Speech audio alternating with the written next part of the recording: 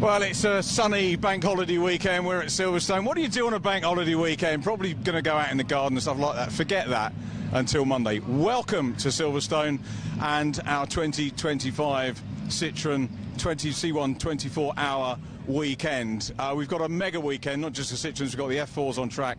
We're going to go down and join them in a minute. Rob Lewis is going to be hosting Pit Lane all day. Rob, I'm guessing as excited as ever.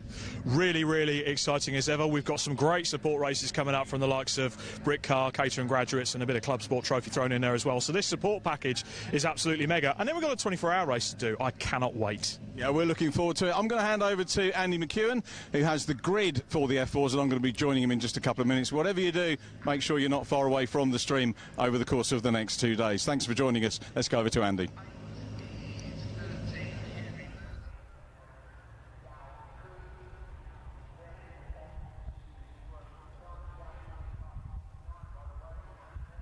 Podium.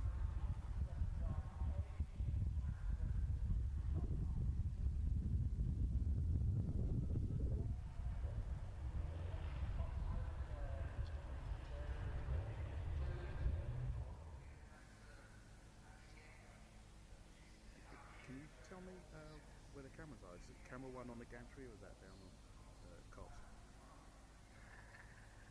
Is camera one down on Cops or is that on the gantry? Thank you.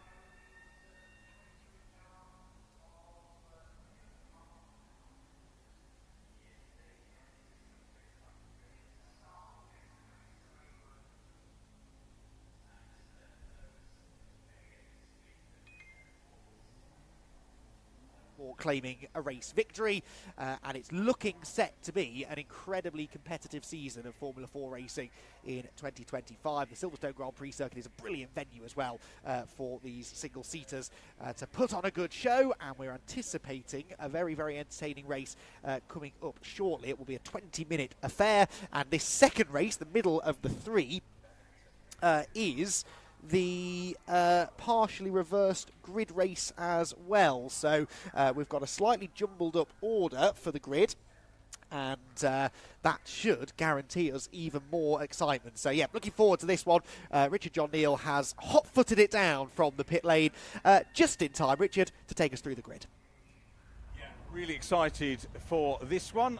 Position in the partial reverse, as Andy has explained, goes to Xavier Avramidis with Joel Bergstrom alongside. Then on row 2, Adam Al-Hazari and Rowan Campbell-Pilling. Tommy Harfield next. Oh, we're whizzing through the grid very quickly indeed. Thomas Spearman and Henry Jocelyn. I did miss Tommy Harfield 5th. Thomas Spearman next up. Henry Jocelyn. August Raber is next up from Finn McLaughlin. Then it is Martin Molnar. Ethan Jeffel for Argenti. Jimmy Pezik wrapping up the top 12. That's the reverse part of the grid. Then Chase Fernandez and Leo Robinson, who won here at this meeting last year. Henry Mercier next up. Rookie podium for him yesterday. Yu Hao Fu, Charlie Edge, Cole Hewitson. Esme Kosterman, who joins the championship, is next up. And then another newcomer, Peter Orofowski. So we welcome Peter to the grid, the English-based Polish driver. We had a really great weekend at Donington Park to open this up. So it's been a very quick turnaround for the Wera Tools F4 British Championship, certified by FIA. Remember, this is part of the ladder to Formula One. And I know a few years ago people rolled their eyes when we said that, but it's a genuine thing now. If you look back at the drivers, we've got a driver from 7 years ago leading the Formula One Championship now. Oscar Piastri, not Oscar Pistorius, as my son always reminds me I used to say, but Oscar Piastri. Well done, Oscar, which is great. Obviously, it is a real proper stepping stone into F1, and so many great drivers. You look at it, some of them by their own admission will be maybe looking to go into other spheres of motorsport. They might not have the budget. They probably, that's not saying that they're conceding defeat about careers, but they will go on to other levels. But we still nonetheless have lots of drivers. You know, I look at this and there are drivers here who are going to be well capable of getting into F1, Andy. No, absolutely so, and the quality we've got on the grid this season is really being reflected in the competitive nature of the racing. We're filling me in on some of the goings on from Donington Park ago, the season opener. 3 very entertaining races, 3 different race winners, and the strength in depth in the field is perhaps the most exciting thing really to 2025. More teams now starting to find their competitive edge as well. And as I was saying when you first came into the commentary box, I think the Silverstone Grand Prix circuit is the perfect place for these cars to really stretch their legs. Yesterday's race by all accounts was very entertaining. Now with the reversed grid, partially reversed grid for race 2, I think we're guaranteed even more of that, because this is one of those circuits where the quick drivers, buried at the back end of the top 10 of the grid, can actually make some progress. Yeah, it's going to throw the point situation right out the window. Yesterday's first race did. Just by way of example, there is, I believe, still a judicial hanging over Donington race 3. But given the way we left it and the way it was, we had Tommy Harfield, who was leading the championship. Tommy had a DNF yesterday, so he's not leading the championship anymore. But we have 5 different teams in the top 5 positions on the chart. And I can't remember the last time we had that in British F4. I'm sure there are plenty of statos who'll be able to fill us in and tell us when that was the case. But it's so good. We've got Argenti leading, Raber the Swede leading the championship at the moment. Fion, we call him Fion or Finn. If you look at social media, he said everybody calls me Finn, but I've always called him Fion, and he said that's fine. So if anyone wants to tell me off for pronouncing it wrong, I have got the permission of the great man himself to do that. Jimmy Pazzik, Fion is with High Tech, by the way. Then we've got Rhodes in third of our 5 teams, with Jimmy Pazzik, who won yesterday's race, the first double winner in the championship this year. Martin Molnar is 4th, last year's rookie champion. He races for Virtuosi. Tommy Harfield is 5th in the standings, and he's with Chris Dittman Racing. And it's the first time when we left Donington that Chris Dittman Racing have led the F4 British Championship table, which was mega for Chris. We know the team are capable of it, and Tommy Harfield is racing in, at the moment, a partial season. So he's racing what we call the F4 Challenge. You nominate 7 events, he's nominated the first 7. He's hoping to get the budget to do the remaining 3 rounds, and he'll drop out of the challenge.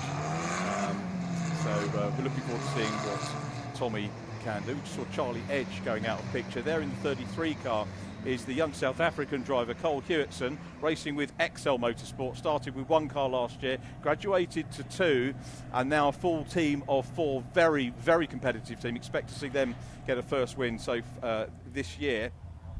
As we look at the grid, though, Xavier Avramides is there on pole position, running with High Tech. Hasn't managed to make it into the top 10 in terms of a finish just yet, but a great opportunity here as he starts on the front row of the grid, as did Joel Bergstrom at Donington on the front row. So Joel hoping for better luck starting from there.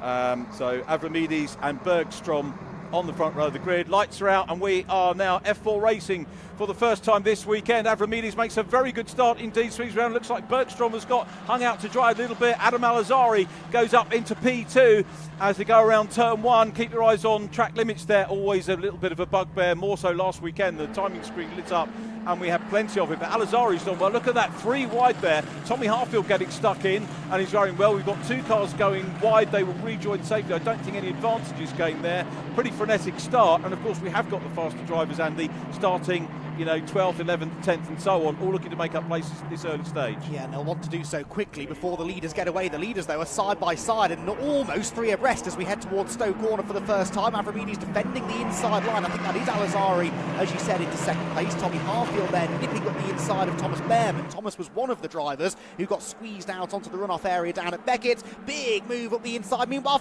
in fact, it's all changed at the front of the field. Down at the club chicane, always a hot spot for action, and that brings the whole pack back together. It does. Alazari now in front, and we've got some good Brscc references in this championship as well. Thomas Behrman, believe it or not, Dan raced in the Brscc Porsches a few seasons ago, a good few years ago. Now, of course, very much enjoying both of his sons racing at various levels. And Tommy Harfield, who was in the Fiesta Junior Championship last year. So great to have F4 with us at this Brscc meeting, and a couple of drivers with roots in Brscc Championships too. Indeed so. So Alazari leads. I think that is Rowan Campbell-Pilling maybe up to 2nd position now. We'll double check this on the timing screen at the end of the lap. It's been a very frenetic opening lap, as you would expect. All of our 4 race winners that we've had, 3 race winners we've had so far this season, starting towards the back, or indeed out of the top 10. 1 car on the grass down the Wellington straight. There was just about room there up the inside line, but then someone else sweeps right around the outside. This is the great thing about the Silverstone Grand Prix circuit. There's all this space for them to use, and that was like yesterday's winner, Pazzik, from 12th on the grid, well into the top 10 already, and that helped him a good move around the outside of Brooklyn. Yeah, Chase Fernandez in the Wera Tools car, that he went round the outside. Chase, former Ginetta Scholarship winner, he was the driver that took the most wins in the Ginetta Junior Championship last year, was ultimately runner-up in that championship to Ethan Jeff Hall, who starts a little bit further back as well, so Ethan in the mix as well. But yeah, Jimmy Brscc, it's been that everyone who's been saying Carlin or Rodin as they are now had gone off the boil. Not really the thing to say, because they have been in very strong positions in the championship. They were just beaten by iTech last year, but Jimmy Brscc has brought them back into that top notch of F4 racing for the moment, so he's looking to add. But also Adam Al-Azhari, who is there, is leading this one, so we could have a second different Rodin winner potentially here. And you're right, good spot about Adam Campbell-Pilling in P2. Al-Azhari yet to finish on the podium this season, so he's certainly setting his stall out to change that this morning. Campbell-Pilling up into second place, as we said. This is the great thing about the reverse grid race. It gives drivers an opportunity to have their moment in the spotlight, and because of the strength in depth in the actually, the drivers finishing at the back of the top 10 give them clean air at the front of the grid, and they've got every chance of hanging on to that track position. So Al-Azhari, Campbell-Pilling and Harfield the top 3, Paul Sitter Avramidis 4th, Behrman 5th, so Behrman still gained a place on that opening lap. The biggest mover though really was Finn McLaughlin to 6th position, and he's in the middle now, this battle pack heading towards the loop. Is there a chance up the inside? Yes, there is, into the loop. The door might well be closed in his face though. I don't think he's going to get the move made just yet, but that is one of the better overtaking opportunities on the circuit, and the man who has yet to win this year, who's had 3 second place finishes, Finn McLaughlin, wants to put that right here at Silverstone. Fion. Oh, Fion, indeed.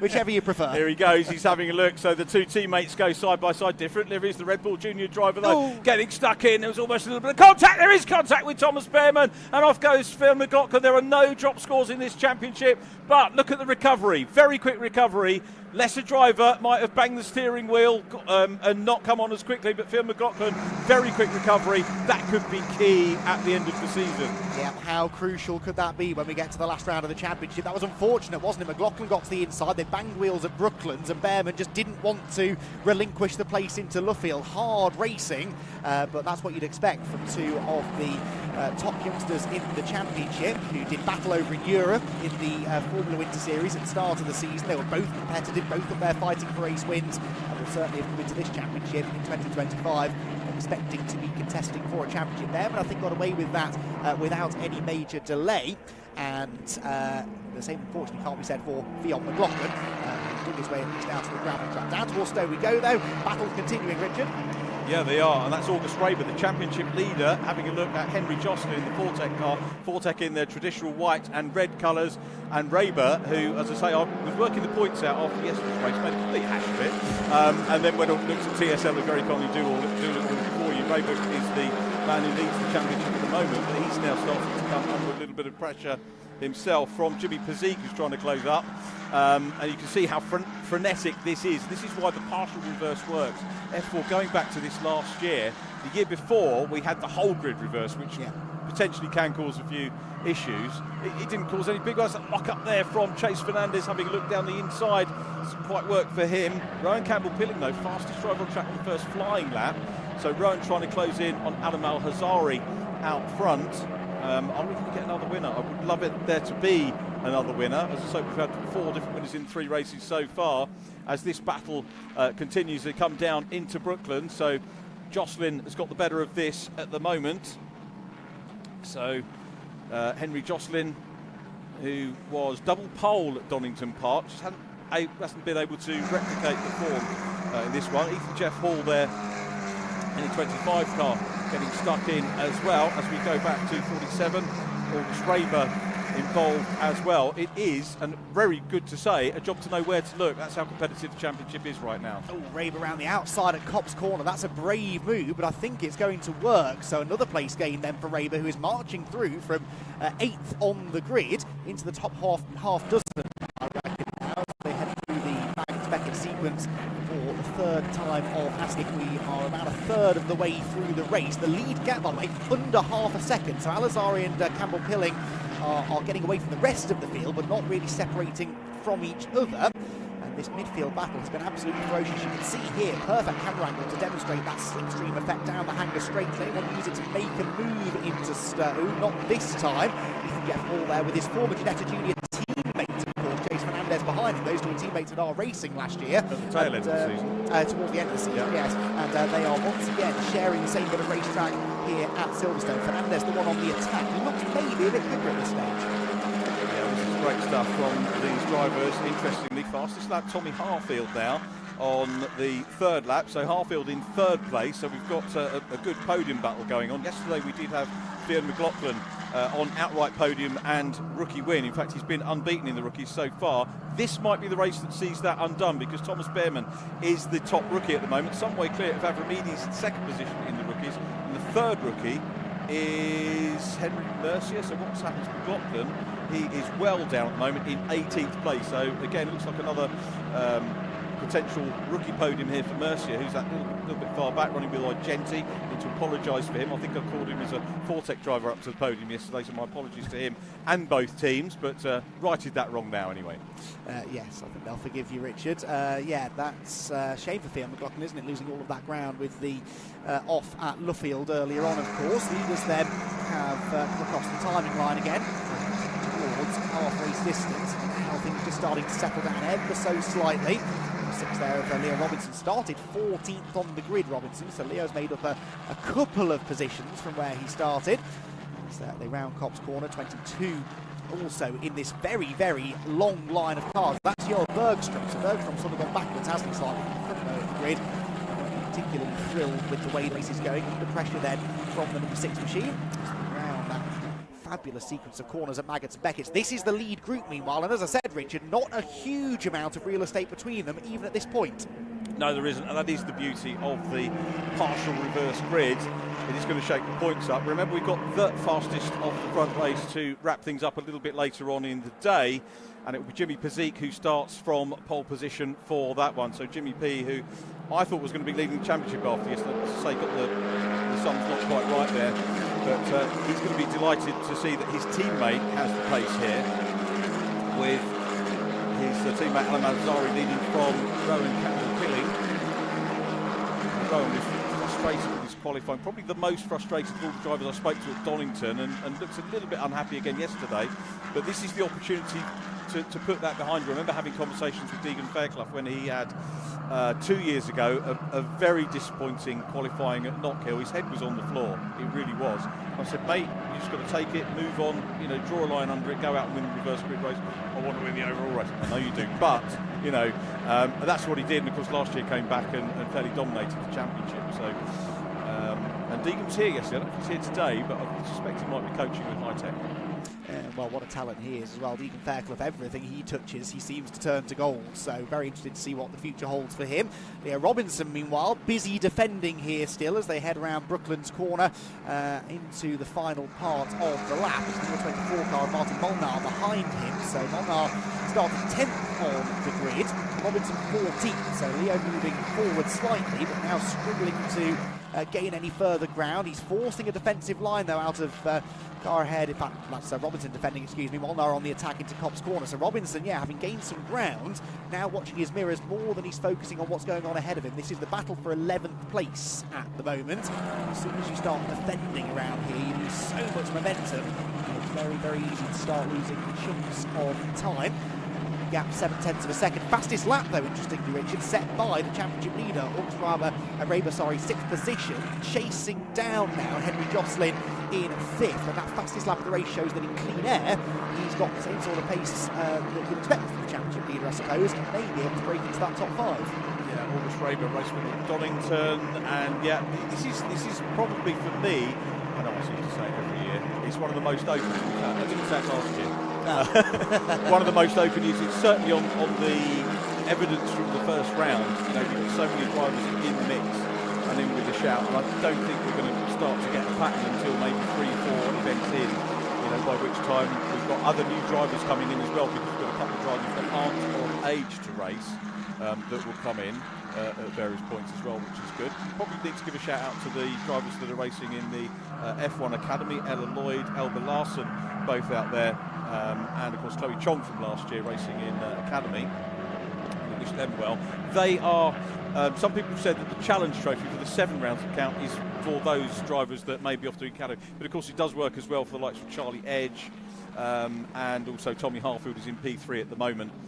If they want to do a slightly limited campaign. Won't be our main focus, but it will be something for them to maybe aim for their sponsors as we continue to watch August Raber. Fastest man, as Andy McEwen said, on this one at the moment, he is in P6. Less points in the reverse grid race finishing up the front, but you do get additional points for every place gained from your starting position. Yes, so Raber so far has actually only gained 2. I think he might have lost a place or 2 at the start, because I'm sure we've seen him overtake more than 2 drivers. Might be about to make that a 3rd though, as he closes in ever further on Henry Josselin. In fact, that was another fastest lap, so improved upon his previous effort there, did Raber, and now is within half a second of Josselin, who is within 3/4 of a second of Berman. So that battle for 4th position really is a 3-way fight, and it's also these 3 cars battling over the race lead. Alazari, Campbell Pilling and Harfield, the leading 3. So they're sort of splitting into trios at the moment. There is the 4th place man, Thomas Behrman. Oh, and a bit of a wheel on the dirt was that there for Henry Josselin, turning into Stowe, the middle car in that group. Yes, he's wide of the apex. The car snapped sideways, turning into the corner, and he almost lost it completely as they turned into the quick right-hander at the end of the hanger straight. Now, what a notification on my timing screen here, Richard. We're going safety car potentially. Yeah, me too. I don't see why. It's a big circuit to cover, isn't it, every eventuality, so we may well pick up on what that is, but we've only got 6 minutes to go, so this is kind of giving us a playoff scenario, isn't it? You know, not that things weren't close at the front, they were, but they're going to be even closer now. Oh, there's the reason, 22 car stationary. I think that's between the Village and Lukewarm. It's actually on Bergstrom. Well, this race has really unravelled, hasn't it, having started on the front row of the grid, and Joel Bergstrom now going no further, unfortunately. So the car stationary just on the entry to the loop. That's clearly a dangerous position. And so the safety car scrambled so that the marshals could help to get that car out of the way. As Richard quite rightly says, though, we're into the final 6 minutes of racing now. So it's going to be a very short shootout. I'm fairly confident they'll get that car out of the way within a lap behind the safety car. There is the safety car awaiting the field on the exit of Copse Corner. But even so, a lap behind the safety car is going to be in excess of 3.5 minutes, you would imagine. Might leave us with a 1-lap dash to the checkered flag, which could be very entertaining indeed. Gives the drivers, though, an opportunity to cool the tyres down, to catch their breath as well. It's a reasonably warm morning, and in a high downforce single-seater such as these, Richard, this is a fairly physically demanding circuit. All those medium and high-speed corners, lots of changes of direction, so the drivers will be fairly grateful for a chance to catch their breath, but those who were hoping to make another overtake or 2 before the checkered flag, actually this isn't really the best news. Like you said, they were already pretty close to each other, and the safety car just gives everyone a chance to sort of reset for what could be a very frenetic final lap race. Yeah, we saw the bun fight off the original start, didn't we? The drivers looking to make their way through, and the likes of Tommy Harfield was back there in 3rd position in the CDR car will be keen. So too, though, will Adam Alazari, who's got the lead, who wants to hang on to it. Rowan Campbell-Billing will want to do the same in P2. Rowan, one of last year's rookies, one of the drivers that's really visible in terms of social media, does absolutely loads around his home city of Sheffield, and was visible over the winter. And probably, I've got to say, the work that he does, he's actually coming doing some esports commentary with us soon, as is Chase Fernandez. So we have 2 drivers that they're going to be doing a little bit of that. But they're drivers that, you know, bound up to you in the paddock. Well, not necessarily bound up, but do come up and ask you how you are, and if they've got a story, they'll impart it. And that's what we really need from the youngsters. But yeah, Rowan, very visible, social media, and you get that impression that he's going to go a lot further up the ladder. And that's what you like to see. I think we sort of expected of this generation, don't we, the teenagers of today, to have a real handle on social media. They certainly understand the importance of being present on social media, being visible. But there's a difference, I think, between being on social media and actually engaging with people on social media, and it's the content you're putting out, isn't it? You've got to have the right personality, you've got to know how to sell yourself, and just turning up and going through the motions isn't really going to cut it, is it? So yeah, I've seen a bit of Rowan stuff, and it's the enthusiasm he's got is evident through all of the stuff that he's posting. So it's not just being posted for the sake of it, he's actually letting us into his world, letting us know who he is, and that, for a sponsor, is exactly what they want if they're looking for a driver to take on further up the ranks. He was great last year as well. We were at the touring car weekend. Obviously the F4 are with us on touring car weekends, and they weren't at Croft last year, but it was his home round, and he came along and he was supporting some of his friends in other categories and did a track walk with us in the morning. Didn't have to, just a nice social thing to do. Chatted to a load of marshals, and that was probably one of the best natters I've had with him. We got into all sorts of things, music, the world. We've got the world to right. Really, really good. But he's a great lad, and yeah, good to see him up on a podium position here. You'd love it in an ideal world. Every driver would get a podium at some point, but he's going to feel this is a good shout to maybe get the overall win. But Adam Al-Azhari is the driver that can control this one. He's in the box seat, really. Tommy Harfield down there. Thomas Behrman will be keen as well. Made his debut here on the national circuit towards the end of last year. Haven't mentioned the rookie runners running with the yellow backgrounds to their numbers. That means that they've only done a limited number of car races, or no car races at all coming into this season. And I think it's something like, is it 3 races or 3 meetings, something like that you're allowed to do, or 2 meetings, 3 races at each, to go for the rookie title, which, as I say, was looking very much in the hands of Fionn McLaughlin, who actually now is right behind Henry Mercier, down in 15th, 14th place, as we go green again. So we're racing again. Let's focus on the restart. Come back to rookies a little bit later on. Al-Azhari does it well. Rowan Campbell-Pilling in P2 is getting the attentions of Tommy Harfield in 3rd place. So Harfield looks like he started well, and Rowan probably could have done without young Tommy right behind him as well, because he's got to defend that P2 rather than chase for P1. So it's as you were. Behrman's still there in 4th place. Henry Jocelyn there in the white-red car in 5th position. August Raber in P6. Okay, to watch it, nothing's changed, but really they've executed that restart well.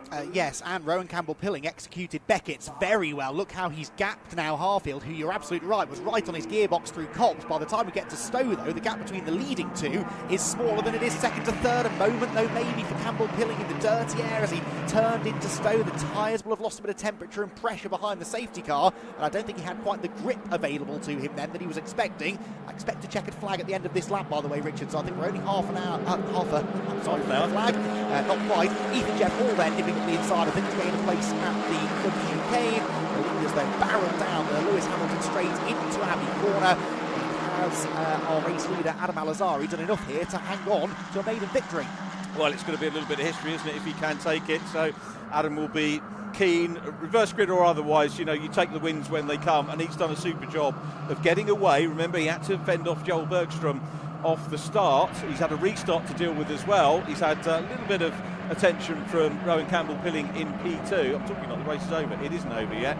Still got to, do you think we'll squeeze another lap out? Don't think so. 10 seconds to go, Richard. They're just turning into Brooklands, aren't they? Yeah, so yeah, the pen was out early, and regular viewers of our Brscc live streams know that the pen is the pen of death very often, or the pen of doom, and that was very nearly the case for Henry Jocelyn, who goes wide there.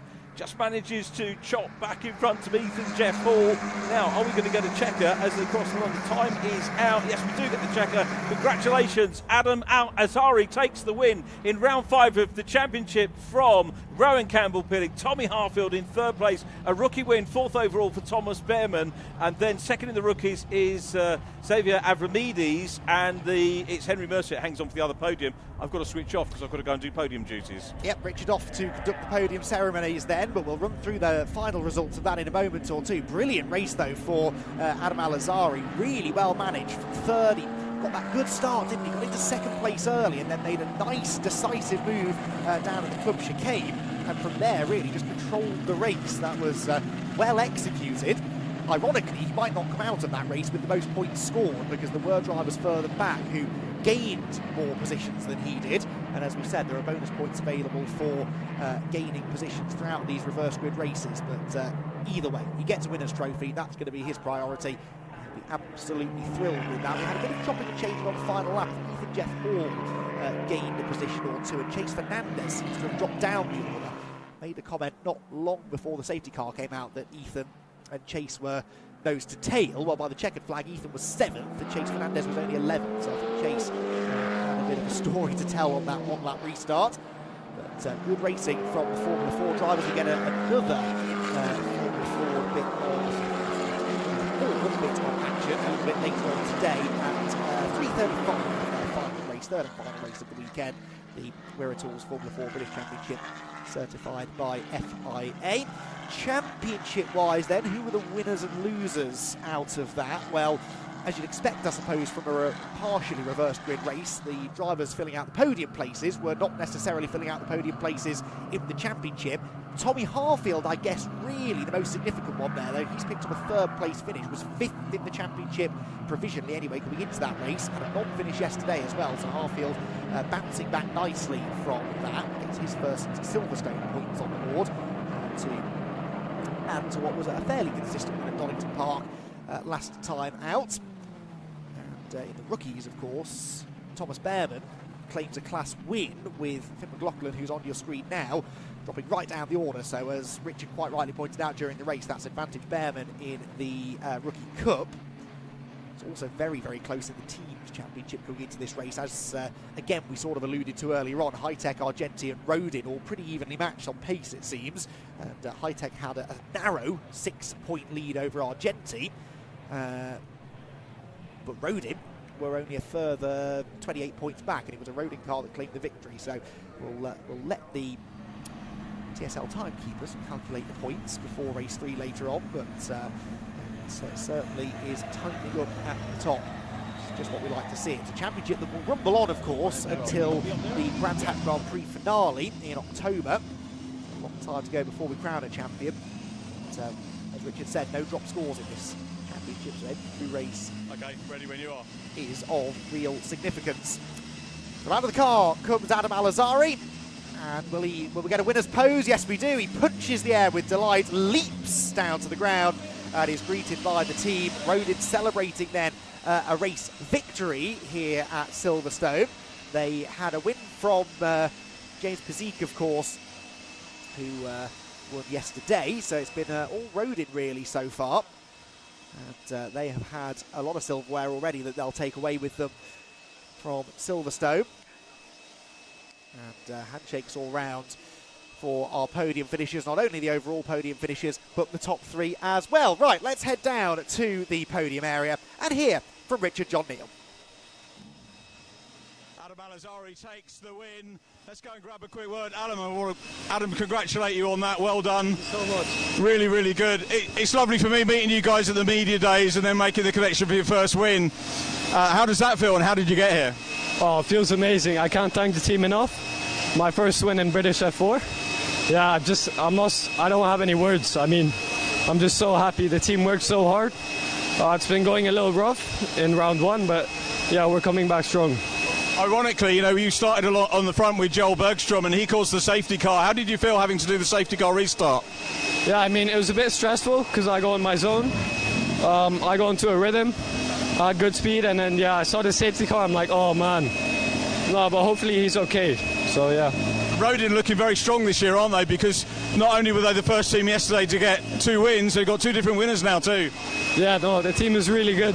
Can't thank them enough. Well done, Adam. Congratulations on that first win. Here's to the first of many. Let's go and grab a quick word with Rowan Campbell-Pilling, who's in P2. Sorry, Martin. Let's just move over. And Rowan, this has been a long time coming, but a pleasure for me to interview you on the podium. Many congratulations. No, thank you. It was a tough race. Dirty air was really hard around here, so no, I think we did the best we could have done. The safety car restart wasn't great on my behalf, put me under a little bit of pressure from behind, but other than that, no, solid race. To be fair, when you're in that situation, you're all under pressure. Adam is under pressure as leader to get away from you. You're under pressure to try and chase Adam, but also look behind you because you got Tommy there as well. I mean, it was so hard to, A, catch, but as well for him to drop me. The toe was massive, but then through the middle sector, the dirty air was just huge. So we sort of maintained the same sort of gap throughout the whole race, which was frustrating on my part, but I'm sure he didn't mind it. But you got the podium, so that's great. Good points in the bag. Precisely, yeah. Nice one. Very well done, Rowan. We'll catch up with you a little bit later on. Tommy Harfield gets P3, so let's go and have a quick word with Tommy, who's come over. Well done, Tommy. Congratulations. Outright podium's obviously what you guys are after, but how good was it, first of all, for Chris Stittman Racing to be leading the championship as we came here through your efforts? Yeah, very good. Yeah, the car's been great all year. I'm loving the team. Yeah, this race is good. We've been struggling through practice, so very happy to get another podium. It's lovely to have F4 with us on a Brscc meeting. You're all really, really welcome. But it's quite poignant for us, obviously. You raced in Fiesta Juniors last year, so tell us about that leap, making it up into the world of FIA single-seaters. Yeah, it's obviously very different, much faster cars, but there are some similarities that I think have helped me, and it seems like all the other Fiesta boys jump well into this, so yeah, it's been good. And now we've got one more race to go. Where are you off in the third race? P8. Yeah, so not too far away. Hopefully make some positions at the start, and yeah, pace has been good. But yeah, it's been hard to follow in dirty air. So what was the problem yesterday? Because it was non-classified yesterday, just briefly. Yeah, I made contact with Camel Pilling in the Margaret's Beckett's. It was an unlucky situation, but yeah. Anyway, back out today. That's good stuff. Tommy, well done. Thanks for chatting to us. Let's see if we can find the winner of the rookie category, Thomas Spearman. He was over there being weighed a minute ago, and in fact he's back over there at the moment. He's chatting to his dad, so we'll go over. We've got an official podium to do as well at some stage. So Thomas Spearman, then we'll grab Xavier as well a little bit later on. I think Jeremy's point. Thomas, can we grab a quick? Well done. Congratulations, rookie win. Yeah, it was a good race. 6th to 4th, so that was pretty decent. A bit unfortunate to have contact with my teammate. Obviously, that's not the goal, but yeah. But overall, good race and good positions gained and good points scored. Have you spoken to him yet, by the way? No, I don't think he'll be very happy, but. These things happen in racing, and it's how you deal with them, about how you move forward, isn't it? So, and I guess you're going to go back, look at footage and stuff like that. Yeah, I don't know. We'll see. Well done on the win. It's lovely to see you on the top step of the rookies. Thank you. Let's see if we can find Xavier Avramidis, who took second position. So, have we got Xavier, or should we go upstairs now?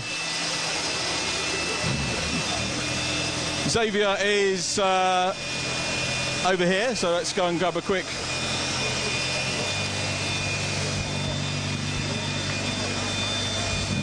Need to grab a quick word with Xavier. Let's grab a quick word. Peter in the rookie, Xavier. Sorry, I was looking for you. The back turned to me. Yeah, not a bad result. I know you're looking for overalls, but getting a step on the podium is not a bad way to start the day here. Yeah, I mean, the initial start was good, and I got away good, but on the first lap I got caught in an incident and lost a few positions from that. The pace felt pretty good throughout the race. I made a small mistake on one of the laps which cost me a few positions, but yeah, in the end we walk away with a rookie trophy, which is not too bad, but obviously I was looking for a bit of a better result. What do you think you can do, or changes to the car for race 3? To be honest, the car felt pretty good, the pace felt pretty good, but we'll have a look at the data, we'll see what there is to improve on. But yeah, obviously I'll push to get a better result next time. Nice one, Xavier. Well done, gone on the podium. We'll see you on the podium a little bit later on. Henry Mercier is next up as well. I'm being followed around, sorry Colin, being followed around to try and get the drivers up onto the podium. Henry, can we grab a quick word? I apologised on air, I got your team wrong yesterday, I said Forte, but congratulations on another podium, which is great to see. Of course, yeah. Yeah, I mean, it was definitely a bit tougher than yesterday. Less people DNF'd, so had to work a bit more for the positions, but start really wasn't that good. I spun wheels quite a bit, and then that safety car closed Finn and Cole right up to my back, so there was definitely some pressure. But if I remember, there was only one racing lap, but so I managed to hold it, and yeah, here we are. Well done, that's good. Hopefully we'll repeat that for race 3 a little bit later on. Nice. Henry Mercier, who takes third position in the rookies. Now, stream-wise, we've got Caterham's on track, so we're going to hand back to Andy, who's going to give you the grid for that. I've got a little bit more duty to do here off-stream, which is to host the podium up on the Formula 1 podium upstairs. So we'll do that, but in the meantime, hand you on the stream back to Andy McEwen in the comms box.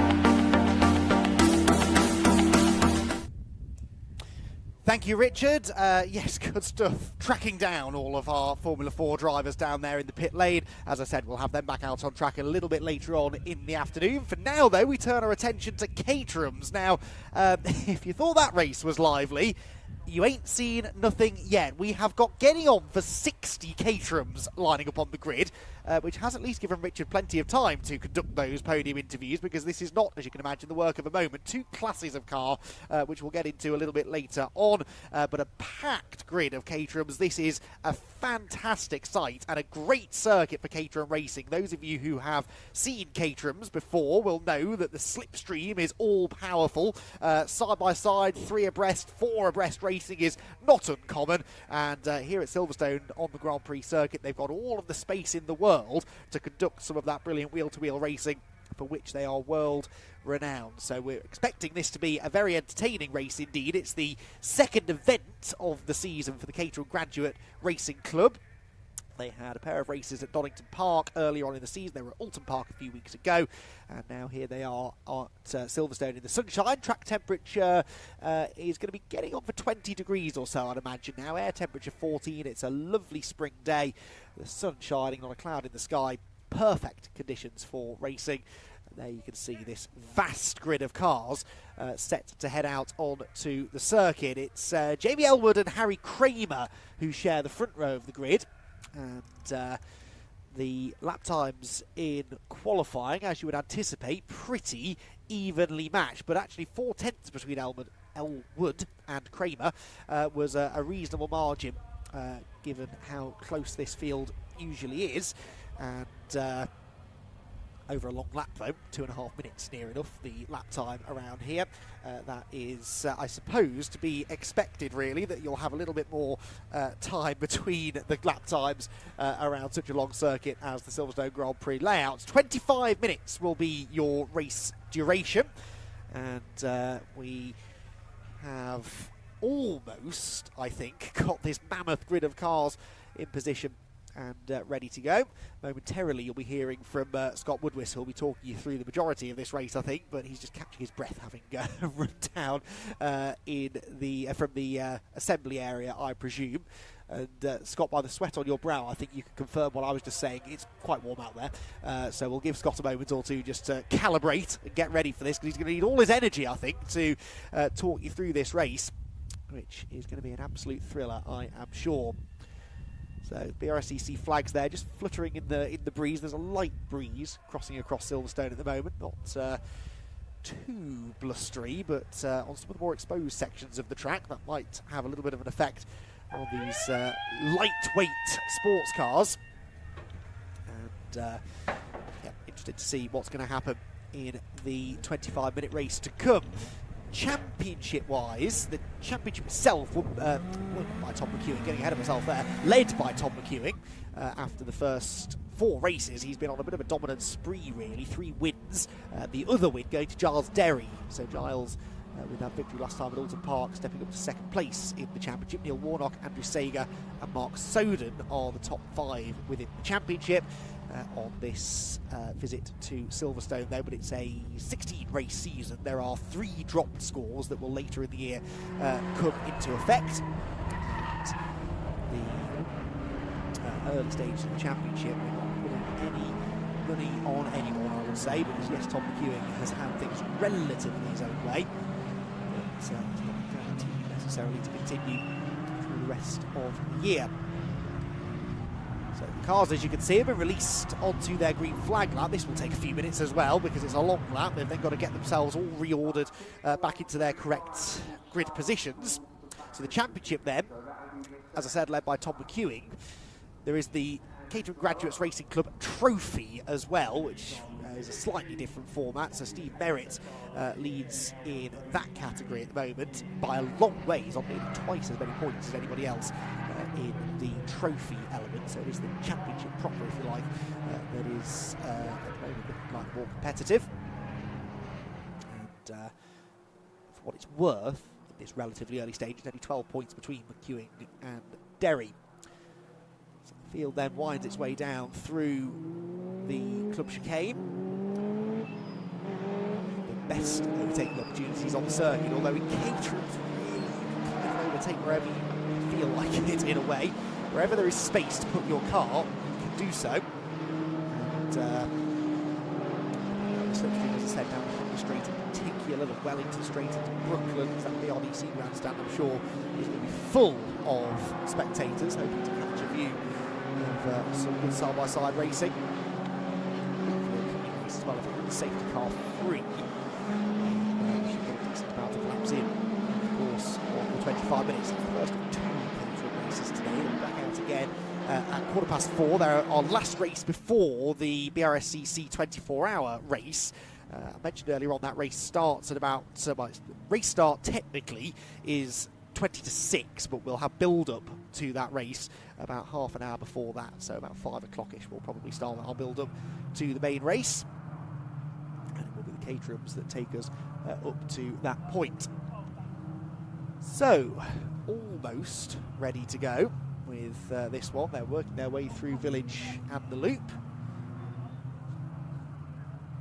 And as the cars, I was going to say, weave around to generate some temperature in the tyres, they're not really doing a lot of that, are they? I suppose it is warm enough out there that they're not too concerned about generating tyre temperature. They want to make sure that the brakes are where they ought to be, brake temperature-wise. But tyre temperature, I don't think is too much of a concern right now. These cars move around so much underneath the drivers anyway. It's probably not the end of the world, really, if they are skating around a little bit on the opening lap of the race. Right, Scott Woodwiss, I believe, is ready and raring to go. They're just about, you caught your breath. Yes. Good, good. Wasn't much to catch, it was more other duties I was trying to finish before I get back on the mic. I was trying to cover for you there, and I hide the fact that you do more multitasking than I think any other man in motorsport, but I'm sure you are ready now to devote all of your attention to this, what I'm sure is going to be a thrilling race. Richard John Neal is alongside me as well. He's going to step in alongside Scott Woodwiss to talk you through then our first Caterham action of the weekend. Yes, indeed. Thank you very much.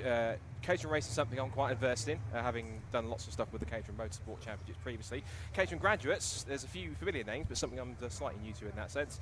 But we are getting ready for a mega 60-car grid for the combined Sigma 135s and Sigma 150s as they get set to go on. With the long straights that you have here on the Silverstone GP circuit, expect pack racing, expect side-by-side, expect 3 wide, expect plenty of action as you will get here as well.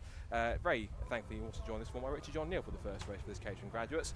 I'm not sure how much you've seen before of Caterhams in racing. I'm sure you have done over the years, Richard, but typically with Caterhams, particularly on a circuit with long straights like this, action guaranteed aplenty in this on this grid. Yeah, for sure. It's been a while since I called a Caterham Graduates race, so delighted to be here. I haven't even had time to catch up with qualifying, so I'm literally going into this now. Oh, unsurprisingly, Jamie Elwood then on pole.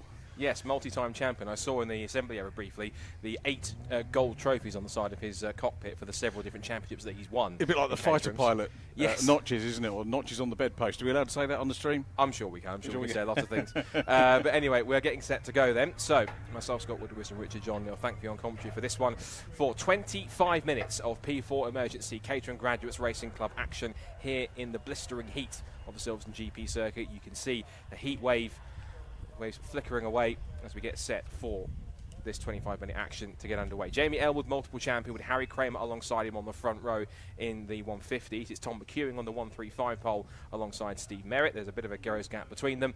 And all we need to do is watch for the 5-second board at the top of the screen on the gantry, then watch for the red lights, and then racing will be underway for the first time this weekend. If you've never watched Caterham racing before, quite literally stand by for action, because this is going to be a plenty from start to finish.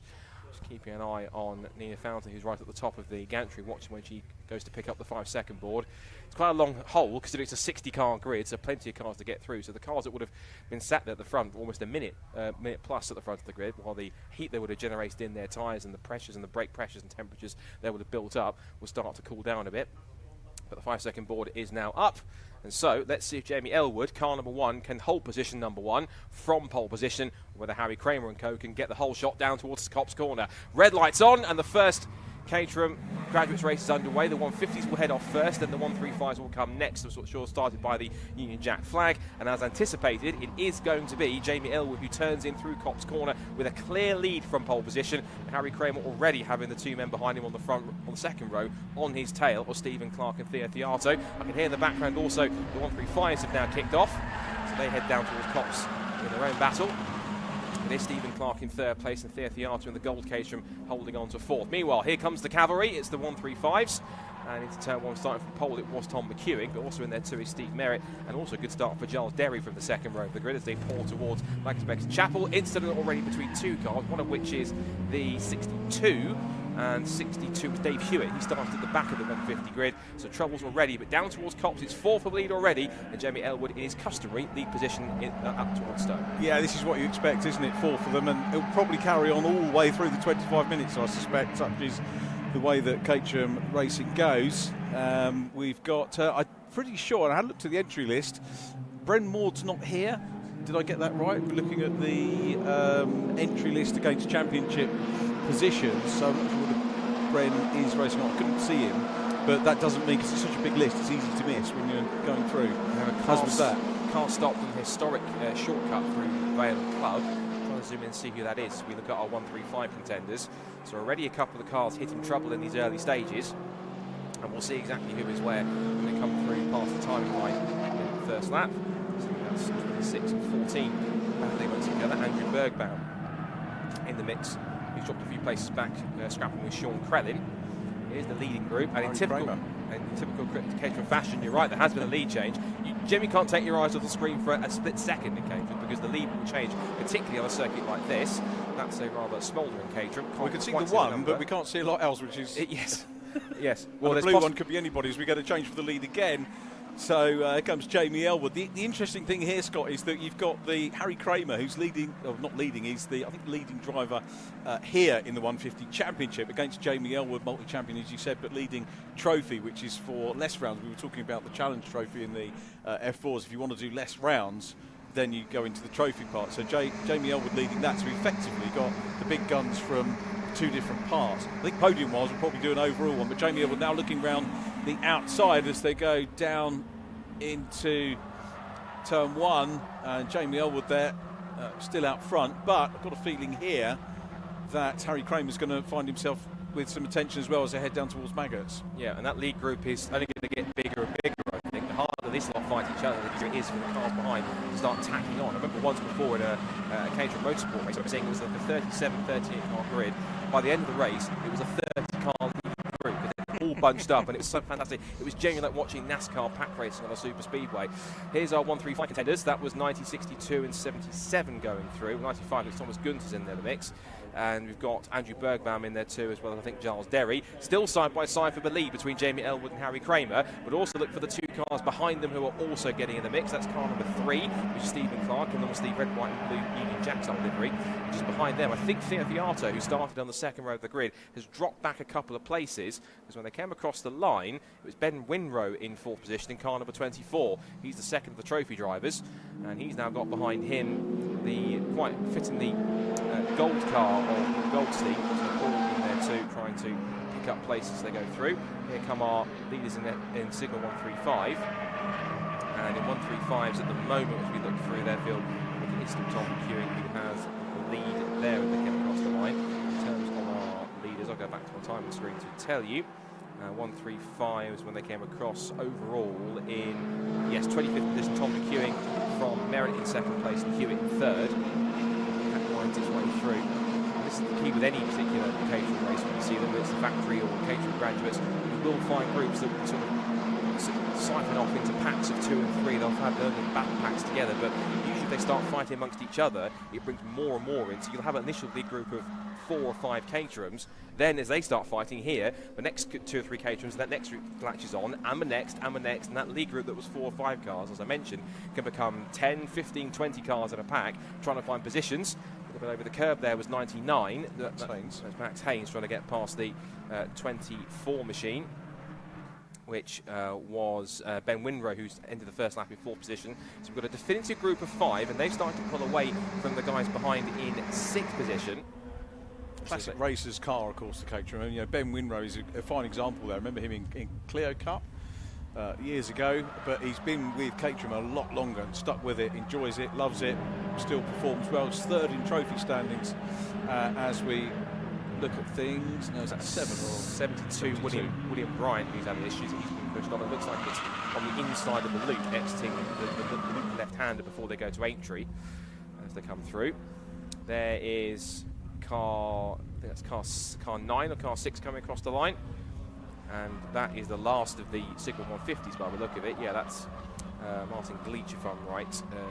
Yes, Martin Gleach. And then we come through our Signal 135 category, still led by 49 Tom McEwing, ahead of the 111 machine, which is Steve Merritt, as the leaders in 150 go back in towards Stowe Corner. Jamie Elwood, car number 1, back in position number 1, as they come out of Stowe Corner, now back down towards the very tricky technical section of Vale and the double apex right-handers of Club.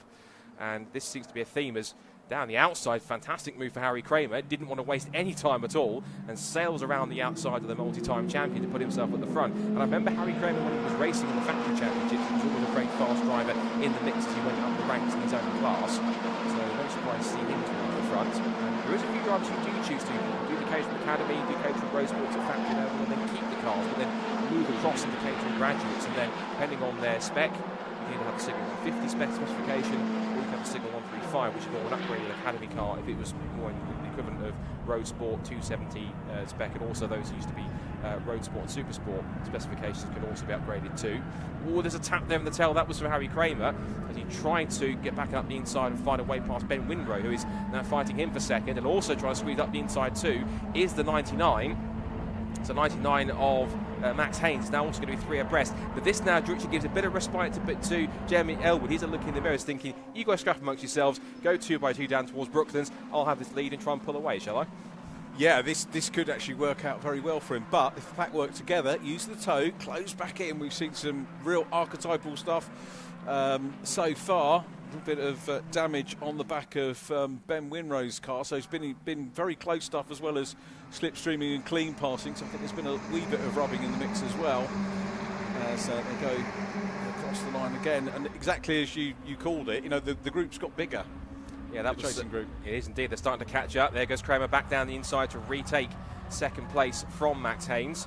But again, an overtake in many cases means nothing in Caterham, because you can gear straight back up the inside and make the move to switch past for second place. It's more of a dilemma, isn't it? Because if you're in a pack this sort of size, then you don't want to be back in necessarily 6th or 7th position going on to the last lap. You probably need to be second or third. So it's not a question of sitting back. You've got to be in that front group, not necessarily in front, but you've got to time it absolutely well. And that's what these guys are masters at, as well as racing all the way through the 25 minutes that they have. They've got to be tacticians as well. Yeah, it's been said by many times, the worst place you want to be, ironically, in a Caterham race is in the lead, last lap, last corner, because there's no guarantee you're going to stay there by the time you get to the flag. Here is that's the leader in the Signal 135 category, 77. That's Giles Derry who's fallen back a little bit. He's now trying to get past Martin Gleach. He's one of the last running Signal 150s, so the leaders in 135s are just putting a lap on him. That scrap going on for 135s, currently headed still by Tom Griffiths. So Tom McEwing, he's still got behind him the 111 of Steve Merritt, and they're going to go side by side for the lead. So we've already had changes in the 150s. Now we see the same in the smaller 135s. Giving chase there is car 95. That's Thomas Gunter. Rounds up the top 3 at this point.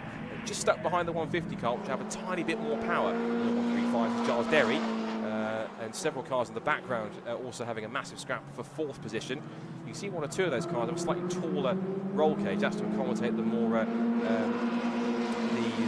taller drivers in the field. Because a regular roll cage, they would certainly have for the head would be sticking out the top, which means it wouldn't quite comply with safety. Got to have that clear at 70 for. Yes. Absolutely. 135's had 4 different winners so far this year, which is started at Donington. Adam Keane, who was a guest driver. You can enter as a guest. If you come back, you then kind of go into the trophy mix. But Paul Goldstein's won 1, Giles Derry's won 1, Tom McEwing's won a race as well. Jamie Edwards won 2 in the 150s. Will Stillwell race winner at Donington for race 1, and Paul Goldstein having taken the other one as well. So a good mix of winners in the Caterhams over the course of the 2 rounds that they've had so far. Fastest lap of the race so far, particularly in the 150s, has gone to Paul Goldstein in 6th position. So they're heading down towards Copse Corner. We're looking at the scrap now between the top 3 in the 135s. To the front does indeed go Steve Merritt. So Tom McEwing, who has been a front runner previously in Caterham Factory Championships, enjoying his time in Caterham Graduates. And I'm certain that Thomas will certainly try to get in the mix there too as well, as they exit out of Luffield through Woodcote. And it looks as though that the 77 of Giles Derry has also cleared the number 9 car.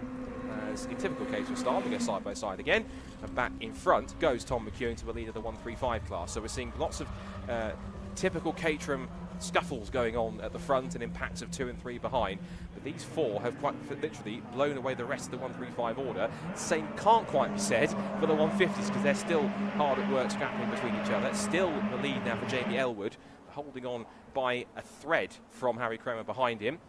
Side by side for third just behind. We've got Ben Winrow alongside Max Haynes. Haynes takes the place. And just behind is Paul Goldstein, who did hold the fastest lap of the race. Last time by, that's now gone through to Harry Kramer, 2:27.084.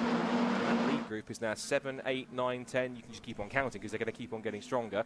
I think that's roughly round about the top 12 together as they go through. The next group further back in about 13th place. And that's 14th place. That is the 94 of Stefano Mara, with the next 4 cars battling through. This is genuine typical Caterham racing. They will simply just find the pack, find the group of cars that you're on pace with, stick with them. And of course, in some cases, you have to call a temporary truce. You have to see, right, we have to try and work together to pull away here and push forward. Some will try and signal that. You try telling a competitive racing driver to work together. 99% of the time, they're not going to listen to that. They don't get the memo, do they? No. Generally in that. But yeah, so I think a lot of the time it goes out. But now we've got a 3-way battle on for the lead. And as we can see, Jamie Elwood, Harry Kramer to the outside line, about to get bundled through, maybe on the inside. Just running the curbs there a little bit was Max Haynes. He's 4th in the 150 trophy. So generally expect to be a part-time driver for this year. Ben Winrow in behind as well, looking to try and close up in that 4th position. But pretty much as you were at the moment, those guys. Having said that, now we get Kramer going back through into the lead. So Jamie Elwood back down to P2. He'll look to defend that. Still got plenty of time on the clock. 12.5 minutes to go of our opening Caterham Graduates race. The P4 emergency lighting. A big thanks to them for their support of the championship for this year. And as you've seen, you can have like on the Silverstone GP circuit, the longer circuits, we can enjoy a combined grid. But at other meetings, they will actually run as separate races. Yes, these are the start of individuals. The 135s are having literally their own race on the same circuit, because the fast 50s are out there having a go. Just saw a quick spin there for Martin Wills in car 40. He's managed to rejoin after either doing it himself or being helped around. Oh, and there's a bit of bodywork that's gone flying. Either that was contact or loose from before. That might well be a Caterham wing that's gone flying. I think it's the left rear of 24. He's now a fraction lighter than he was when he started the race, and essentially overtakes, whilst they overtakes of the lead, actually it's only going to really count on the last lap. There's a famous phrase that Alan Moffat once said, which is, as long as if you learn the last one, all the others almost count for nothing. So these guys are going to keep on going back and forth, and it is going to be Jamie Elwood who takes his turn at the front of the field. He continues to get bigger and bigger and bigger. Further back, this is a few more further down the order. This is number 15 that's also having a battle down the order. 15, 19, 9, 1. So this is now Kim Raymond battling with Mark Gibson, and the 181 of Edward Benson. And those 3 are battling over 17th position, a little further back in the 150 ranks. The field winds its way through Aintree, so through the arena section, through Village and Maloo, now through Aintree, the left-handed king, to go back onto the Wellington Straight. Paul Goldstein being tailed by the 3 of Stephen Clark. He's got a very sort of Union Jack-esque livery on that car, and certainly feeling quite patriotic in this championship. And the rest of the pack, again, lots of battles back and forth all the way down the order through the club here. 26, 62 and 42 together, so that's Andrew Birdbound, David Jarvis and Dave Hewitt who are having a battle. And that is then further back, just about outside the top 30 in the 135s. As wide goes Ben Winrow on the exit of Luffield, and again a not so great exit for Jamie Elwood now puts him side by side for the umpteenth time with Harry Kramer, and with now still incredibly looking at the timing there, we've still got 10 minutes to go, and there's been action for almost the whole season in this race. Yeah, absolutely right. And I've started to make the mistake of jotting down some names as to who we might get on the podium a little That's bit a later big mistake. But you have to here, because if you do it all on the last lap, it's too late to go to the podium. You can take a screenshot, but that's it, particularly when we've got the 135s in the mix as well. But yeah, take the point. But that really sums up Caterham Racing. That was Winrow running wide through Maggotts Beckett. That's an easy pass for Paul Goldstein, but he managed to carry momentum all the way through that long S section. It's one of the best sequence of corners on the circuit. From Copse all the way through Maggotts, Beckett and Chapel, you flow your way through these high-speed lefts and rights. Then you charge down the hanger straight and up towards the fantastically fast entry of Stowe. And we've seen the story before. Back up the inside goes Jamie Elwood. Breaks later for Stowe. Harry Kramer has to capitulate and give him the place. Goldstein quite fancies fourth from the 24 car Ben Winrow, who was doing his own Dora the Explorer impression, running wide and trying to find his own bit of real estate. Up the inside there, making a dive. Just behind them there was the 3 of Stephen Clark. That was him making a move on the 50 by the looks of it, of James McCall. So that is a change on for 6th and 7th place. And they're coming up to lap some of the back markers, the 135, so lapper is going to be quite crucial, especially when you've got cars around you in the field who are in a different class, on a different pace, and not in your race at all. A little further back, we're seeing some more back to the outside of the top 10, and you can see here Max Haynes putting a challenge on for second on Elwood. Wind their way into the arena section. It hasn't disappeared too much, closest back to braking, but he might be looking in his left-hand mirror to see that the bright, shiny, chrome gold 150 car, Paul Goldstein, is putting him under pressure as they turn out of Aintree and onto the Wellington straight once more, and once again Elgood darts out, has the slipstream, darts in front, and is in front before he gets there. Max Haynes thinks, right, you're going to open the door, I'm going to follow you through into second place, and slots in between the 2 erstwhile leaders. So Max Payne then breaks up the almost endless fight between Harry Kramer and Jamie Elwood. He's now into second place, but I'm certain if he gets a good run here, as he has done most of this race, Richard, Harry might just draft back past him by the time they get to Copse. He may well do, and I'm wondering whether second or third is the place you want to be. It's a long lap, isn't it? Maybe they would time their runs from the loop, the Grand Prix, the current Grand Prix start-finish, the Lewis Hamilton straight. Maybe that's where they do the runs from, but at the moment, more pressure for Jamie Elwood. Maybe he's going to lose P2. Some of the group have just dropped away. Just having a quick look there at Miles Clarkson, third in the 150 championship. Miles running in the number 13 green car. Interesting to see the 135s getting up with the tail end 150s, which on a race like this is great for those front runners. Probably can be frustrating if there's a battle and someone maybe gets in the way, but you know, nice for them to explore, and I guess you would probably look at moving up from the 135s to the 150s if you're successful in the 135s and want to go and have a little bit of a jump in horsepower and move up. But I was amazed. The engines of these cars, the Sigma engines, have been around for a while now, haven't they? But still delivering great racing. Yeah, great racing as you're seeing right here, and that was Haynes defending on the outside line to stop Kramer trying to get back through, and now it's a massive scuffle here because Winrow's in the mix, Goldstein's in there too, so is Stephen Clark. It is practically 7 for the lead as they turn out through Vale, up through Club, and Jamie Elwood continues to hold the lead. He's also holding back the tide of attacks from the cars behind him and just cuts the nose off Max Haynes, who was millimetres away from touching the back of a number 1 car, but now he's got the perfect draft down the Sir Lewis Hamilton straight up towards the right-hander at Abbey. It's practically flat out an F1 car, not so much maybe in a Caterham, but Max Haynes for the first time this race, incredibly, with 6 1/4 minutes to go, hits the front in this first P4 emergency lighting Caterham Graduates race. Down towards the arena section they go, and also trying to make a move down the outside for 4th position there is Stephen Clark. He's got the move possibly, and the man is on Winrow. And instead, he thinks, right, Kramer's opened the inside door, I'm going to go through to 3rd place too. So 2 moves in 1 there for Stephen Clark. Also, a possible position lost almost for Winrow on Goldstein as he runs wide on the exit over the curb down towards the Wellington straight. But now, Jamie Elwood looks in his rearview mirror and thinks, that's not a red Caterham, that's a black one. And so it's that almost 4 abreast behind him for 3rd place because Goldstein is having to fend off and touch the rear end of Winrow, who instead gets billiard balled into the side of Harry Kramer. He holds the inside line through Luffield and somehow holds 3rd place, despite being shuffled around almost through the first part of that sequence.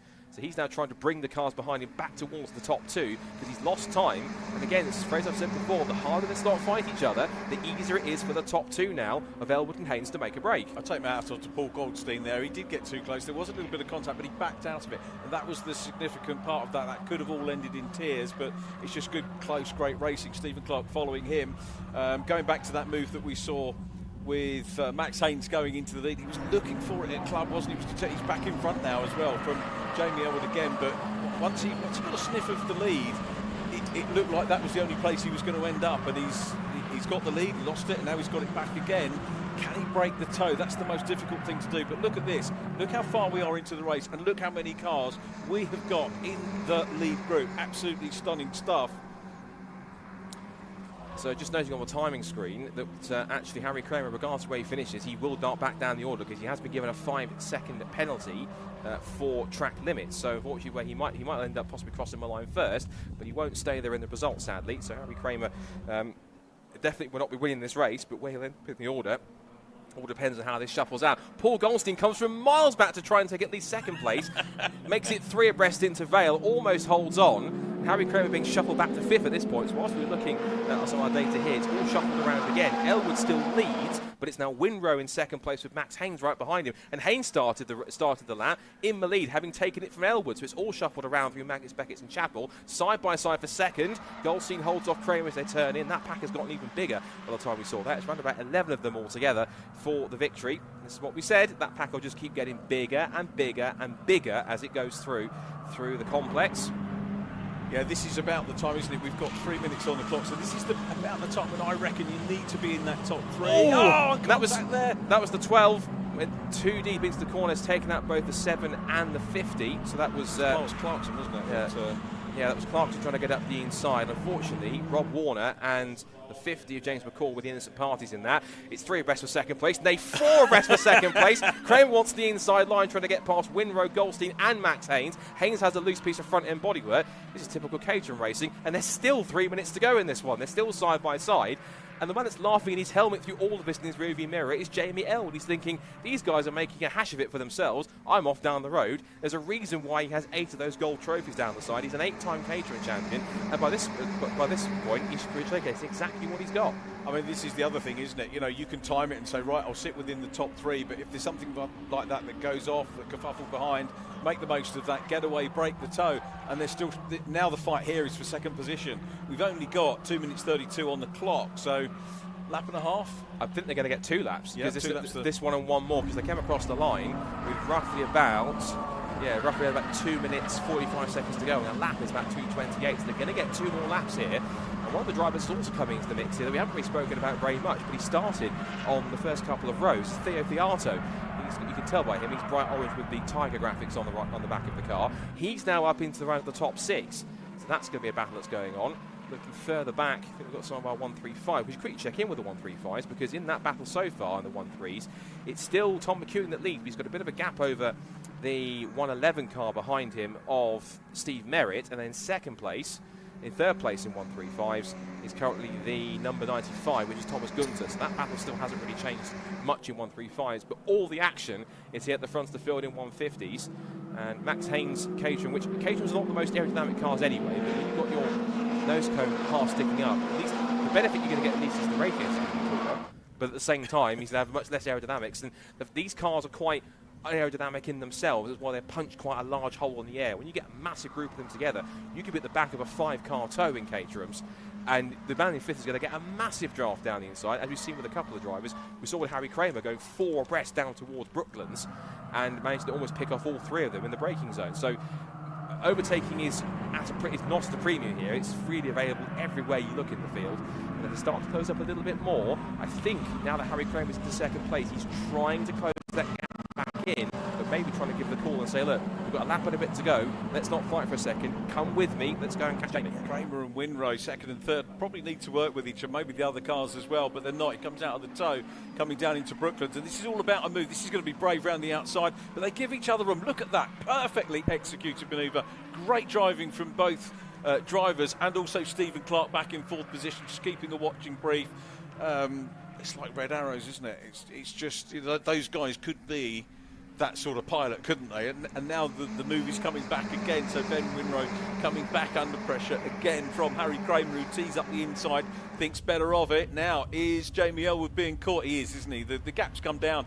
And this is all about timing for these guys that are chasing. They're side by side at the moment. They do well to work with each other if they can. Max Haynes is still there in 4th position. So lap after lap, change after change, you've kind of got the same 4 guys up at the top end. Jamie Elwood's still got a decent enough gap. Is he going to be able to wash your money on, Scott? Is Jamie Elwood going to hang on to this? That's dangerous. Winrow's It's all going to happen. off. Yeah, Winrow's run wide on that side of things. But the trouble is, if these 5 behind him keep on scrapping, it's only going to benefit Jamie Elwood. He's going to start to pull away and get that gap. Now Harry Kramer's broken up. He will start to get a tow now from Molina down the hanger straight. He'll start to get closer.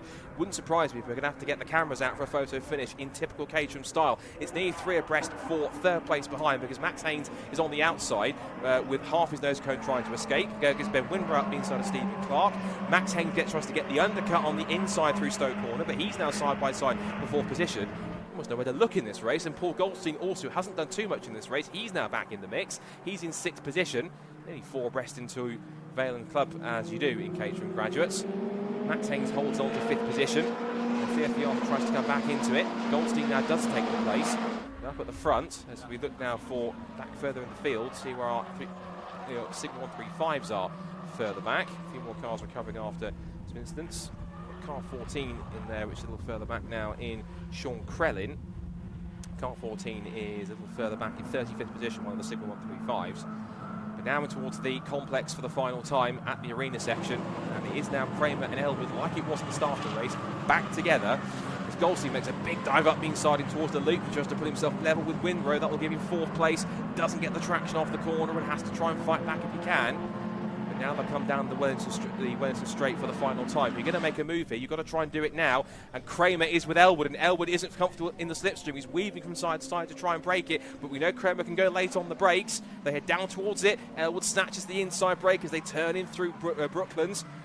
Rumbles over the curb and back through Luffield once more. Kramer might sense an opportunity. If he sticks close, it will be a sprint to the flag to see who can take the victory. But Jamie Elwood, unless Kramer's got one final bullet in the chamber, I don't think he's going to make it. It's going to be a sprint to the line. But in the first Caterham Graduates race, is it just about Jamie Elwood? Across the line at a dead heat, and the timing screen gives it to initially Elwood by 26 1/1000ths of a second at the line. But we know sometimes it can reset itself to check. But initially, it's given. And of course, Kramer, of course, has the penalty. Yeah. I was going to have to remind myself on that one. So actually, it's Elwood takes the victory by 1.3 seconds anyway. But across the line initially, it was 26,000 of a second. The gap between the two of them on the road. So Elwood takes the victory. Winrow 2nd, and Goldstein took 3rd on the final lap of the race. So he picks up a podium in the end. The rest of the field comes pouring past the pits. In terms of the 135s, it's going to be Tom McEwing who'll take the victory from the number 111 of Steve Merritt, and then in 3rd place it looks like it's going to be Thomas Gunter, who is in car 95, and car 95 for them in 3rd position. And as they come across the line, a typically exciting Caterham race enjoyed by all, and there's still battles up and down the order. This is 56 and 10 who are going at it between each other. 56 is Paul Armitage battling away with James Hapgood, and that is over around about towards the bottom of the top 30 at this point. Turn their way out through final couple of corners and back across the line to take the checkered flag. Well, that was typical breathless Caterham Graduates racing at its finest once again, and they've got one more race to go later on this afternoon, and that'll be the final race of the support timetable before we get our main Brscc 24-hour race underway. And confirming as they come across the line in 135s, it is the 135 victory for Tom McEwing from Steve Merritt in 2nd place and Thomas Gunter in 3rd. So well done to them in the end.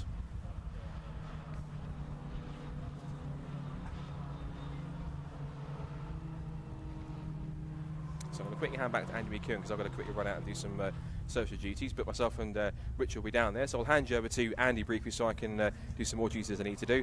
But I'm sure Andy's watching in the background, and typical Caterham racing in that sense, back and forth all the way, and even then when we got to photo finish, it wasn't the result in the end, but brilliant stuff, and there's one more of those still to come.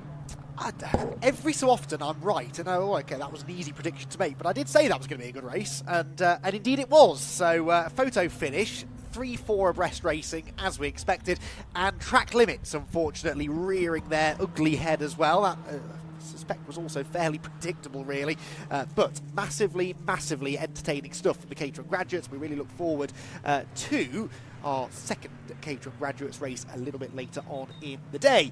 For now, though, momentarily we'll turn our attention to the SW Motorsports ClubSport Trophy. So this is our first sort of mini endurance race to come then, our first taste of endurance racing with pit stops and driver changes, which will become very much the flavour of the day, of course, later on this afternoon, not only with the Brscc 24-hour, but also with the Britcar Endurance Championship and Supercar Challenge, which will come up after lunch. I don't think we've actually had a chance to go through the full timetable yet in detail, so we'll have this ClubSport Trophy coming up momentarily after all the podium presentations are done for Caterham. Then Britcar will be out on track for their 90-minute pit stop race. Then the second race of the weekend for the Wera Tools F4 British Championship, certified by FIA at about 3:30. The Caterham's back out again at about 4:15, and then, as I said, 5 o'clock onwards we'll be building up to the Brscc 24 hours. So, drivers arrive back down in Parc Fermé, and celebrations begin. A little bit of confusion, I would imagine, as well, surrounding that one. Some of the drivers might not know exactly where they ended up, because, as you can imagine, with all the track limit penalties, difficult to keep track of. But one man who does know is the man about to conduct our podium interviews. Richard, over to you. So here we are. I'll tell you what I'm going to do is I'm going to let Martin do 1, 2, 3 this time. Martin, do you want to do 1, 2, 3 and I'll do 3, 2, 1 and we'll fight in the middle? Yeah.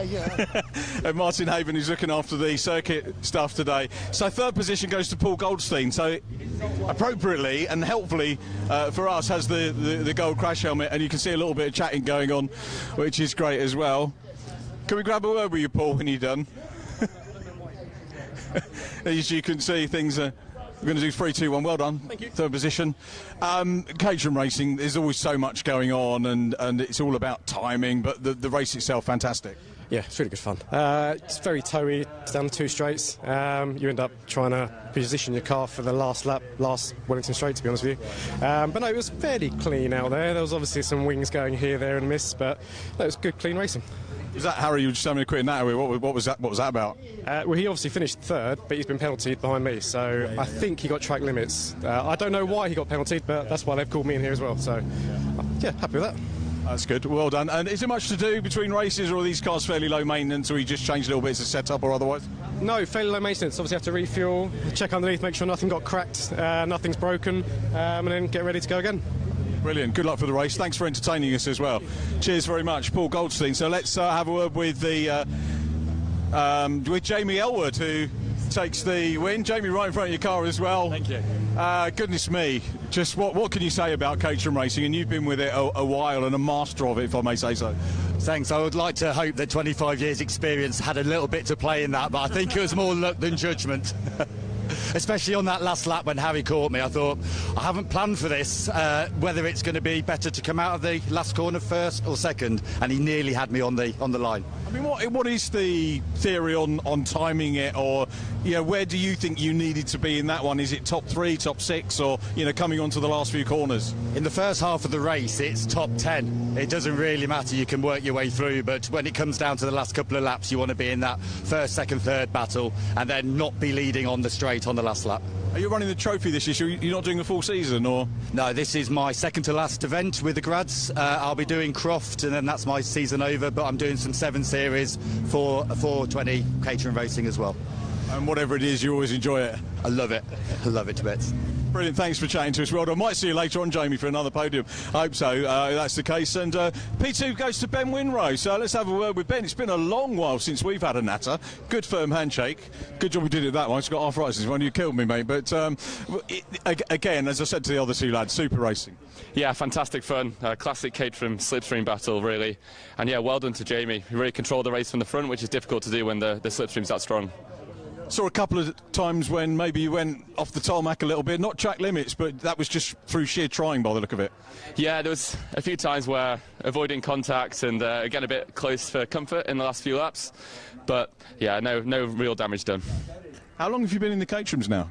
A long time, 6-7 years now. So yeah, it's a great place to race, both with the graduates in particular. Yeah, can't complain. Great fun. People stay with it, don't they? Yeah, absolutely. You see some of the guys who've been here for 20, 25 years and still having fun and still competing at the front in Jamie's case. Well, nice. Great to catch up with you, Ben. Maybe see you for race 2. Good luck for that, Ben Winrow. Let's go and have a quick word with our Sigma 135 runners as well. We've got Tom McEwing. I'm afraid I don't know drivers. Tom, good to see you. Well done. Congratulations. Decent race. Yeah, it was. It went pretty well in terms, I guess, of how things can go at Silverstone. Obviously, with the toe being so massive, starting on pole isn't necessarily that much of an advantage. But fortunately, me and Steve managed to get away and get a decent little lead. And then we started to run into some of the 150s, and they didn't always make life easy for us, which was, yeah, it could have gone one or two ways. I think luckily for me, I managed to get past, and maybe it held Steve up a bit. But yeah, it was a really good race, and yeah, lots of fun. Much to do for race 2 later on this afternoon?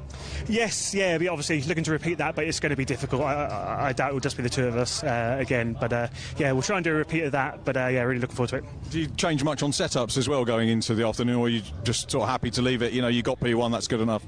I'll leave. The main thing will be looking at pressures, see what the temperature's doing, and then adjust the pressures accordingly. With a 25-minute race, it is a bit longer than we normally do, and the rears were getting hot towards the end of that race, so yeah, have a look at pressures, but that'll be it setup-wise. Let me get you over to Martin. Oh, I think Martin's handed over. Have you finished, Martin? I was going to hand you over to Martin to have a quick word if you hadn't done that already. You have. Okay, well done. Congratulations on the win. I think we got cars on track. I'm going to see if we can get one more interview. Steve Merritt, let's see if we can grab a quick word with Steve. There he is, right behind me. I'm looking everywhere but where he is, which is very typical. Well done, Steve. Thank you very much. And we're going to have a quick word before the end of the race. Obviously, you had a decent race there. And do you know, the thing is, I always say this to a lot of drivers, you don't look like you've been in a race, you look like you've just chilled and cool, and you're obviously good physical fitness. It's a superb physical fitness, clearly. No, I mean it was a hot race, and it's relatively warm. But yeah, I mean we managed to get a break at the front, so that made things a bit easier for us. But Tom drove very well. He was very quick, and then I had a bit of a battle with him in the early stages. Yeah. And towards the end, we had a 150 just jump in between us. We caught him up, and he got in between us, and it just broke the toe up a little bit and made it a bit more difficult. But well deserved. He was flying, so that was good. Brilliant, Steve. Many congratulations. We've got cars on the grid for the next race, but thank you for having a word with us. Thank you very much. And thank you for the super racing. We've got more great racing from the Caterham Graduates Club a little bit later on. Don't forget P4 emergency lighting for all your lighting requirements. They're very grateful sponsors for them. SW Motorsport ClubSport on track now, so Andy will be ready to take you through the grid on that one. I think it's my turn to go back in the commentary box as well, so we'll be back with you in just a couple of minutes. But in the meantime, over to Andy.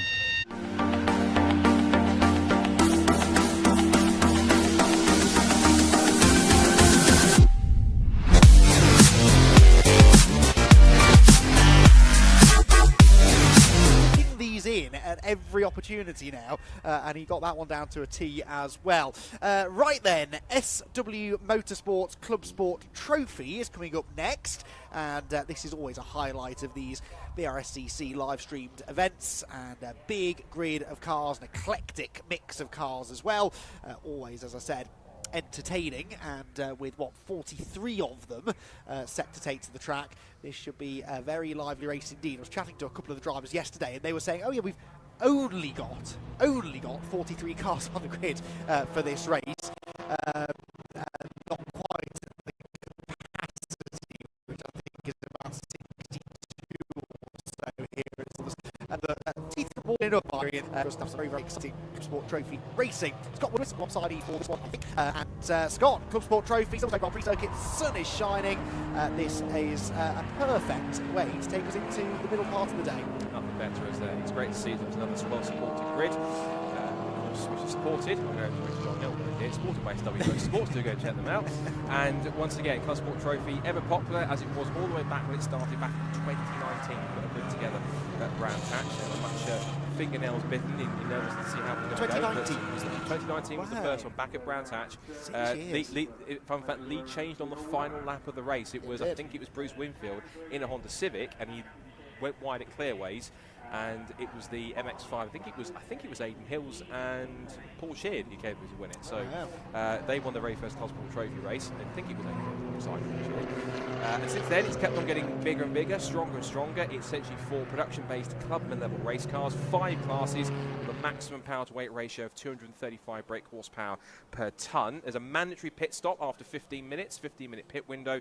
It has to be a minimum of 2 minutes from when you cross the pit-in line to when you cross the pit-out line. If you're short by even a fraction of a second, it's a 30-second time penalty plus the time that you're short. So even if you're short by half a second, it'll be a 30.5 second penalty there too. You can have solo or 2 drivers in the field and a lot of galactic mix, as you mentioned, and quickly running through the grid. We'll try and get as we can because it is a long start. Shane Kelly, who just missed out on the victory at the season opener last night at Brands Hatch, takes pole in the University Road Northern +4. He's also Adam Marshall, former Evolution Trophy racing. Josh Files, who Mr. McQueen knows very well, the Civic Cup. He starts third. I think his actual Civic Cup car in third place on the grid. Yes, I got a very good look at that in the paddock when he very nearly ended my day before I'd even arrived on the microphone. He pulled up outside. Oh, speaking of pulling up. Yeah, it looks like possibly Alistair Lindsay's day might have ended before it's even started. His car has pulled up to a halt on the hangar straight, which means we might have a delayed start, because if that car doesn't get moving, then we'll have to go again. Might give us more time to go through more of the grid if we do that. Feroz Bilamoria, who is certainly going to be out for a bit of redemption after he was in the lead for most of the season opener at Brands Hatch, and then not long after his pit stop, drove into clearways on a very slick and damp circuit and slid off into the gravel, which brought out the safety car and lost him in the race, sadly. So unfortunately, that was a win-loss, but he did get back out. It was 7 laps back. Andrew Bond is on the third row of the grid in his Honda Civic. Good to see him back out alongside the BMW E36 of David Heasman. And Kevin Sterling's Renault Clio alongside Richard Clark in a similar example. It would have been Alistair Lindsay on the 5th row alongside Nick Brady, both in Audi TT Cup spec Audi TTs, but he was being non-starter, I think. Jason Brough in the Golf GTI Club Sports on the 6th row alongside Martin Kelly. Then it's Watling and Wheeler in the Ford Fiesta ST150 and Rory Pickles in the Audi TT. Then Riley Francis Mazda RX-8, Steve Woods BMW Z4, one of a phalanx of Z4s on the grid, and Stephen Harrison's Honda S2000. And I think they're going to bring them around for another lap, I think, because, I think they're delaying the start because of Alistair Lindsay's stationary Audi TT. So I think they're going to bring them around. Give you more time to get through the rest of the grid. Yes, and other things I need to do on top of that as well. 18th place is Mark Jones in the Honda Civic Type R. Then it's all BMW Z4s on the 10th row of the grid, which is Paul Mercer and Chris Murphy. Charlie Hayes in the Compact is 21st, alongside the Novovilskis in their BMW Z4. Watson and Harrison are on the 12th row of the grid in their Renault Clio RS200, alongside Stuart Kilroy. He's a stalwart of the series in the Peugeot 207. And then it's VW Golf with Julian Daniel, who is going to be on the 13th row of the grid alongside the Dukes in their BMW Z4. Craig Emerson and Martin Smith are on the 14th row together in BMW and Mini. 2 more Z4s for Adam Radford and Damien O'Farrell on row 15. We've still got 13 cars to go on this grid. Aidan Hassan, who is not listed on the screen, but I can tell he's definitely in his BMW 1 Series Super Cup car. So he will start in 31st, alongside Richard Sutherland at BMW Compact. Row 17 is Jonathan Hobbs in his Peugeot 106 Rally, which won his class back at Brands Hatch. Good to see him back out alongside the Chris Fantana and Nick Ramsden Mazda MX-5. Always a perennial class runner, one of the favourites to win whenever they're out. Next on the 18th row is Ferguson Dermot in their BMW Compact E36. Elliot Walker, who won Class C last time out at Brands Hatch. He starts back in 36th in his Mini Cooper. Frank Gray in their Mazda MX-5. Benjamin Amram Drake in his Mazda MX-5 Mark 1. And Gary Hobbs for Steve Rosario on 20th row of the grid. Rod Bangladesh, I think, in his BMW Compact. Bond and Bondin of all cars are Citroen C1s. We'll see more enough of those later on. And right at the back of the grid, last but certainly not least, in 43rd position, it's the other Cully on the grid, Barry Cully in his Seat Leon. His best time was only a 3 minutes 28.470, which is quite off the pace considering that his sibling or his family member, Martin Cully, up on the 6th row of the grid, almost 1 minute faster. So interesting to see that he might have had some issues that led him to not get a proper lap time in. But that's the 43 car field as it now starts to crawl past the now being towed away as the Lindsay TT. I think they're going to try and... I think the recovery truck was trying to go across the track to put it onto the outside of the circuit and then found actually the field's going to come through, so now they're going to have to try and swing it into the infield. But now that he's on the infield, it should be pretty simple for him to do so. But looking at the eclectic mix, this is the typical ClubSport Trophy grid. If you look down the order, you've got the mix of VW Golfs, Honda Civics, Renault Clios, Audi TTs. We always get a bunch of BMW Z4s. I think that our ex-cars refugees from the old Z car series from MSVR who've come over to race, which is great to see. We get Peugeots, 206s and 106s, Minis, Golfs, all sorts coming. And then you get the occasional kind of not standout car, if you like, that isn't really conventional that you find in this series. Typically, one of which is Shane Kelly's Morgan. Great to have that on the grid. And also as well, things like Mercedes. One in here, there's a coupe that's turned up. That's a coupe ClubSport car that's in the field. And with Gary behind the wheel. With the 1 Series car named Hassan. It really is a brilliant mix. And it started out originally as a series to allow other series that were experiences in for example, or compact car, or Fiestas, or City Car, or no, not City Car, but anything else that was kind of at that kind of spec of car, to have an extra race over the weekend. And now, over the last few years, it's brought in where you start to get a whole bunch of ClubSport Trophy regulars. It's only a series, not a championship, but these drivers come in because they like the format, they like the paddock, they like the environment, they like the racing amongst the classes, and it's just entertaining to be a part of. So these guys really are going to be out the mix, and all the kind of usual suspects are up towards the front. So I imagine it's going to be very much the likes of Shane Kelly, Feroz Billamori, and others doing the mix. One car I'm intrigued to see quite further down than he expected to be is the Brands Hatch winner Julian Daniel. He just missed out on victory. Back on the 13th row of the grid in 25th position, he's going to be one to keep an eye on. Also, I think as well, I think making his ClubSport debut is Josh Files, second row of the grid. We know how quick he is. He's been a front-running Civic Cup. He's a former TCR champion. The second row of the grid, amongst some of the faster regulars, he'll certainly stay up the mix in there as well. And of course, the likes of, Feroz Billamori, he wants to redeem himself at Brands Hatch, and others in there too, is going to be quite fine. One final thing I'll say before we get to the start is that, as I've said a lot, is how neatly these guys will be going 2 by 2 for practically the whole lap, which is great to see. It's a really nice, tightly bunched group of cars, and you've got 2 very different machines at the front. You've got the Morgan Plus 4 on the left of Shane Kelly, and the VW Golf on the right-hand side of the screen of Adam Morgan, with Scirocco and Civic on the second row, and then you've got the Civic EG of Andrew Bock. Great to see him back out. The last time I saw him, the last few times, was the car's engine expired on the run down towards Redgate at the start of a ClubSport race at Donington. He's alongside Dave Heasman's BMW 3 Series. So, 45 cars, just about 43 cars, 45 minutes of ClubSport Trophy racing. Time to get what the most enjoyable and fun races on the grid of the weekend underway here at Silverstone. Indeed so. Right then, Shane Kelly, Adam Marshall, front row of the grid, Josh Files and Feroz Billamori, who felt that one got away from him last time at Brands Hatch. They're on row number 2, 45 minutes on the clock, 2 by 2 they run to the line. When the red lights go out on the starting gantry, we're away and racing. The second race of the season in the SW Motorsport ClubSport Trophy. Off they go. There is the usual midfield scrum to get into Cop's corner in the best position possible. At the head of the field though, Shane Kelly holds on to his pole position advantage. He leads them round the quick right-hander. A couple of them likely to drift wide, you'd say, although actually all very well behaved on track limits so far as they exit Copse and head towards Maggots and Beckett. Billamori third, ahead of Josh Files then. So Feroz Billamori already trying to move forward. Spoke to him at length yesterday evening about that Brands Hatch incident. Said he actually doesn't know what happened really. The revs just seemed to die as he turned into clearways.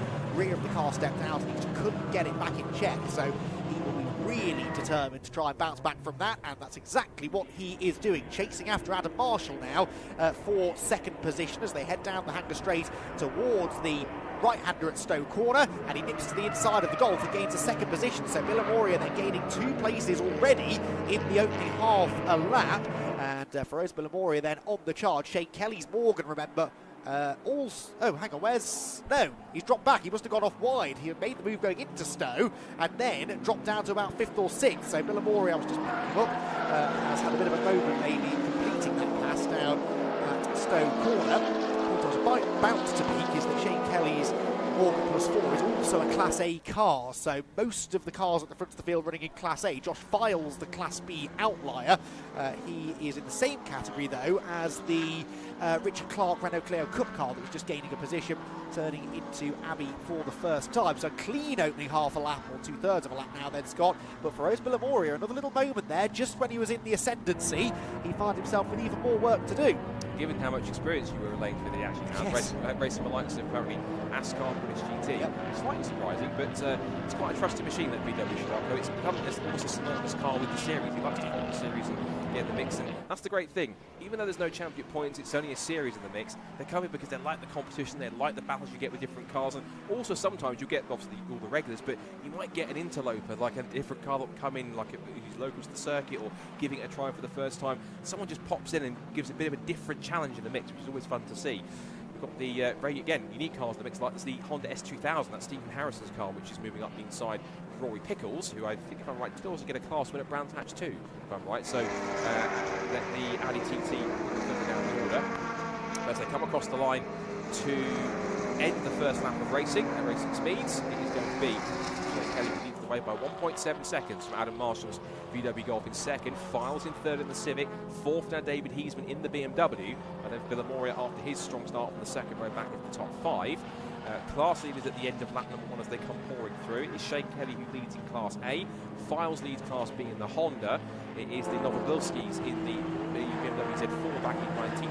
Class C at the end of lap.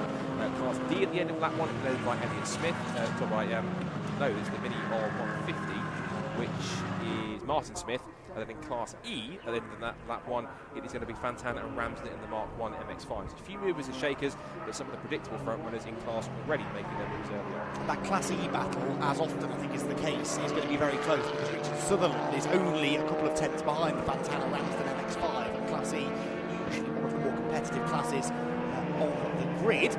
Stowe Corner we go then, and that's Martin Cully, the number 10 Seat Cupra, trying to move forward, as is Josh Files. So Josh Files already leading the class, but knowing Josh as I do, don't think he's going to be content with finishing third overall but winning the class. He wants to win the race outright, and to do that, he needs to find a way past Adam Marshall as soon as he can, because Shane Kelly is stretching that margin now to over 2 seconds at the head of the field.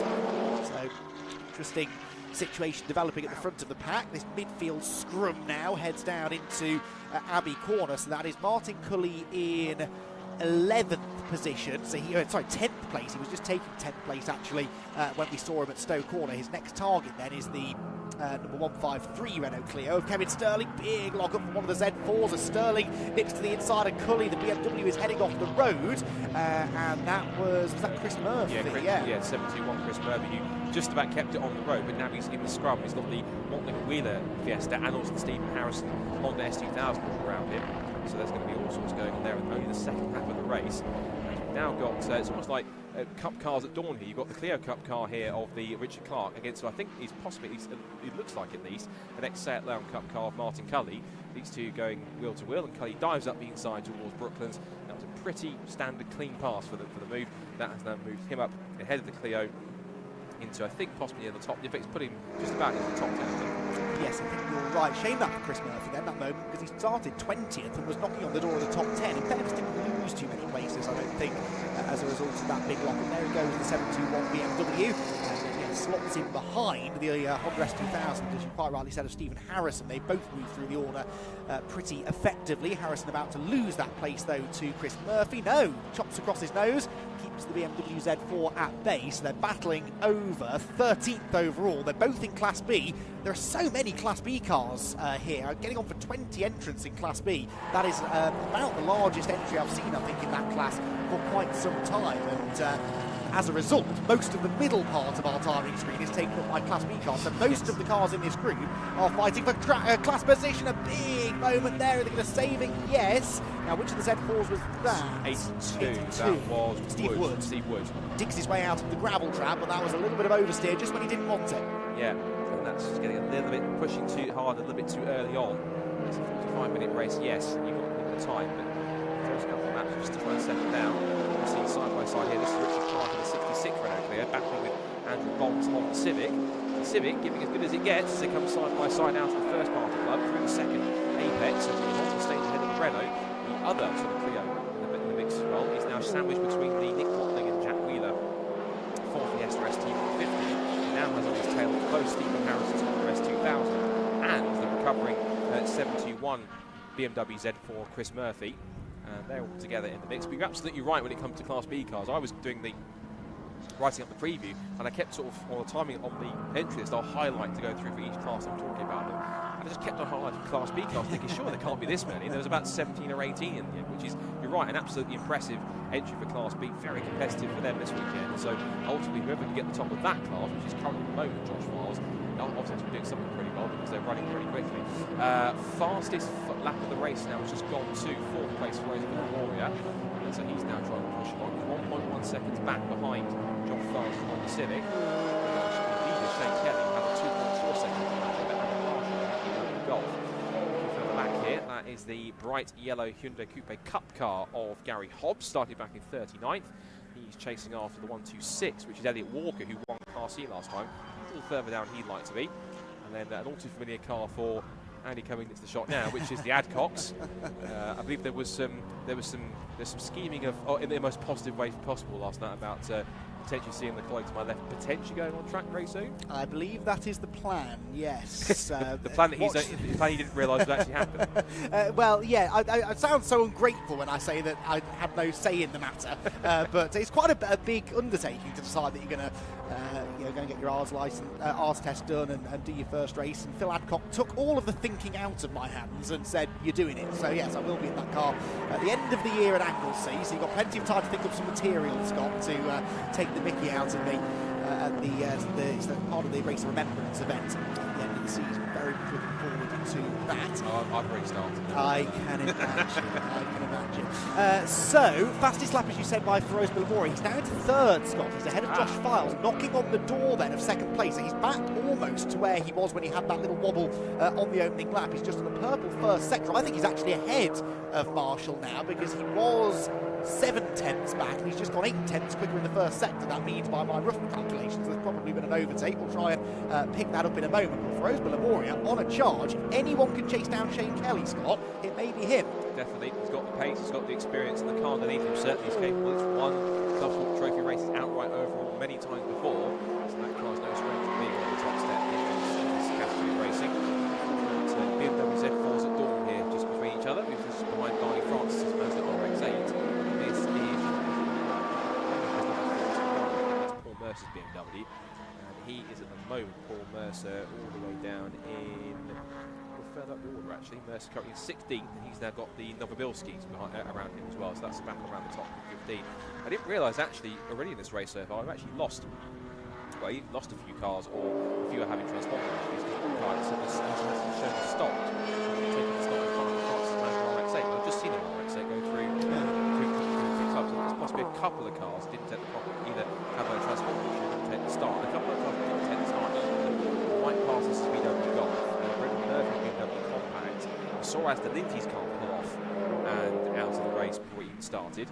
And also, we've also lost as well, by the looks of it, the Sheet Edison BMW, which remember had some problems at Brands Hatch when it was trying to qualify and didn't get out properly in the assembly area, so they've had some more frustrations. They did also call it midweek and say there could be an issue with the car that might not race. So that's a shame, but there's a few cars, but I'm certain if that's a glitch or something, that I'm sure there's a Mazda RX-8 circulating out there with Barney Francis in the field. This has changed colours.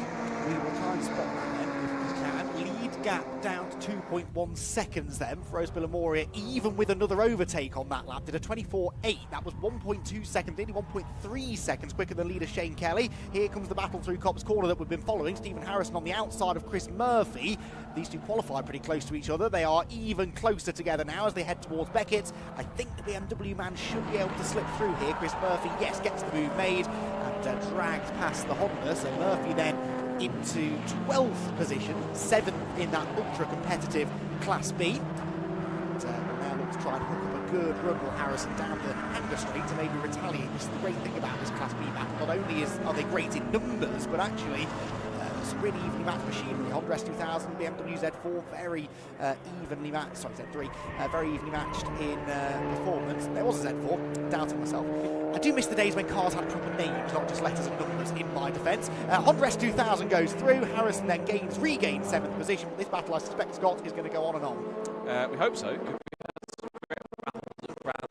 Lots of back and forth stuff throughout the Brands Hatch, particularly Class A. Maybe had the late A pass closing in between Julian Daniel and Shane Kelly at the Brands Hatch. That's Julian Daniel.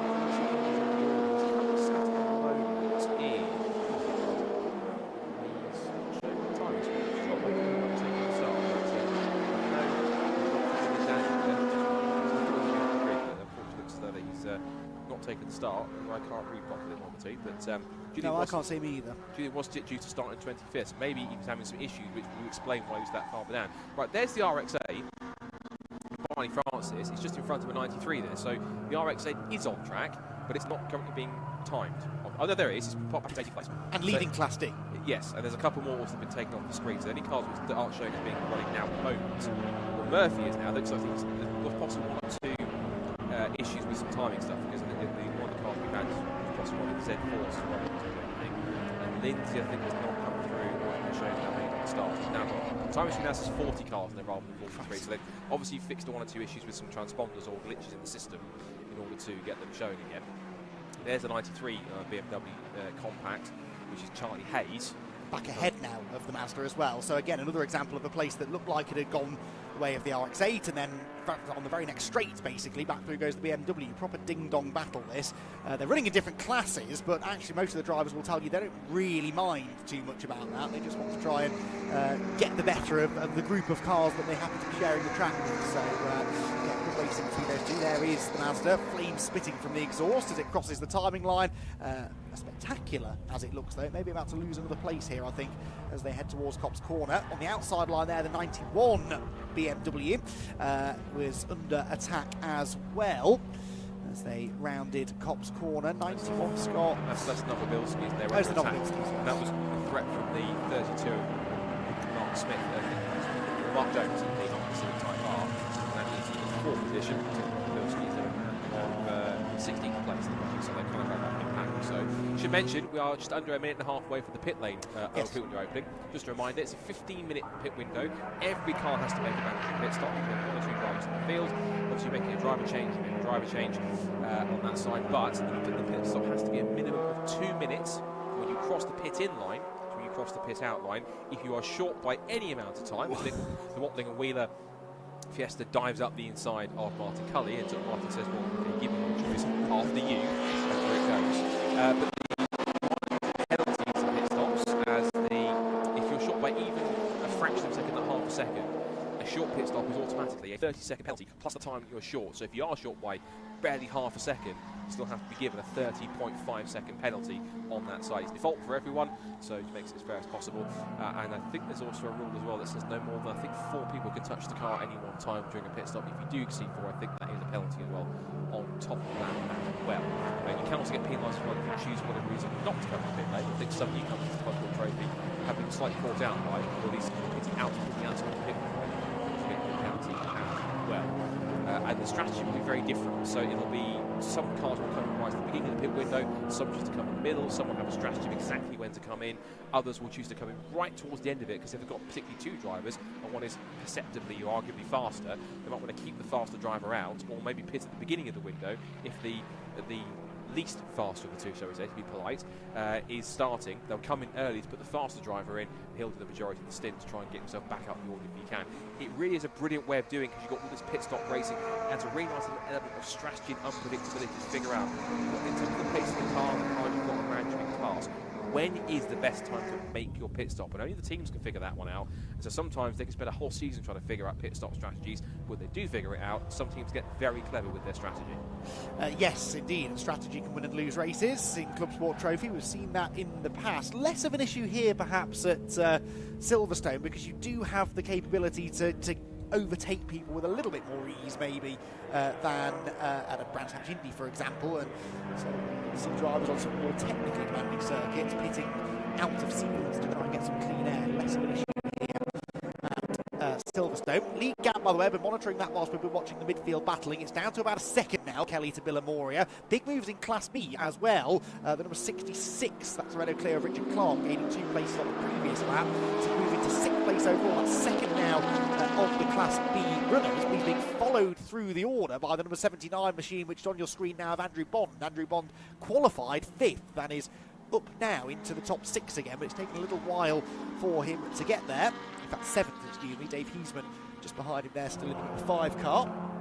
I've got a few cars trickling into the pit lane, but none of the front runners, as you would imagine. They're all quite happy to keep on circulating for now.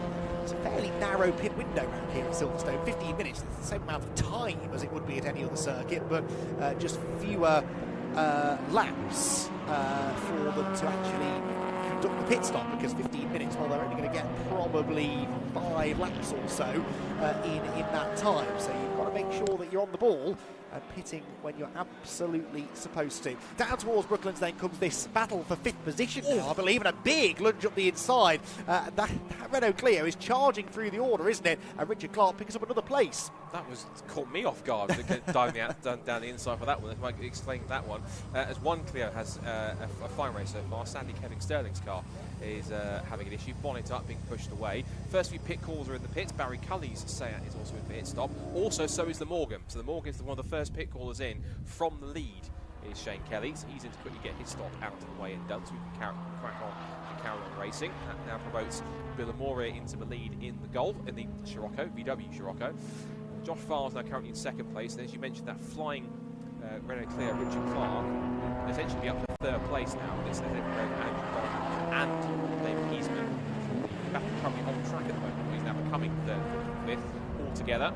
So a front-wheel drive Clio, front-wheel drive Honda Civic, modified Honda Civic, and a rear-wheel drive BMW 3 Series, all together on track here for 3rd, 4th, and 5th. Not all in the same class, but they are certainly on a showcase here for how quickly they can pedal down towards Stowe Corner. 26 and 3/4 minutes to go, and Heisman has the move up the inside into Stowe. Through he goes up the inside line, and that is up in 4th place. Bond tries to go for the undercut up through corner exit, but Heisman parked the car neatly on the corner exit to prevent any kind of inroad trying to get through. And as Clark turns in, he's now possibly looking in his mirrors thinking he's to try and escape up the road and couldn't quite get that move made, could he, there? So Heisman ambitious under braking into Stowe, but then actually slightly generous, really, with the racetrack that he left to Bond at the club chicane. Didn't give him any sort of squeeze or anything, and just kind of allowed the pair to run side by side. And so, yeah, place doesn't change for now. There goes Ferro's Billamoria then. He's now your race leader, with Shane Kelly having pitted. And interesting choice that, I think, for Shane Kelly to pit, because he was being caught by Billamoria anyway. We know Ferro's, therefore, in clean air has good pace, and he's now guaranteed clean air because he's the race leader. So, yeah, interesting that Shane Kelly elected to pit early. He's just left the pit lane moments ago, so you lose nearly a full lap by pitting here on the Silverstone Grand Prix circuit. The leaders go through again then. Billamoria, I believe, has stayed out, as has Josh Files in second position. Oh no, Billamoria's pitted, so the race leader is in them. So, whereas Billamoria bails for the pit lane. And so in about a lap's time, Scott, we will have a good idea of what the front of the field is going to look like, because we've already had Kelly in. Billamoria's done one more lap in clean air. The rate at which he was catching Shane Kelly, I think he was likely to arrive on the tail of the leader about now. So has he done enough on that in lap to do the overtake without actually having to physically do it on circuit? That's the big question. Also in the pits, and this time as well, alongside Billamoria, on top of that is also Richard Clark, Renault Clio, and the Dave Heisman BMW. So they're currently now in leads Files and Bond in a Honda 1-2 at the front of the field. Files in the Civic Cup car spec, 3, and Bond in his modified, the winged EG9 machine. So seeing what kind of lappery he can put in and how quickly Shane can get back up to speed. Now he's out of his mandatory pit stop. It's going to be interesting. He's currently showing at the moment there's a few more cars pit stops across the line. I think at the moment Shane is 11th. He might dip down a little further if he comes through. Hasn't got through just yet. But quite a lot of the top 10 at the moment, all in making their pit stops. So Billamoria's in, Clark is in, Heisman's in. Also, so is Steve, is the Harrison Renault Clio. That's the 54. That's the Honda S2000 actually. Also is the Chris Murray BMW, and also the number 10. Martin Cully set there as well. So both of the Cullys have made their pit stop too. This is an intriguing battle here. This is between Ron Hobbs in the Class D Peugeot 106 Rally. See, I'm still 106 Rally out there. We've seen 206s and 207s, but still 106 out there for case. It's a quick car, but John pelts it quite fast, and certainly having a nice side-by-side scrap here with Stuart, the Chris Fantana, Nick Ramsden car.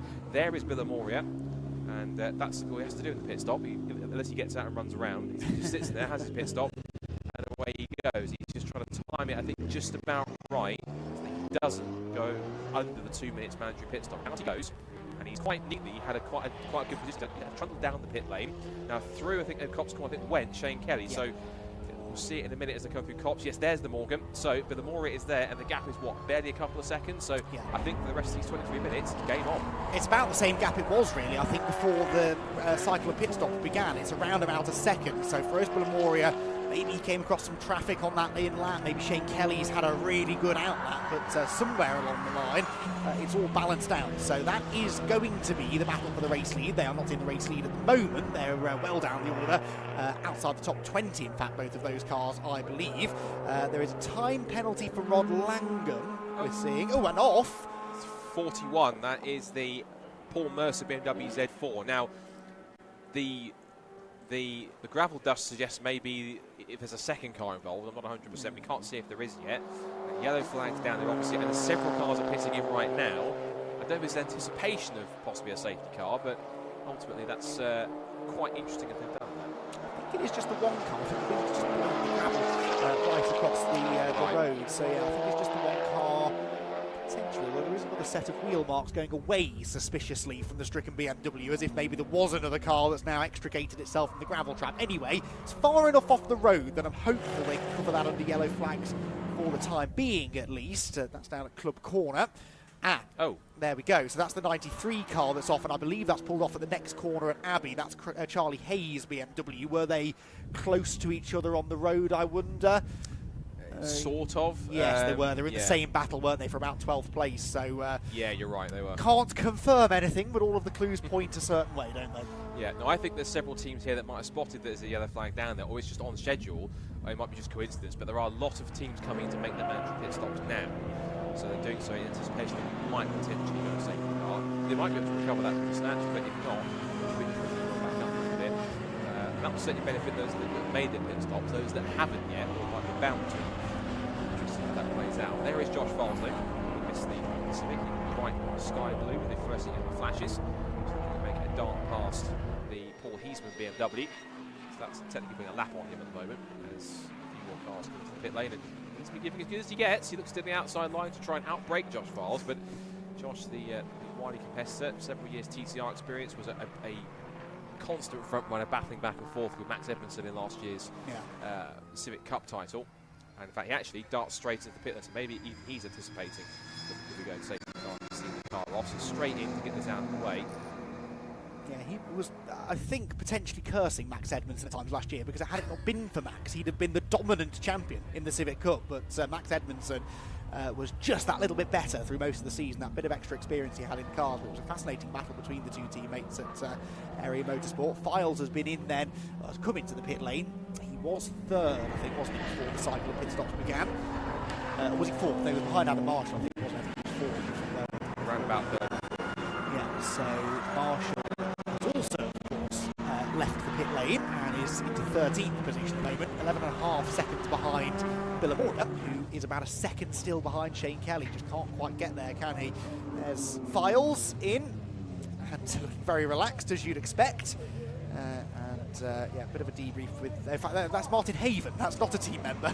That is Martin Haven interviewing Josh Files for circuit commentary midway through a pit stop. I'm sure something that Josh will massively appreciate. That's Martin doing his due diligence. Absolutely. He's pit lane, so good effort. Well, as you made the point earlier on, they're not really doing a lot else. They're just sat there chatting to the team. Yes, sure. And Josh Files has normally got plenty to say to his team anytime he gets out of the car. He's a very analytical driver. I think it's either that's a fan or that's someone holding the tyre pressure thing on top. He's either just trying to keep him cool, possibly. I was also going to ask a question because there's a few of them in there. I wonder what collective of BMW Z4s is, or what you'd call that. But there's a handful of them out of there's a term I like to use to describe them, the phalanx of BMW Z4s down in the field that have kind of, in a positive way, invaded ClubSport Trophy. And we're glad to have them because it's great to have several of those cars in the mix. And they all know each other, they all race against each other, practically in the same class. It's all great to see them kind of popping up in Class B. There's the Area Motorsport squad, just, literally just ticking down the time until it's done. And Josh Files thinks, right, all done, gets the thumbs up and away he goes. Just as Mark Jones' Honda Civic comes in for its pit stop. No sign of a safety car, so either that Z4 that went off in the gravel is not at a dangerous enough position to warrant one, or they're doing enough to try and pull it backwards towards the barrier so that they can do that under a covered yellow flag. Either way, they're keeping the race green, and Files heads back out. Now the question is going to be, where will he be in relation to, right, the Morgan's gone through, so has Billamoria. So that was the question answered. So they've both just gone through. So now first, second, third are practically almost together on the track now. Yes, they're in different classes. Well, it's Kelly and Billamoria Class A, Files is Class B. Pace-wise, we'll see what they've got as they turn through. But they're now in the same shot now. The Morgan of Kelly, the Scirocco, Billamoria, and the Civic of Files, all three in the shot together now as they come down the Hanger Straight, all together. For the next 17 and three-quarter minutes, it's going to be quite an interesting back and forth between these three if they're able to close up through traffic. The car that isn't in that shot, though, is the Golf of Adam Marshall. Now, he, I would reckon, has lost a bit of ground. That was Billamoria sideways on the inside of a back marker. Did he get that caught? Yes, but that was another wayward moment for the Scirocco at Stowe Corner. That's at least the second moment he's had down there. So for Billamoria, the rear end of that car is not exactly compliant at the moment, is it? And this is, as I started to say earlier on, when he was telling me yesterday about Grant's hatch moment, he didn't actually play the slippery circuit at all. He said he didn't understand why the car snapped sideways underneath him. There's the live snatch underway down at Club, so they are covering that under yellows. That moment for Billamoria, though, brings Josh Files up onto his tail, and indeed up the inside into Abbey. Billamoria is never going to make the corner, runs out wide over the exit curb. Josh Files has the overlap now, and, well, I was going to say has the inside line for Village, but Feroz did a good job to get over to the right-hand side of the road to cover. They slip on the inside of the Citroen C1, and still it is Scirocco ahead of Civic. But yeah, for Billamoria, there's something about the balance of that car right now that is not exactly playing into his hands. It's on a dry circuit compared to the damp and wet conditions they had at Brown Hatch, so possibly setting a little bit oversteer. A bit of a new experience for him. He's obviously done sprint races and touring cars and things like this, but it's a slightly different experience for him in an endurance race for 45 minutes of racing in his, well, I guess it's still a current spec, if not ex-Civic Cup car, and kind of in a mixed way. He's not kind of having too many wheel-to-wheel battles, but he's cherishing the ones that he's getting. Certainly finding quite an interesting adversary for him. I thought for a second that Josh was going to go fully steaming down the inside and give Billamoria no choice, almost send it to say, look, I'm coming through whether you like it or not. But this time now, it looks though that Josh Files has sat back and he kind of almost forcibly made Billamoria make the mistake and run deep and put him offline, which then put him to the outside. But Billamoria was quite wise to it, gone back through, and has got a small gap now. But the key thing is that, it's a phrase I've said so many times, the harder those two find each other, the easier it is for Kelly to get away, because he came across the line after that battle, 5 seconds out in front. Billamoria, yes, he lost about 4 seconds at least from that battle going on. He picks his way past Stuart Kilroy's Peugeot 207 and then goes up against one of the BMW Z4s. There's another of them that's gone around at the first part of the club. That's 77. It's the Dukes that have gone around. So whichever the Dukes is behind the wheel has looped it in the first part of the final couple of the corners, will be the Grand Prix circuit. The Grand Prix is an F1 format. Glorious car. Look at it, Scott. I mean, there has to be something wrong with the geometry at the back of that car, because it's stepping out underneath him into Stowe Corner almost every lap now. 15 minutes left to try and hang on, but I think that is exactly what he has to do, just hang on to it, because the car is not underneath him. He's under increasing pressure from Josh Files, and as Scott quite rightly made the point, hemorrhaging time now to race leader Shane Kelly. So it's the yellow flag, so that's why they're moving quite slowly there and not overtaking the lapped car. Doesn't matter whether it's for position or whether it's to put a lap on a car. You're not allowed to make an overtake under yellow flag conditions. As they arrive at Abbey Corner, they're back into green flag racing. And Josh Files, he will very much be able to sense now that there's an opportunity here. And this is something Josh Files does so well. Applies the pressure, reads the situation, uses people's weaknesses in his favour. Another slide there for Billamoria. He's wide out of Village. That gives him the inside line for the loop. Does he make the corner here? No, he's going to run wide again. And Josh Files this time, I think, has finally bought himself a ticket to the inside line. That was really good racecraft. They're still side by side, though. And that Scirocco is pretty handy in a straight line. So this will be a battle on the brakes, I suspect, as we get down to Brooklands. But if you were going to pick a winner out of this, surely you're not going to go for the car that's been sideways in every braking zone. Billamoria is giving him the squeeze. Files will keep on coming. He's late on the brakes. Billamoria, again, the back of the car is not underneath him. Through goes Files, and here comes Marshall. I say, Adam Marshall from nowhere up into fourth place. You said where he got to, but now he's absolutely stormed up to the back of these two. And again, whilst Kelly's benefiting in front, it's also benefiting Marshall behind them. He's now in the fight for this one. He's now locked onto the rear of the Scirocco. It's a proper VW cutback between the Scirocco Monaco versus Golf, but both of them have got a bit more straight line speed. Billamore darts to the inside line very quickly to storm up the inside in towards Copse corner. Fars might not have any choice unless he braves it out around the outside. He's sideways on the apex of the corner, touches Marshall. They've both survived somehow. There was a touch of wheels. There's a bit of bodywork rubbing, I think, on the front of Josh Fars's car. How they all came out of that, well, it was completely unscathed, but still running in the same direction is beyond me. But the benefit is that Marshall has got now through third place. Fars is back to fourth. But you talk about Villamore's car getting loose. That was full-on sideways drift as Fars thinks, right, no, I'm going to get back up the inside here. He fully cuts the inside curve with Beckett's. This is proper back and forth stuff. And Kenny, meanwhile, up the front, is nearly 10 seconds in front, laughing his head off. And Josh Fars must be thinking, hang on a minute, half a lap ago I was second, now I'm off the podium again. That was a remarkable sequence of events, but he sort of got a taste of his own medicine there, didn't he, from Feroz Billamore? That was very reminiscent of the move that Josh made on Feroz and Abbey a lap and a half earlier, and then Billamore said, okay, two can play at that game, and forced his way through. Nothing wrong with it, good clean racing, but Josh just, I think, on the dirty side of the road, the rear of the car stepped out, and lucky really that Adam Marshall was there to straighten up the Civic, and minimal damage done. It doesn't seem to have affected Fyle's pace, certainly not his hunger to move forward. He's back on the attack, he's got the headlights ablaze, and he's still got 12 and a bit minutes left to try and get these two places. Worth pointing out that Josh, remember, is still leading Class B. He's not in the same class as these two cars, but as I referred to earlier, right now, I don't think he cares that much about that. No, I think he's probably just having a whale of a time battling with these two cars, and that's the whole point with the ClubSport Trophy. You don't have to be battling just cars in your own class. If your car's fast enough to tackle, because a Class B car against two Class A machines, that is up there. That's one sort of lot about the driving, but also about the preparation of the car, and that's what I was thinking about just now. These are three cars, well, you could argue three very different cars in terms of how they're built. You could argue that the Golf and the Scirocco kind of share a platform in some ways, but of course, three cars that are built with slightly different philosophies, with different teams, different outfits, yet also being how they're driven as well, fairly evenly matched, having a great battle in the mix between the three of them. None of these cars come from the same stable, the same team. They're all independently built by different squads, but they're all putting on just as great a race as if they're all equally matched to each other. You mentioned class leaders very quick, because we keep on an eye on Files and Marshall in front of us here, battling over third place. So Kelly does lead Class A in the Morgan. You're right with Josh Files in Class B leading in the Civic. The other classes, we have Class C being led by 75, which is Craig Emerson in the BMW 330. Class D is currently being led by Barney Francis in the Mazda RX-8, and Class E is currently being held by the Chris Fantana and Nick Ramsden Mazda MX-5 Mark 1. They've been quite welcome for victory. They've kind of missed out a couple of times previously, but if they can get themselves to the top of the class and get themselves a trophy for the troubles, they'll be quite grateful. So what happened to Richard Sutherland then? Because he was leading Class E earlier, wasn't he? Sutherland is back in 6th in 34th over. He's lost the best part of a lap on them, so something, I don't recall whether he had a penalty. I don't think he was one of those that did, so not sure what's caused that, but yeah, Richard Sutherland dropping out of the Class E lead, and Fantana and Ramsden MX-5 moves willingly into it. There's a very slow 6C1, I mean, it's not actually going slowly, it's going slower than everyone else, but at correct C1 speed through Stowe Corner.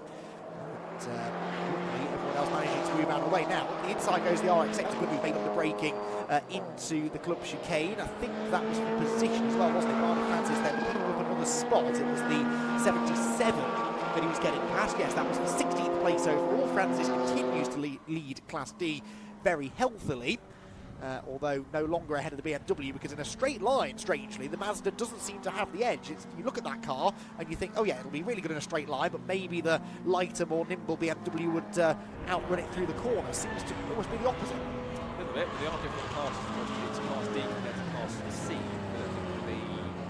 The BMW around there. It's Class B, in fact, it's the Dukes and their BMW.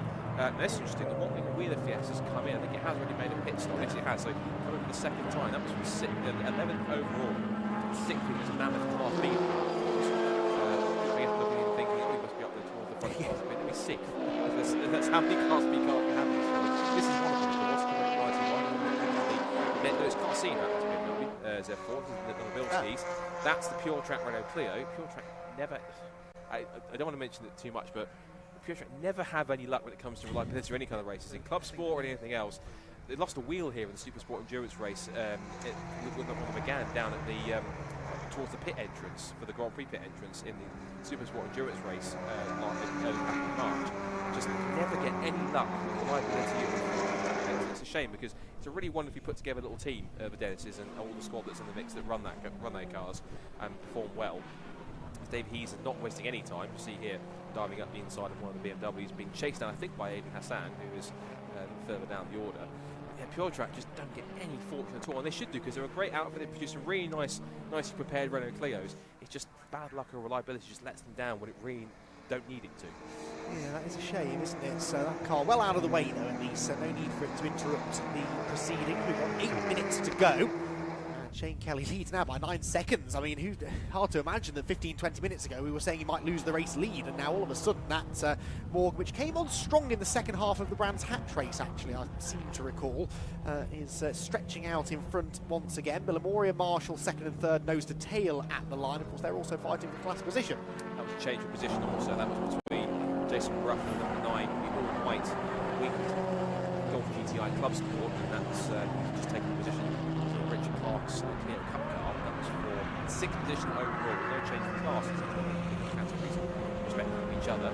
So that for Aiden Hassan, meanwhile, just behind them, is in that 1 Series Supercar car. He is currently sat at the moment 22nd overall and 3rd in Class C. So we're on course for a class podium, but back in 3rd place, but he's quite terrific in mid-pack push through. You talked about the fact that Shane Kelly got this massive lead.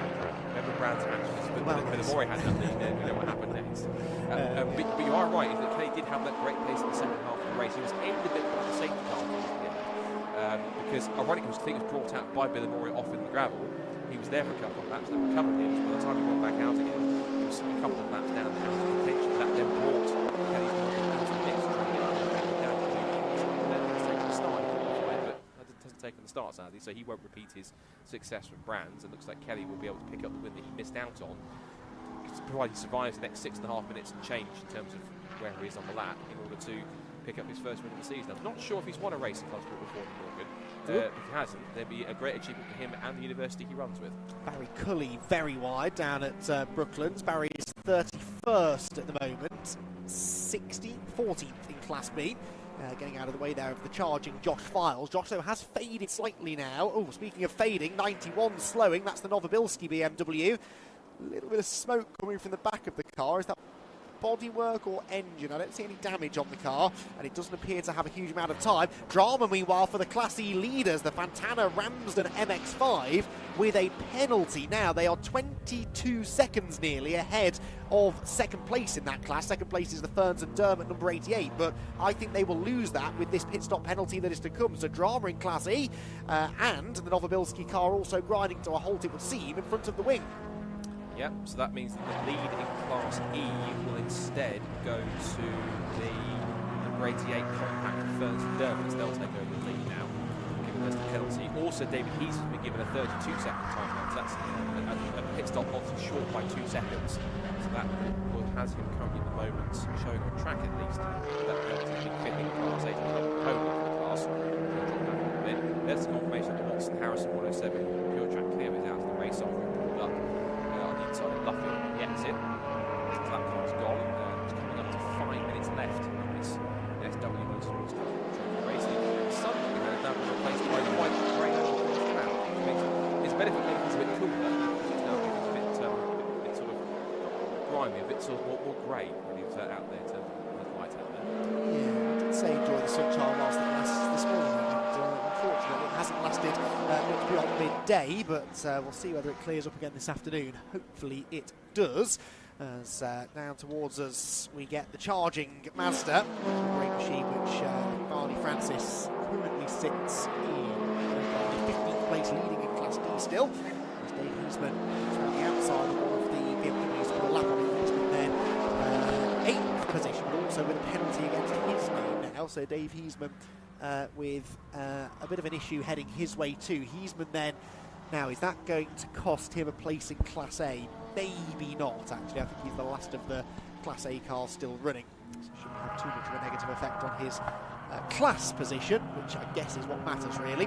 8 seconds the margin then. Shane Kelly back to Feroz Villamoria, and it did come down by over a second on the previous lap, but I suspect that is a combination of traffic and maybe Shane Kelly reining it in, although the next lap's even slower at 2:26.7. What does Villamoria have? Just with the time history here, 25.9, so 4 8 tenths gained. The are, though, on to what I suspect is going to be the penultimate lap of the race. So as long as Shane Kelly doesn't have a major issue that he's nursing here, he should be able to coast home pretty comfortably. Gone down again to 7.1 seconds this time now, so it's down by another second again on the last lap. And so it could be famous last words, given they've got a lot more traffic out there still going through.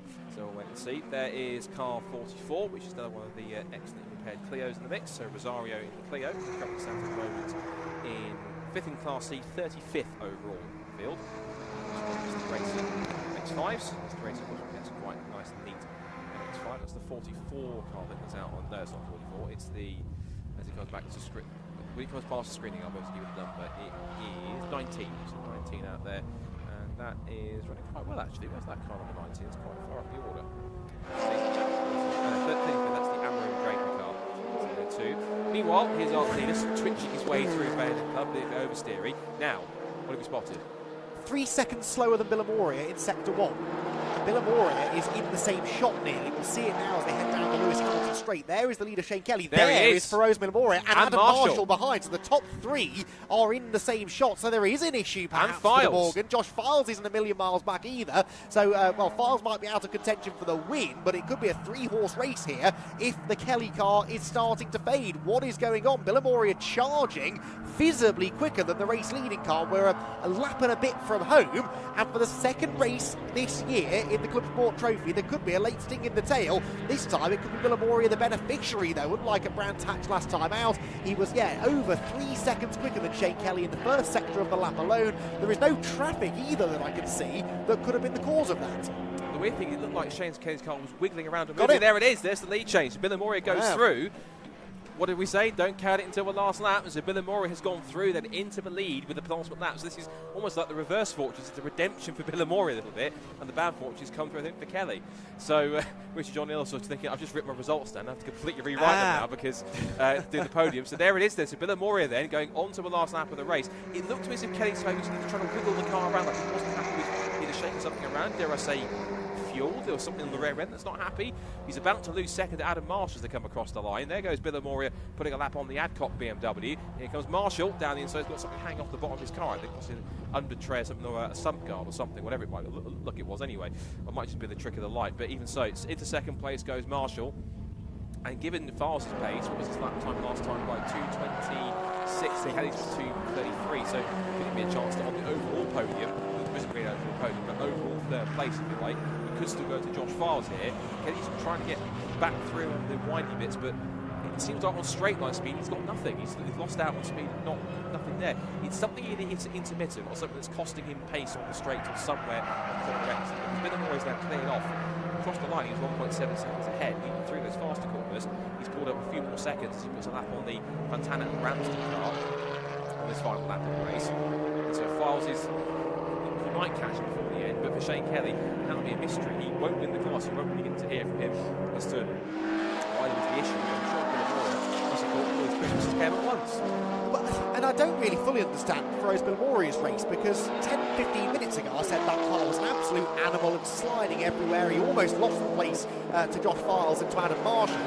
He just set the fastest lap of the race, 2:24.3. Off goes 44. That's the Rosario clear I was mentioning a couple of minutes ago. That's a Cops on the final lap of the race. And so, well, even if they've red flagged it, the race is technically over anyway, because it's in the last lap of the checkered flag. It's quite far out into the gravel anyway, so I don't think it's going to be too much of a bother. It's after the checkered flag, so it should be okay. Files has now got right up to the tail here of Shane Kelly, diving up the inside into the complex, and through he goes. So whatever the issues for Kelly, it's a mystery, but I'm trying to find out after the race somehow. But Shane that was possibly going to see him take the victory for the second ClubSport race in succession. First of all, he was denied by just running out of time. Secondly, denied by an issue. Well, and it all falls into the lap of Feroz Billamoria. It's funny how these things work, isn't it? Feroz, who really, as I said, felt like the Brands Hatch win slipped through his fingers with that strange spin into the gravel up at Clearways. Well, all of a sudden, in the dying moments of this Silverstone round, He inherits the race lead, but in fairness, he's put the hard charge in. He was quick at the start of the race. He closed to within a second of Shane Kelly. He's got the fastest lap to boot, and the Rose Villamoria will claim the victory in the SW Motorsport ClubSport Trophy race here at Silverstone. Another thriller from ClubSport Trophy. Second will be Adam Marshall, just under 4 seconds in the end, the winning margin. And third for Josh Files, fourth for Shane Kelly. Files is your Class B winner, by the way. Villamoria, of course, claims the top honours in Class A. And we'll watch now for some of the other class winners to come through. The Fantana and Ramsden car has come through at the front of Class E, but remember, has that penalty. So there, car 88 claims the victory in Class E, and that is the car that normally, as Scott says, will be driven by the Adcocks, but two different drivers in the car this time around. So congratulations to Craig Ferns and James Dermott for their win in the iconic yellow BMW Compact. Other class winners then will cycle through. We've had our Class C winner yet. No, we're waiting on the number 75. Should be one of the next cars across the line to claim the win in Class C. That's Craig Emerson. And Emerson has just taken the checkered flag. Through comes Dave Huseman. He is 8th after that penalty that he had to serve. And I think the last of the class winners we're waiting for then is Class D. No, through goes Class D there. And that is Barney Francis in the Mazda RX-8 then, picking up a class victory. And he will be thrilled with that. So a dramatic second round of the season for the SW Motorsport ClubSport Trophy. As I said, it's not a championship, they don't score points, but there is fierce competition up and down the grid in ClubSport Trophy. And Shane Kelly will be absolutely gutted that that got away from him. Looked to me there like Rose Villamoria was still pushing hard on his way back to the pits. Maybe he hasn't seen the checkered flag, but he'll get the memo eventually. And can't wait to hear what he had to say about that, particularly those leery moments that he had early and midway through the race. I mean, at times it really looked like that car was on an absolute knife edge, and then out of nowhere he was able to pull it back, find some speed, and go on and claim the race victory. And as I said, set the fastest lap of the race, the ultimate lap of the race, lap 17 of 18, which is pretty impressive on tyres that would have been well past their best. Through comes the Martin McCulley Cupra. Sorry, Seat. So used to calling Seats Cupras these days. It's the Seat Leon Cupra, which heads across the line. The old Seat Leon Cup car.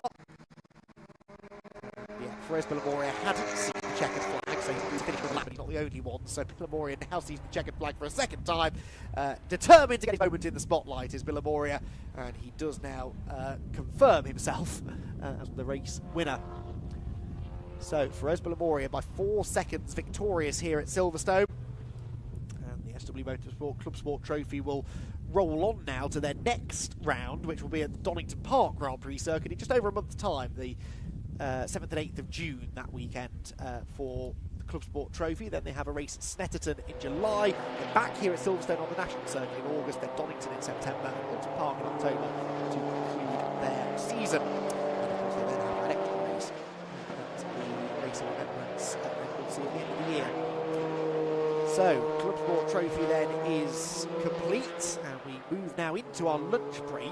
But before that, of course, we will hear from our class winners. I suspect will be the order of the day down there. We've still got plenty more racing to come though after the lunch break, which is I think about 10 minutes delayed now, so we might have a slightly shortened break. 1:50 is when we're due to kick off with the Britcar Endurance Championship. 82 on the grass on the way back into the pit lane. That's the Steve Wood BMW. Where is that? It's back into Beckett, isn't it? Steve Wood's gone off the road. That looks to be something that happened after the flag, so I'm not 100% sure what's going on there. But yes, Britcar Endurance Championship kicks us off after lunch at 1:50. The Wera Tools Formula 4 British Championship certified by FIA at 3:30, and then 4:04 before emergency lighting. Caterham Graduates Racing Club will be out for their second 25-minute race of the day. Then we have a tea break, which is more or less unique to this event, I think, at 20 to 5. From 5 o'clock onwards, we'll have build-up before the Brscc 24-hour, the main event of this Silverstone Grand Prix weekend.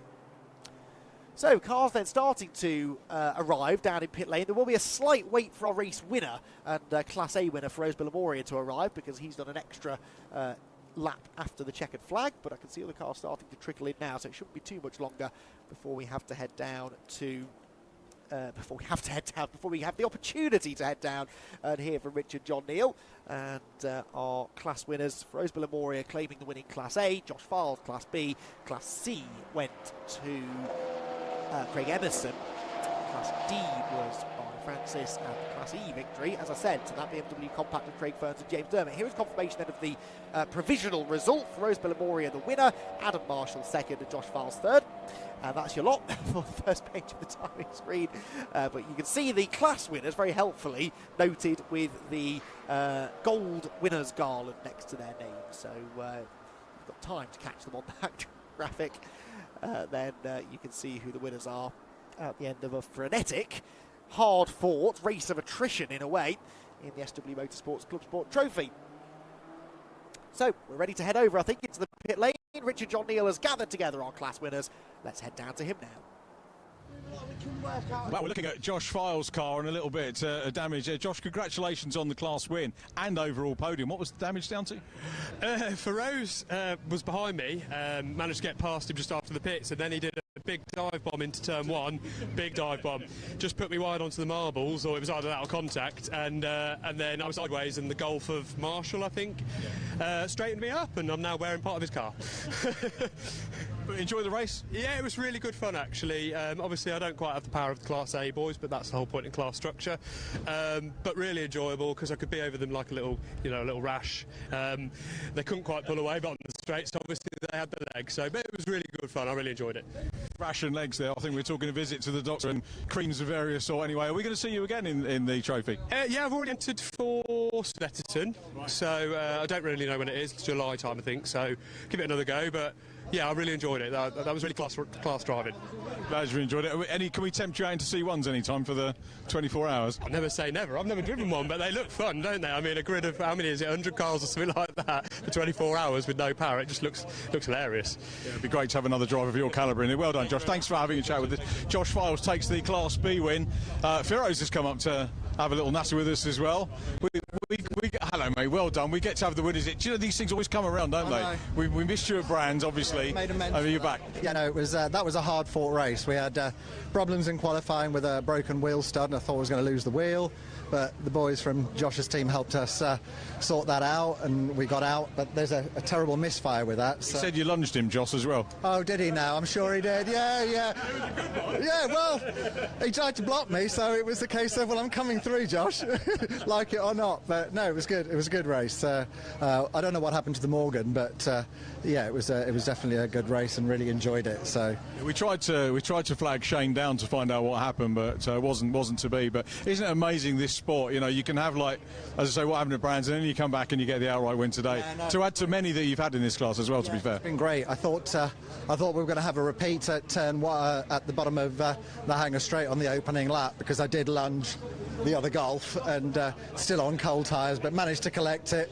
And yeah, just worked our way to pick it all back up. So yeah, great race. And the great thing about this as well, the trophy, is that you get all the different. I mean, Brands Hatch Indy is tight. I mean, it's a great one to watch and presumably to drive as well. Yeah. But then you come to Silverstone GP, which is the exact opposite. Yeah, no, I love this circuit. I mean, it's my home circuit, so I absolutely love this place. And it's great to be able to see so many different cars. And the top four this time were four different ones than we normally have. So yeah, it was really a good, interesting race. And I thoroughly enjoyed that one. Josh is entered for Snetterton. Are you already entered as well? I am entered, but I'm going on holiday the very next morning, so we'll have to see. As long as I'm all packed, then yeah, definitely looking forward to that. A rematch with Josh. That'll be good. Rest of the bank holiday weekend sailing? Yeah. Well, my son's already sailing, so yeah, we're definitely going to be off enjoying ourselves. Thanks a lot, Richard. It's always a pleasure. Well done. Great to catch you. Overall winner and, of course, Class A. We go into that. I'm guessing. Is this Craig and James by any chance? Well done. There we go. Nice to see you. Very well done. And this is the car. I'm going to come back to your win in a minute, but this is the car that Andy McEwen is going to be driving later on in the year. So now we have again proved that in whatever hands, this is a winning car. Yeah, you're rapidly removing excuses from him. Yeah. Congratulations to you guys on the class win. Talk us through the race and how you planned it and how you got out there and did the job.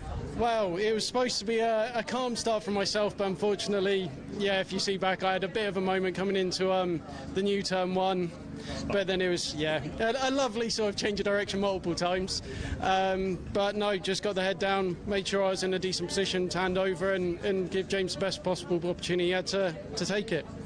And James, you've obviously had a wee bit of work to do, but you did it. Yeah, it was just a bit of a time trial event in the end, but for our first race, our first win. So we've got a 100% record now. So do we just... It's time to retire, isn't it? Yeah. It's all downhill from here, right? So, but yeah, it was a hell of a lot of fun, and we'll be back. A gritty, determined drive, so that's really good to see. And are you staying around and going to enjoy some of the 24 hours with us? Yeah, absolutely. It's a headline event, right? We've got to see it go. Craig and James, well done. Many congratulations. Thank you for chatting to us on the podium. Many congratulations. Now, this is either going to be Craig or Barney. Craig, well done. Congratulations. So, as we work through the classes, was it a lonely race for you or a busy race? It was quite lonely for quite a lot of the race. The first few laps were busy, but then it quietened down and I got quite a bit of space before my pit stop. And then I was lucky when I came out after the pit stop, I was in space again. Caught a few of the slower cars, then they had the faster cars lap me then.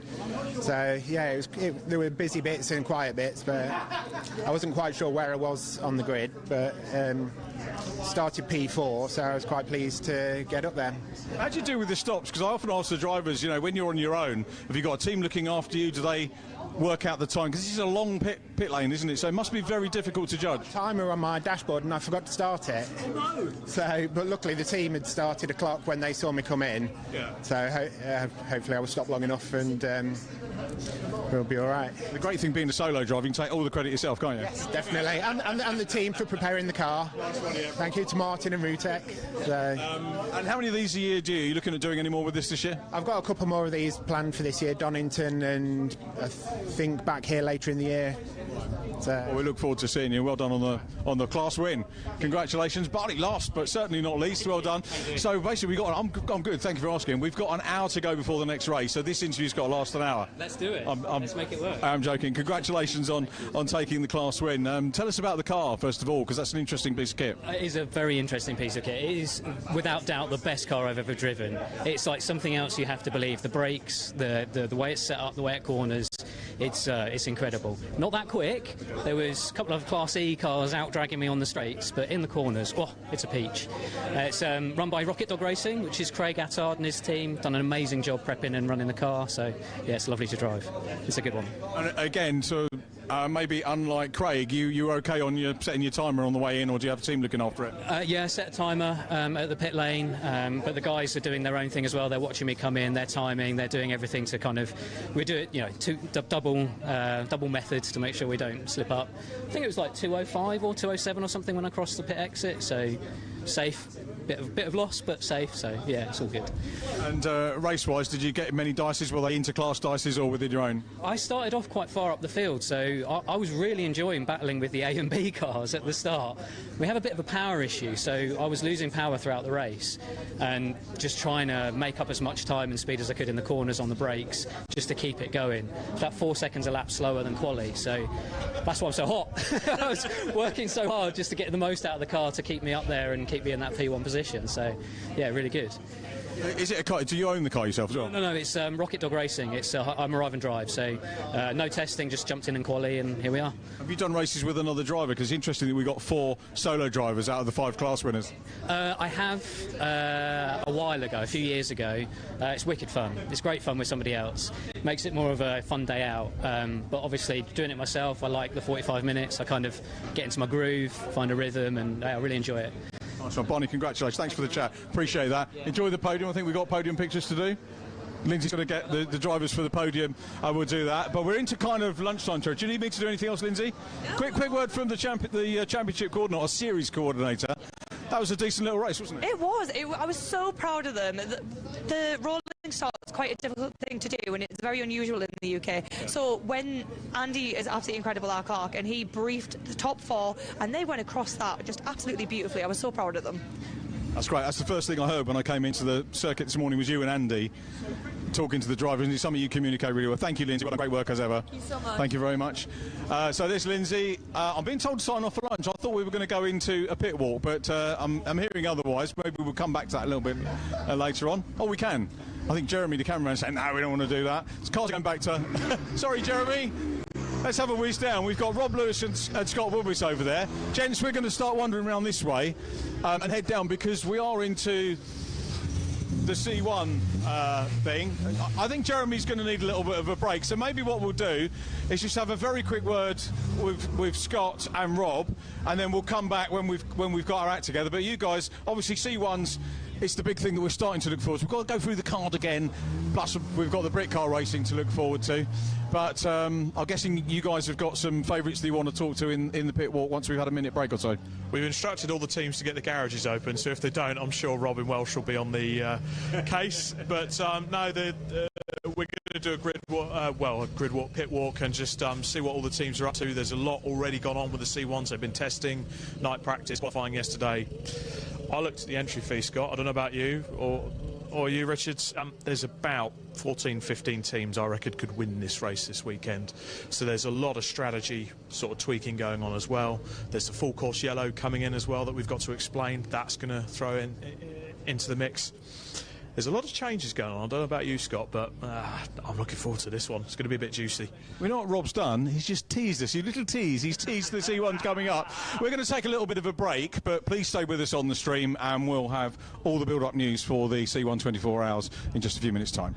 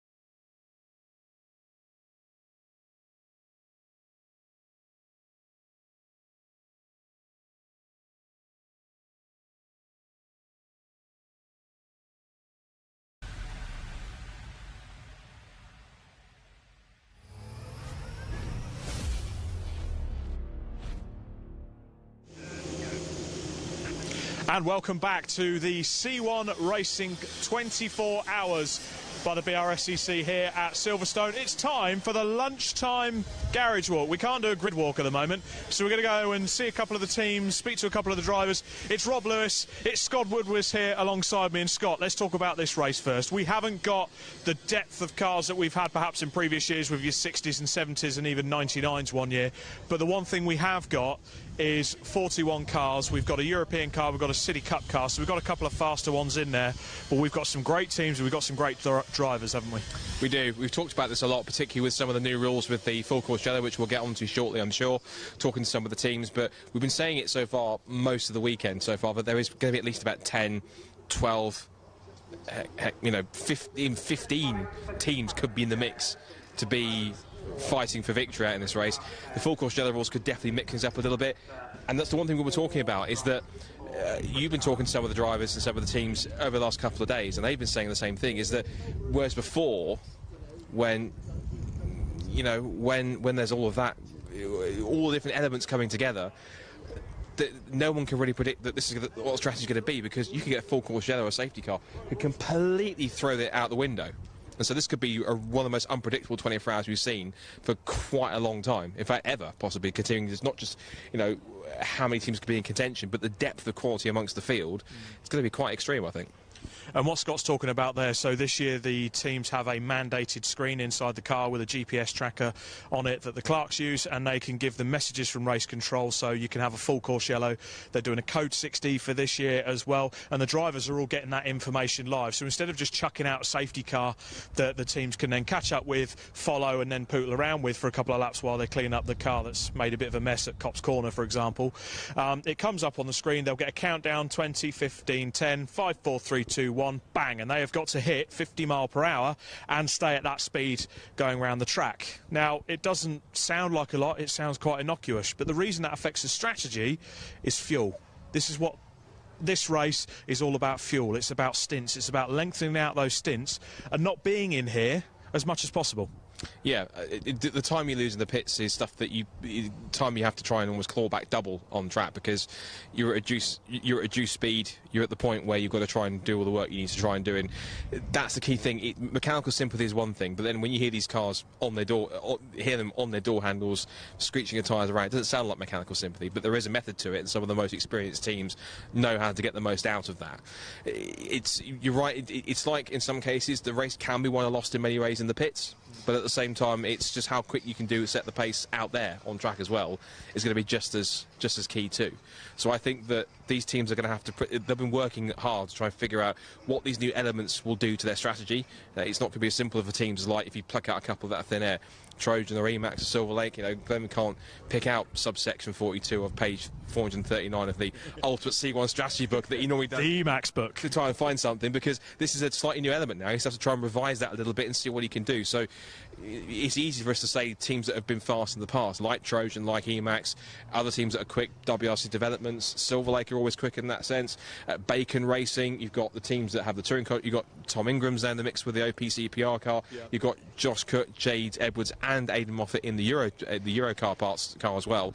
Those teams might have been quick in the past, having more of a predictable strategy, a bit more predictable this year, which means it's not going to be as simple as that. They have to kind of rethink, go back to the drawing board and figure out, how do we now, with these new rules, get around this and find the optimal strategy to stand on that top step on Sunday. Should we go speak to some of those drivers? Sounds like a plan.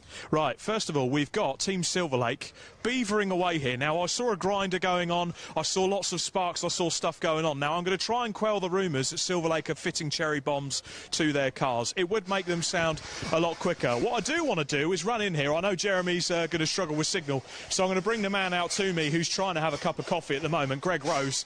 I'm going to grab him for a chat here, the team manager at Silver Lake. So, Greg Rose, you always come out to these events with some beautifully prepared cars. Alan Preble, who sponsors the series, puts a lot of love into sponsoring the series. DS3 Cup with the Brscc this year. It always just comes a bit unstuck during the night. Is there any change to the plan this year? Yeah, we're going to go. I'm not going to drive this year. I'm just going to run the thing, and hopefully we'll stick to a strategy. We've got a strategy that's worked before, and it's won a 24-hour race before. So hopefully that will work. Sorry about that. Sounds like someone in the team's already trying to get hold of you already. That's right. Yeah, so we're going to try this strategy, and if everything goes to plan, we should be all right. Looking good. A slight change on the normal drivers, and you've got some returnees as well. Yeah, Paul Dickinson's joining us in the car. He's going to join with Alan and Aaron Chalk, and in the other car we've got Dan Jewell sharing with Mike Chapman and George Davis, and we got Robin Welsh who's going to go in both cars and just do a stint in each car. Is it nice to get the boss out in the car just to check them out and see how well built they are? Yes, I think so, yeah. Thoughts going into the race, because you've got one car sort of mid-pack, which is the Gen 2 car, if I'm correct, and you've got the Gen 1 car that's right up there on the first couple of rows. Yeah, important at the start just to stay out of trouble, get rounds, just try and stay with the leaders, but just run your own race, basically.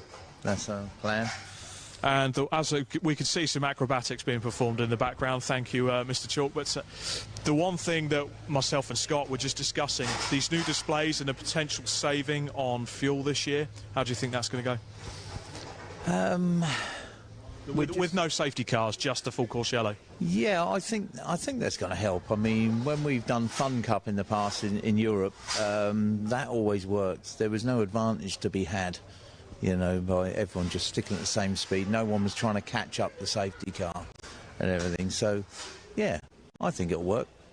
Fantastic. Well, we'll let you carry on, and we'll try and grab a word with Alan Preble later on. Thank you very much, Greg Rose there. That's the Silver Lake Racing team. Scott, I think I'm going to hand over the reins to you for this one. We need to speak to Scuderia Polo Rosso and see what's going on, because, again, perennial, fast car, always up there, great driving standards, great driving, hands down, but never the luck. Let's go see what's going on.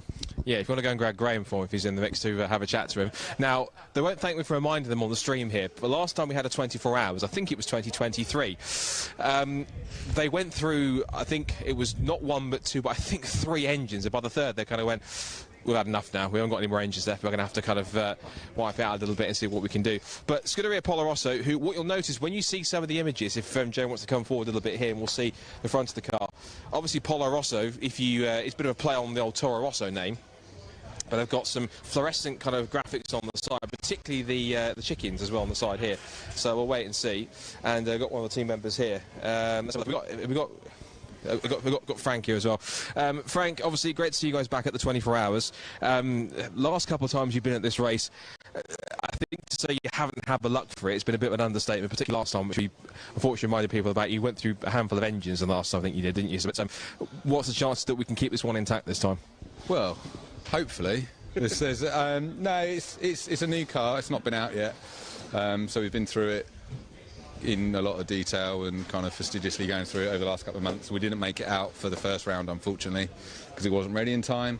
But yeah, fingers crossed. We've done everything we can. Got to go out there, have a good, clean race, and don't get in any trouble, and just try and drive consistently and bring it home at the end, really. So ultimately, yeah, last time it didn't go well. We had 3 failed engines, so it can only be better this time, surely. Yeah, and in terms of obviously the nibble that you've got with the fine-tooth comb and done a lot more. The key thing with these races, obviously, is the reliability, but also the consistency, like you talked about as well. Are you confident that you've got a car underneath you now that at least hopefully can do the business and actually give you a little bit of an easier time with things in that sense? Yeah, I think so. We got some good running in yesterday. We've got some good testing in, just making sure that kind of we're going through the motions, everything works, everything feels good. James has done a great job putting it together along with me and Sean and Graham, kind of all just putting the evenings in after work and that sort of thing, and a few late nights, but we've done what we can, and just got to go out and hope we can bring it home in the race now, really. You've had some races before in C1s where you've actually been quite strong and you've got a couple of podiums, so obviously it's a brand new car, but the car you had before had really good pace to get up there in the mix. From the pace that you've seen so far in this car when you've driven it in practice and qualifying, are you happy where it is, or do you think there's still some time to extract possibly over the course of the 24 hours? I think the most of the times to come is going to come from bum in seat time. I think we're happy with the car. Yeah, the last car went really well.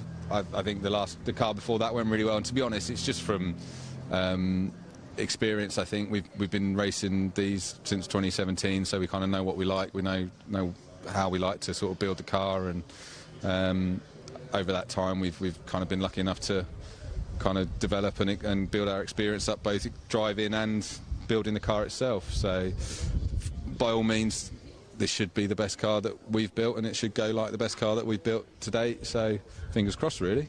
Yeah, fingers crossed it does, and hopefully you have much better luck than you had last time. Hopefully. We can only do what we can do, can't we? So we've done as much prep as we can. Obviously, we're still doing a few bits now, and fingers crossed. Frank, best of luck. Hope it all goes well today. Excellent stuff. Well done. Right, now we're going to move forward a little bit further down. A few more. We've got some of the Britcar teams that are moving down here because we've got the 2.5-hour Britcar and Supercar Challenge race coming up after lunch. We're going to keep on wandering down here. Blessed team here, ready to go, but they've shut the garage door. How rude.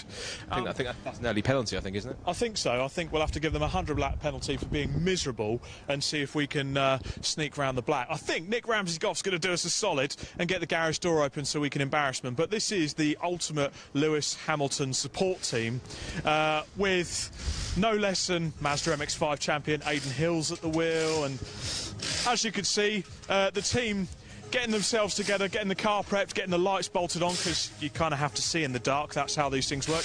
Aidan Hills, normally I'm talking to you next to a Mazda and it all looks resplendent and you're taking wins. You guys are fast in these C1s this weekend. Seem to be, yeah. I wouldn't even say, like, these boys have done it a fair bit, so, you know, they know what they're doing with their car. From my point of view, quali went really well. Just, I haven't sat in a C1 for 4 years. I haven't driven a front-wheel drive car for years. So to put it, I think P6 overall, yeah, it's really happy. Sort of overachieved. We're happy if we got in the top 10. So to be P6, I'm looking forward to the race. Yeah, it's going to be good fun. I'm going to ask the drivers all the same question. The full course yellow, how is it going to change your strategy? It really depends on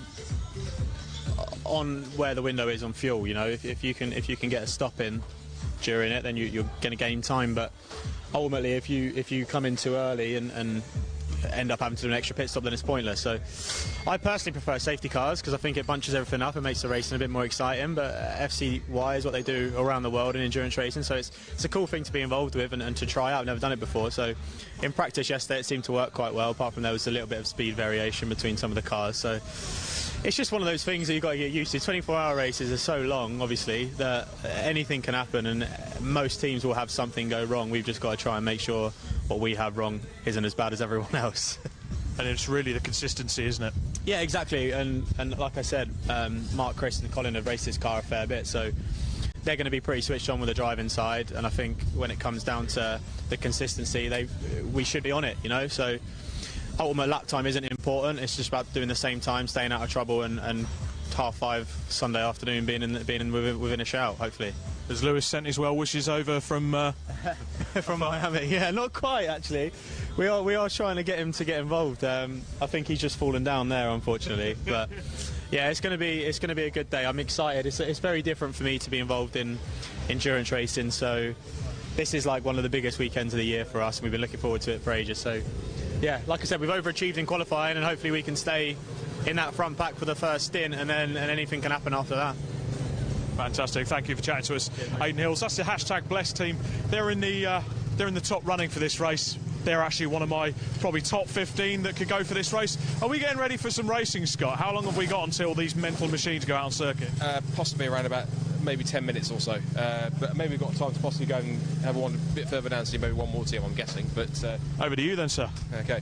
Well, let's see if we can have one and see what we can find them. You can see some background here. It's almost like impromptu kind of run through how the pit stop's going to work. You can see some of the teams here with the Harrington tyres, one or two of the Supercar Challenge teams in there too. So we're just going to see here, we've got the AFR team just down here in car 427. And a little bit further down the garage, there's a few more. So a few more of the garages down here have got some more of the top teams like Alpha Trojan, like Emax are in those 6 cars as well. There is also one car to watch out for from a Brscc perspective, and that's car 410. You can't miss it because it is the Golf coloured car, and that's going to have the Brscc team of Paul McCurlin, Greg Graham, Charlie Snell and Luke Stout, along with Andrew Schofield, who's the coordinator for Audi TT's Supersport Endurance. Qualifying, let's say, didn't quite go to plan for them, shall we say, in terms of... But they have got a very good driver coach in Charlie Snell. Oh, yes, of course, yeah. Who kind of put them all to rights, I think, quite fairly at the opening round in March when he was, what's the word? Faster than Luke Stout, I think it was. It's quite convincingly so. So I think if he can teach them a thing or two and get them up there, because... joking aside, the pace that Charlie was setting towards the end of that race, he was in the same group as the leaders, that's for second, third and fourth. And the great thing was, after the race, he didn't realise it. I kind of mentioned to him saying, you realise basically the cars you're battling with, those are the cars that are battling over second place. And he went, really? So he couldn't quite believe it. So that was his first ever race. So the fact he's got natural speed like that is pretty impressive. But it's good to see them out. It's good to see them having a play in a C1 and giving it a go. I guess for them it's just a case of just getting to the end unscathed and getting a good result. Probably not quite the aim of mine for teams like Alpha Trojan and Emax and WRC Developments, who, let's face it, they're going to be out there to win. These guys are not just here for a Saturday, Sunday drive. They're out there to stand on that top step if they can. We haven't sort of addressed the elephant in the room, which was 2023 yet, have we? There may have been a little bit of contact in the last few laps between Alpha Trojan and Emax. I think there's going to be... Emax have brought 6 cars out for a reason. Not only do they run a good car, they want to win this. Glenn Finn and his team want to win this race, and they go about things the right way. Their pit work is immaculate. Trojan want to win this. They go about things the right way. They are super fast, smooth drivers, smoother than Kashmir. I mean, the way they weave themselves through the maggots and beckets is like an Indonesian squirrel almost. Very hot and spicy. Really, they set the car up absolutely perfect, and it looks effortless when they drive that car. And can they do it for 24 hours? I think they can. This is almost going to be, Scott, a 24-hour sprint. That Euro Car Parts car, with all of the great drivers in it, like your Josh Cooks, like your Aidan Moffats, like your Jade Edwards, Ryan Bensley from TCR UK, and Sylvain Rubio, who, he's the reason that they're doing the C1 racing. Because he wanted to get into racing, and they're like, you know what, if you want to go amateur racing, you go C1 racing. And guess what? He came here, and he got a good result, and he's won here in the past, so don't discount that team as well. That, to me, if someone was to say to me, name your top 3, that's probably what I'm going to go for. There'll be an Emax in there, there'll be a Trojan, and there will be the Euro Car Parts car. Don't discount Silver Lake. I think they're going to be quick as well. Bacon Racing, they have been so quick here in the past, but they've either had penalties, a simple mistake, a card that won't format, so they didn't have the footage to give to the clerk, so they got the 3-lap penalties, etc, etc. I don't want to see Sandro from the Team Saab this weekend. I've made it a personal goal. I want him to be happy. But we've got 41 cars here this weekend, Scott. You could throw a blanket over who gets into the top 10. And like I said before, anywhere between 10 to 15 of those cars are going to win this race. I can't call it. Yeah, there's other teams I could throw in the mix as well. One is WRC Developments, lots of experience. One of the cars, of course, has David Drinkwater, who's got Nürburgring 24-hour experience, and he's done champions. Exactly as well. I've got Will Gibbs in the mix as well, of course, been a Legends champion. The other one, who, of course, was strong at many points throughout the 2023 edition, was JW Bird. They're always up there getting a good run. Nick Beaumont's team, very strong indeed. 2 cars in the mix there as well. It's going to be a Polo Rosso when they're on pace. They're pretty quick on top of that too. You're right in the sense that with these new full course yellow rules, and with the fact that you've also got this unpredictability, and the fact that teams now saying it's not as simple as 2 years ago. We can't fully call what the pit strategy is. If a full course yellow comes out, that could play difference on the fuel, even on the tyres. They don't do many tyre changes in the C1s, of course, even though they are herring around here for 24 hours. It's not often you'll see tyre change. You'll see more fuel stops than tyre changes, and probably more driver changes than tyre changes on that side. I don't know how many brake changes they do. If is it from memory, is it how many more brake changes they do, or is it often they'll change brakes in this race? I think 1 or 2 teams will change the brakes during the night. If they can get through a set of pads, most of them will do. And of course, it's that mechanical sympathy, isn't it? A lot of these cars won't be driving to the absolute fastest lap time, get it up there. They'll look for a datum time and they'll drive to that. They'll preserve their fuel, they'll preserve the rest of the car. Contact, big no-no. If you've got to come into the pit lane at all, whether it's a black and orange flag, you've got something flapping, or you've hurt the car in any way, that's gone. I hark back to a couple of years ago. Team Morwin, our good friends Nick and Katie Ramsey-Goff were running that team at the time. They were in the top 5. They were on for a podium. Someone went off in front of them, kicked up a load of gravel. 1 stone punctured the radiator. A 12-minute stop put them out of contention for a podium. They weren't the fastest. They just kept out of trouble. So look for 1 or 2 of those teams that are up there this afternoon that are just nipping about there. Burton Power I've been having several discussions with. They've got a couple of novice drivers in. They're here to have some fun. SCR, they're here this weekend with our friends from Switzerland that have come over. We've also, talking of the European competitors, we've got the Danish team that have come over this weekend, and it's great to see them. Hopefully we'll have some more European cars over in the future. There's so many aspects to it, Scott. Honestly, I'm really looking forward to this 24-hour race. But before the end of this 24-hour race, we've got some support races to finish off. And as you can see, everyone behind us is getting ready. We have our friends over from the Netherlands with the Supercar Challenge, and we've got our friends from Britcar in the pit lane this weekend. It's time to head back over to the commentary box. Hopefully, we've got Andy McEwen standing by and Richard John Neal. We've got some Britcar to attend to and the rest of the afternoon's races, including the Wera British Formula 4 and the Caterham Graduates. Shall we hand back? Definitely so. Andy, Richard, back to you.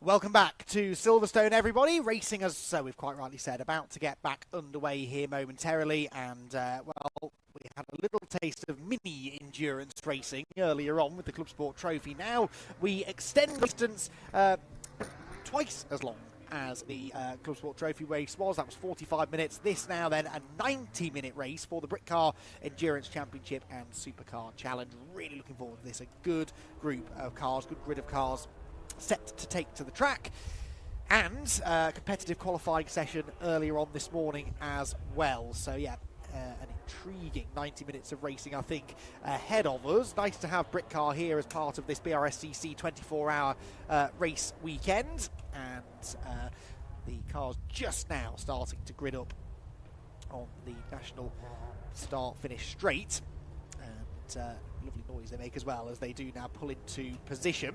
So the Britcar Endurance Championship then guesting here this weekend as part of the Brscc package, and qualifying took place a little bit earlier on this morning with two classes of cars. It's sort of two separate races going on at the same time, really. There are different pit stop regulations for the Britcar element of the race and then the Supercar Challenge element of the race as well. Britcar have two mandatory pit stops that must be made during the race, and just the one for the Supercar Challenge, but it's a much wider pit window for Britcar. They've got the majority of the race, basically, to do what they want to with those two mandatory pit stops. Quite a short window for Supercar Challenge. So two separate races going on, two separate grids, therefore, but just the Britcar part of the grid alone is 32 cars, which is fantastic to see. It's Torre Verde GT who have the pole position, their Porsche 991 with a 2-minute 3.4. That was 1.4 seconds quicker than the FF Corsa Ferrari Challenge car. So Steve Gambrell and Dan Lloyd, British Touring Car race winner and former TCR UK champion Dan Lloyd, with the pole position time. Johnny Molam is the pro driver in the FF Corsa car that he shares with long-time co-driver Bonamy Grimes. Mark Cunningham and Peter Cunningham's SG Racing Porsche 997 Cup car is third. The Steer Group Ferrari 488 Challenge car fourth of Andy Christopher, and then Amspeed's Porsche, Don Malone and Dan Camish, heard of him, British Touring Car star and former Porsche Carrera Cup champion Dan Camish, completing the top five. It's a really star-studded grid, actually, within the Britcar element of the race. We've got the likes of historic racing legend Michael Lyons out there, Colin White, Ginetta, superstar racer Colin White out in his G55 Super Cup car, not a G56, G55 Super Cup car for this event. And even further down the order, former British GT racer Alex Toth-Jones, Bart Horston, former GB3 front runner. There are lots of quick drivers up and down the Britcar grid, and it's going to be very interesting to see who comes out on top at the end of the 90 minutes of racing. Then within the Supercar Challenge, we've got, in a way, some of the tastiest machinery on the grid. That grid is headed by the Mosler, the MT900R Mosler of Morgan and Marcus Short, brothers of Martin Short, who of course was well renowned for his GT racing escapades a couple of decades or so ago. And the Mosler, only 3/10 quicker actually than Ted Van Vliet, the JR Motorsport BMW M6 GT3 spec car. And we've got a whole range of cars in the Supercar Challenge, from full-spec GT3 cars, TCR machinery represented out there as well. There's a VW Golf, a Hyundai i30N TCR, and then even things like BMW M2s and BMW Compacts at the back of the grid. So it's a really eclectic mix of cars in the Supercar Challenge. And as I said, they run to this different set of regulations. We'll get into the intricacies of the pit stops a little bit later on, but for Britcar, the pit window opens only 18 minutes into the race. So actually, that's only a handful of laps, half a dozen laps maybe into the race, that the pit window will open, and it will be calculated to close 18 minutes before the scheduled end of the race. So this being a 90-minute race, the pit lane window will open at 18 minutes and close 72 minutes into the race. There is a minimum pit stop time that must be adhered to, and that, I believe, is 135 seconds for the Silverstone Grand Prix circuit. And there are pit stop penalties that come into play sometimes on the double-header race events, but we'll worry about that a little bit later on in the afternoon. So a brilliant sight they make then, the cars, as they line up the grid markings on the national straight here under what is now a fully overcast sky. It's still 15 degrees. There is a slight chance of rain now, the forecast is telling us. Hoping that doesn't come to fruition, but it's still a perfectly pleasant afternoon. The wind is what's bringing the chill, really, to the air. But hopefully the track stays dry for the duration of the 90 minutes. Richard John Neal alongside me then for this one. And Richard, this is a very, very tasty prospect, isn't it? A huge grid of cars. Great to see the Britcar Endurance Championship once again now reaching 30-plus car grids. And the inclusion of the Supercar Challenge gives us even more to be excited about. It's going to be an interesting race, this. Yeah, I'm really looking forward to it. And some mouth-watering machinery out there. I had the pleasure of watching Steve Gambrell racing in one of our Brscc meetings. It was here.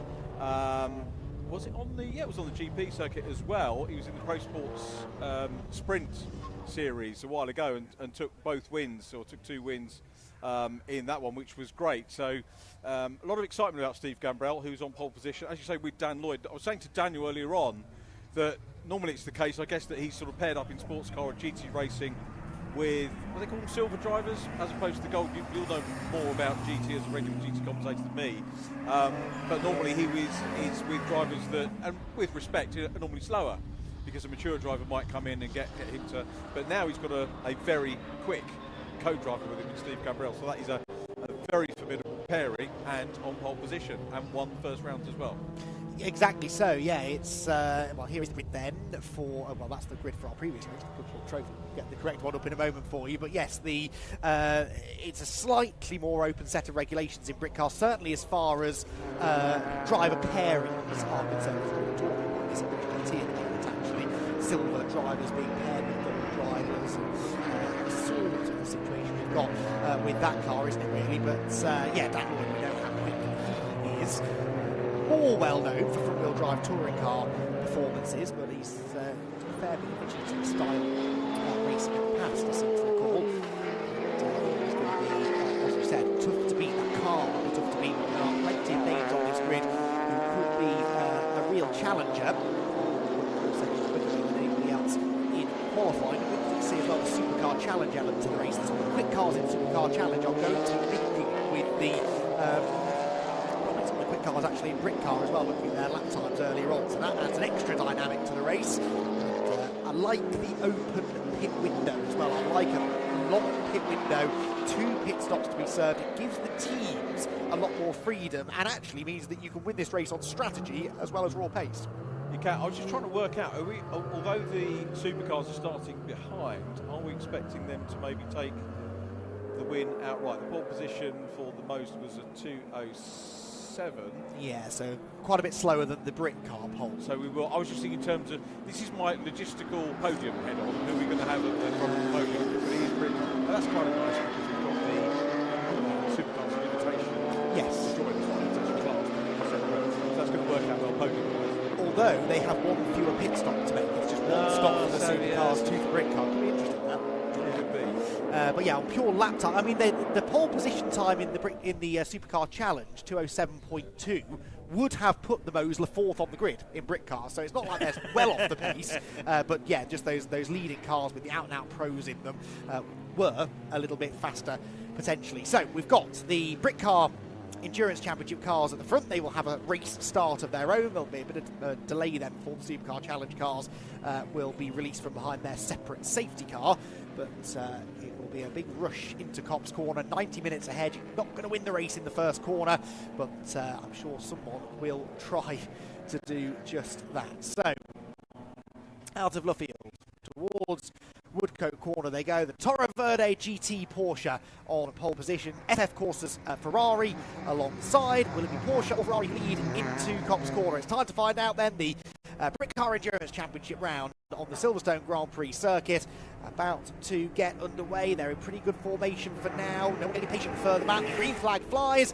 and away we go. The FF Corsa car on the outside not able to get the lead into turn 1. In fact, under threat from the SG Racing Porsche briefly, which was looking for a route through on the inside line.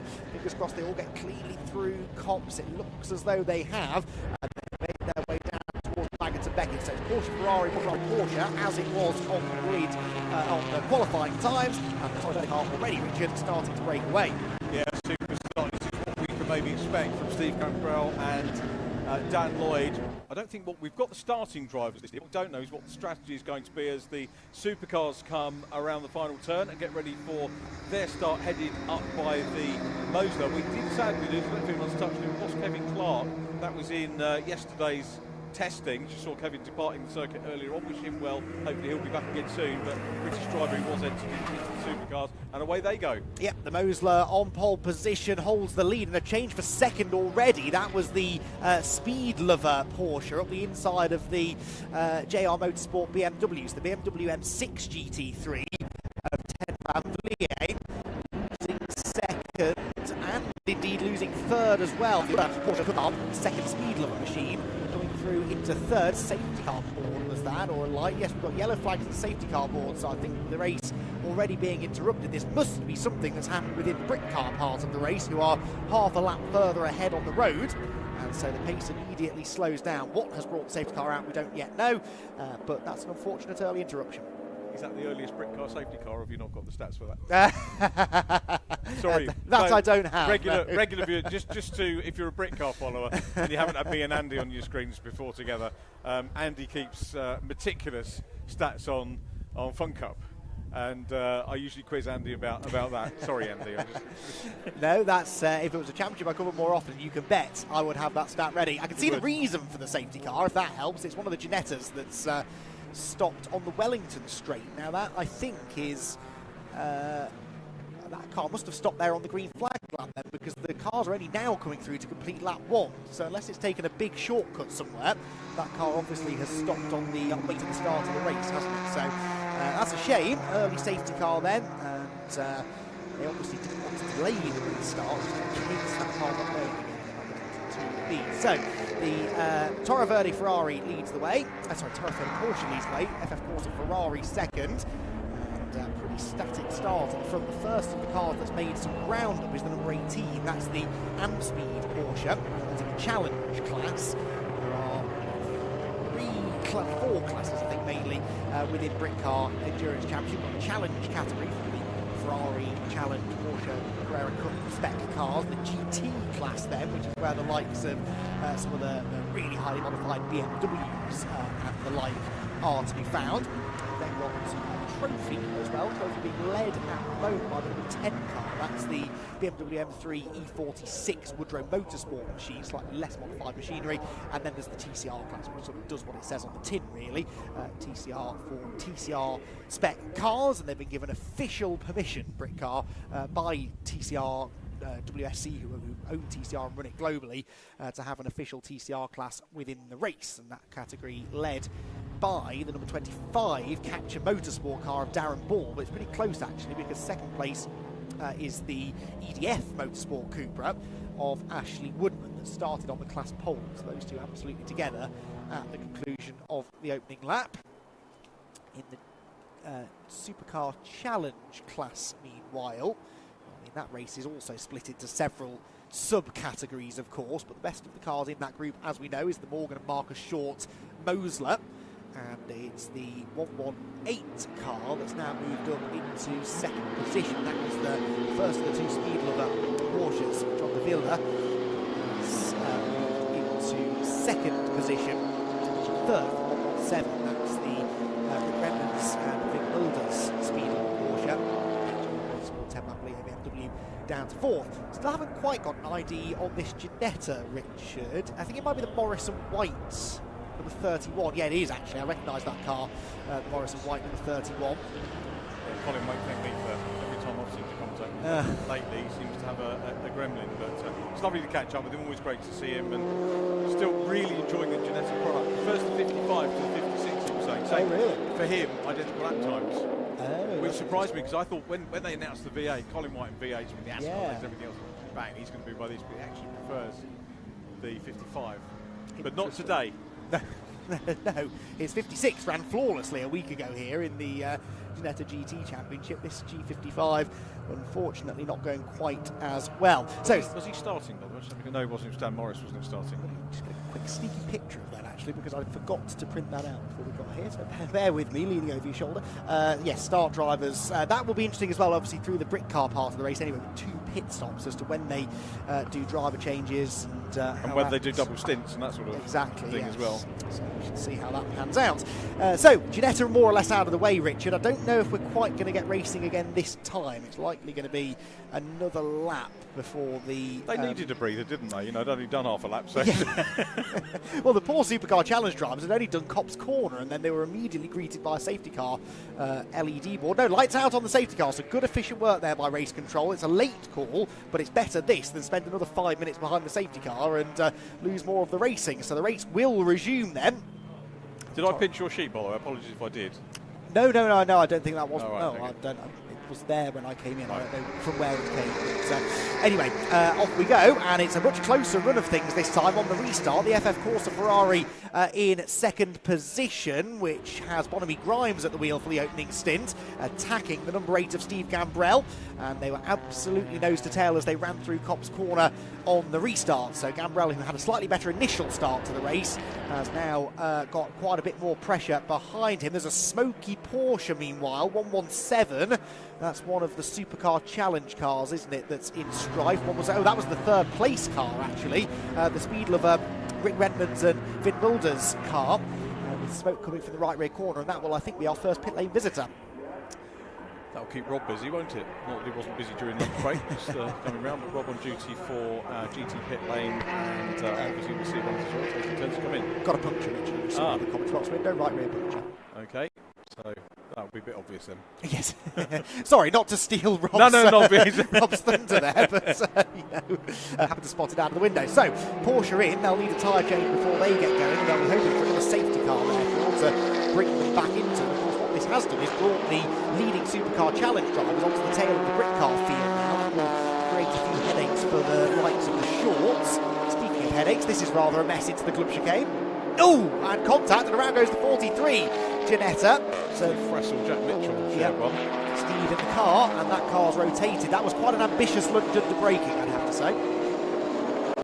Interesting that, to me, the drivers like Dan Morris and Steve Fressel, who I remember joining Ginetta in the Supercar days on Token Paddock, and they've stayed with the brand. Yes. They're still with it in Britcar, which is good to see. Broken right front suspension, I'm afraid, Richard, on the 43. So That's another Ginetta falling by the wayside. They make them strong Ginettas, but that was a bit of Ginetta on Ginetta action, from which this car has come out with quite a bit of damage. That car is going to require a lot of repairs. Not convinced we'll see it out again.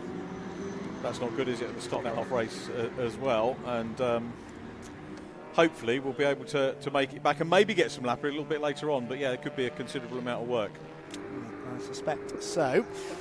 So, out of Luffield corner we go. Torre Verde leading the way, 1.3 seconds actually, so they've managed to extend the margin slightly over the Bonamy Grimes car in second position. And indeed about the same sort of gap back then to the Cunninghams in third, the number 32 machine. On screen there, the number 38 Team Brit car, one of the two McLarens that we've got in the field. 38, that's the Noah Cosby one. Aaron Morgan starting the 68, which is only a couple of places back. In fact, there is the 68, I believe. Just mixing in some of the, in theory, quicker cars, but a GT4-spec McLaren is a pretty handy bit of kit to have around Silverstone. There's your leading group, and these five, very much the class of the field so far. They all run in the Challenge class, and they are very much distancing themselves from the rest of the field. Yeah, probably going to expect that, to be honest, and it's very, very much early days for them. So you get out there at the start, try and build up. It's amazing actually how quickly we're going to get into pit stop window. I don't know how quickly changes will be affected. I'm guessing probably not that early. Although 18 to, if you're looking at a third of the race for the two stops, maybe it's only another 10 minutes. So it's only another couple of laps, isn't it, before things start to bite that way.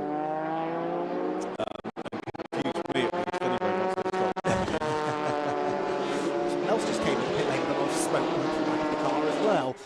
Car 403 has been noted for overtaking under the safety car. Now, you're not normally noted for that sort of thing. You're normally penalised for that sort of thing. So 403, which again is one of the Supercar Challenge contenders, I believe. Yeah, it's the Supreme Motorsport BMW, which may have a penalty incoming.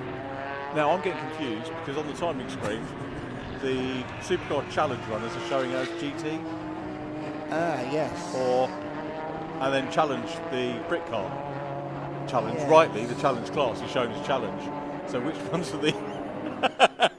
Yeah, okay, good point. Also, the shorts have lost ground, haven't they? Look, because they're behind a couple of the other... They're shown as GTD, in fairness. Okay. So that maybe makes a bit more sense. So anyway, we've had a lead change in that class, whatever we're going to call it. And it is the number 118 that's got to the front. The speed of a Porsche of John de Vilde, who started third, leading in the Supercar Challenge now. Team Brit McLaren into the pit lane. Now, this is all too early for the mandatory stop, so these are not going to count as one of their two mandatory visits to the pit lane. Not sure what the issue is for the Team Brit car. It was the 38 car, the better placed of the two as well, Richard. It was. As we look at the number 40 going through, Jazz Sapra and Brian Bransom. In the pit lane we go with the Steve Fressel class, made it back. And we're getting a pretty good look there, courtesy of Jeremy, our cameraman down there in pit lane, at the work being done on the car. But it's not going to be a meaningful result, is it, for the Fressel and Jack Mitchell car. Jack Mitchell, of course, was Ginetta Junior Champion the year that Mr. Norris was in it. Oh, he was, yes. When was that? 2000? It was 10 years ago. Was it? Yeah, right. I think yes, it was. Yeah. Oh no, Z4 was 10 years ago, wasn't it? Yes, so maybe 24. That, yeah. 13, 14. Yeah. Wow, yes, Jack Mitchell. These days is one of your go-to pro drivers if you want someone to come and race a GT car with you. Have them on the grid here this weekend. Right, this is the BMW running within Supercar Challenge, which had started on the class pole, second on the grid, the JR Motorsport machine, which has Ted Van Vliet on board. And that car working its way through some of the lower category Britcar entries. 162 there is the Ginetta up the inside line. Placed down at Brscc out Turnbull, that's the SVG Ginetta that shares with Alex Tom Jones. Here, a little bit of TCR battle, again within the Supercar Challenge. Cupra ahead of Hyundai. It's in fact battling with the Alfa number 57 as well there. 57 doing its best not to get too involved in that class battle. And succeeding in doing so, I believe, for the time being. Well, no, not really. Holding up the Cupra now slightly around the corner. Here's but some good racing from the Supercars. Interesting at TCRs in both, really. As we pick up Nick Casey in the 55 Super Cup, just ahead of this group. Yes, indeed. So another Ginetta, another Cupra TCR car in this group as well. 721 is in there as well. So it's, as we sort of feared might be the case, it's getting a bit complicated here with the two classes mixing. This wouldn't have happened quite so quickly had we not had that earlier safety car. Team manager of car 43 to race control now. So 43 being summoned. That's the Steve Fressel Ginetta, Simon Green Ginetta then. In pits. Yeah, those already in the pit lane and going no further, I suspect, but with that will be because of the collision that ultimately seems to have taken it out of the race down the chicane. So, dramatic first quarter of an hour or so of the race. Not out front though, in fairness. Gambrel putting in some good lap times, Richard. 2 minute 4.6, 4.3 seconds up the road now. Yes, you just got to look at the last lap times, 2:04.68, the fastest lap, and then the chasing driver 2:06.319, and the Cunningham pairing 2:05. So slightly quicker, third place, and third and second getting a little bit closer. And you can see from the gap on the timing screen, only 6/10 between those, so pretty close for quite a sharp end of things. It is indeed. This is the first part of the race. Pit stops, I think, are going to have a massive part to play in this. Only not even quite a quarter of an hour into the race. Car 4:03, 30 seconds added to the pit stop time is the end result. So 4:03 Supreme Motorsport, which is the Supercar Challenge BMW M3. I actually saw what that was for. Oh, that was overtaking the yellow flag. So added to the pit stop time. A little bit more elegant potentially than then adding it post-race. I believe we can head down to the pit lane now and hear from, I was going to say Richard John Neal. It won't be, of course. We've got Lewis down in the pit lane. Let's head over to him. Come down and see Team Brit, who are here this weekend in the Britcar Endurance Championship, and Paul Fullock, who is doing a lot of work behind the scenes at Team Brit as your day job. You're also here supporting Silver Lake, who it's the C1 Racing Series with a 24-hour race this weekend. First of all, the fast stuff out on the circuit at the moment. How are you feeling before you get in the car? Well, I've had an easy day so far. So I'm second out in stint. We did a bit of qualifying out this morning, but my job was just to prep the car for Aaron. Aaron's out there right now doing a stellar job, so hopefully he gets to half-time, hands over to me, and I'll see what I can do with it. You've done a bit of C1 endurance racing before. How did that prepare you for something like this? Oh, I ended up on my roof, so yeah, hopefully that's not a recompense for something that's going to happen today. But no, the C1 race was absolutely stellar. I enjoyed every minute of it. Your Britcar season so far this year, how's it gone for yourself and the team? Yeah, we're good. We had a crash last round. We had a really good result in the first race, crash in the second race, so we're trying to bounce back from that at the moment. We had a decent qualifying, but as I'm sure you noticed, the grid out there is busy today. There's a lot of dealing with traffic and trying to get to the front of that. It's quite a fast-paced race day as well, because you've got your qualifying and then your race all in one day. Does that sort of help settle the nerves? Yeah, I think it gets it all out of the way in one go, but it means if you have a technical during qualifying, you're very quickly then into your race and everything like that, so it gives the mechanics quite a lot to do, which is, yeah, I feel sorry for them on that front. You staying to spectate later on?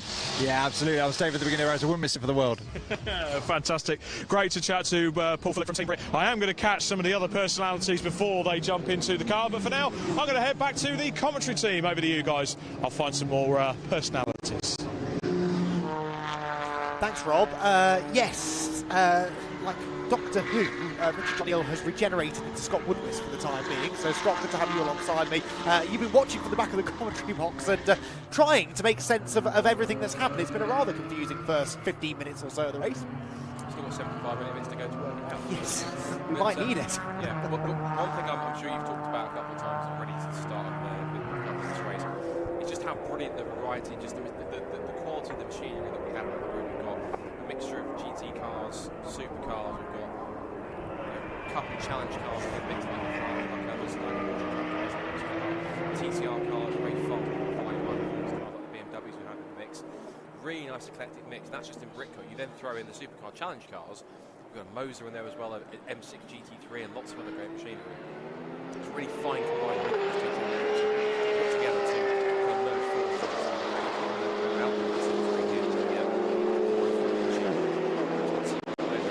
Typically when they do race, they're usually in their own one make series over in France, which is quite successful. And also GT3 version, which is quite hilarious. Whenever it has headlights on, it looks like it's absolutely terrible. It's got a faster car behind it. I think it's kind of just trying to run away from it because it's just terrified of being overtaken. Anyway, it's good to see it in the mix. Good to see that car in the mix. Of course, leading has Steve Gamble. Brel who's leading in that car. And it was here at Silverstone GP when he picked up 3 wins in a row in the Open Pro Sport Sprint Supercar. That great battle with John Seal in the Lamborghini Huracan Super Trofeo in the first 2 races. Made the most of that. That with 3.2 second lead over Bonneville Grimes in second place. Talk about some of the quality of drivers in terms of the road here. It's pretty magnificent. Dan Moore, Johnny Bowman, Dan Cameron, James Cannon, Lyons. Short in there as well, of course.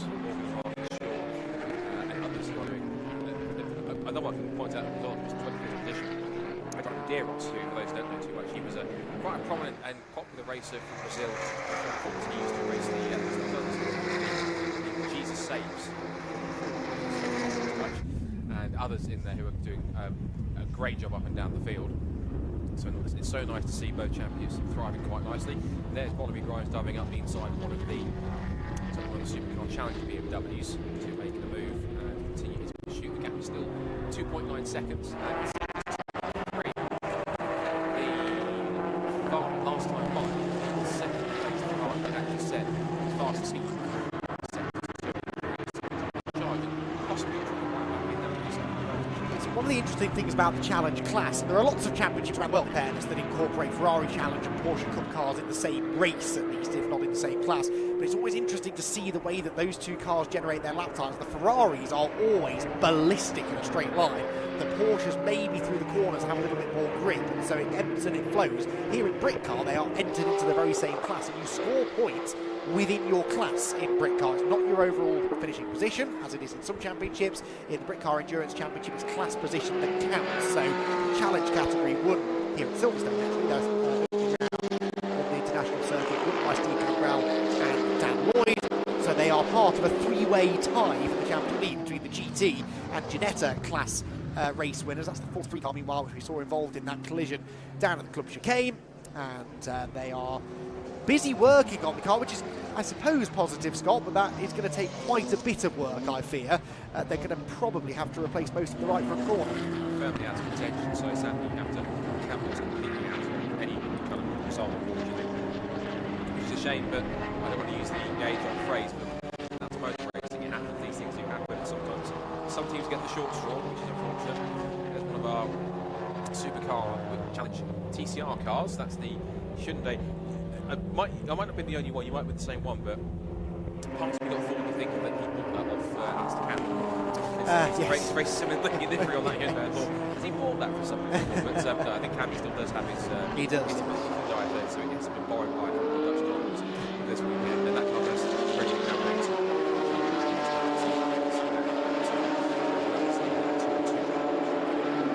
To see. A literal sea of BMW. So that brilliant BMW M6 GT3 here, Ted Van Vliet, which is you can see him in there too.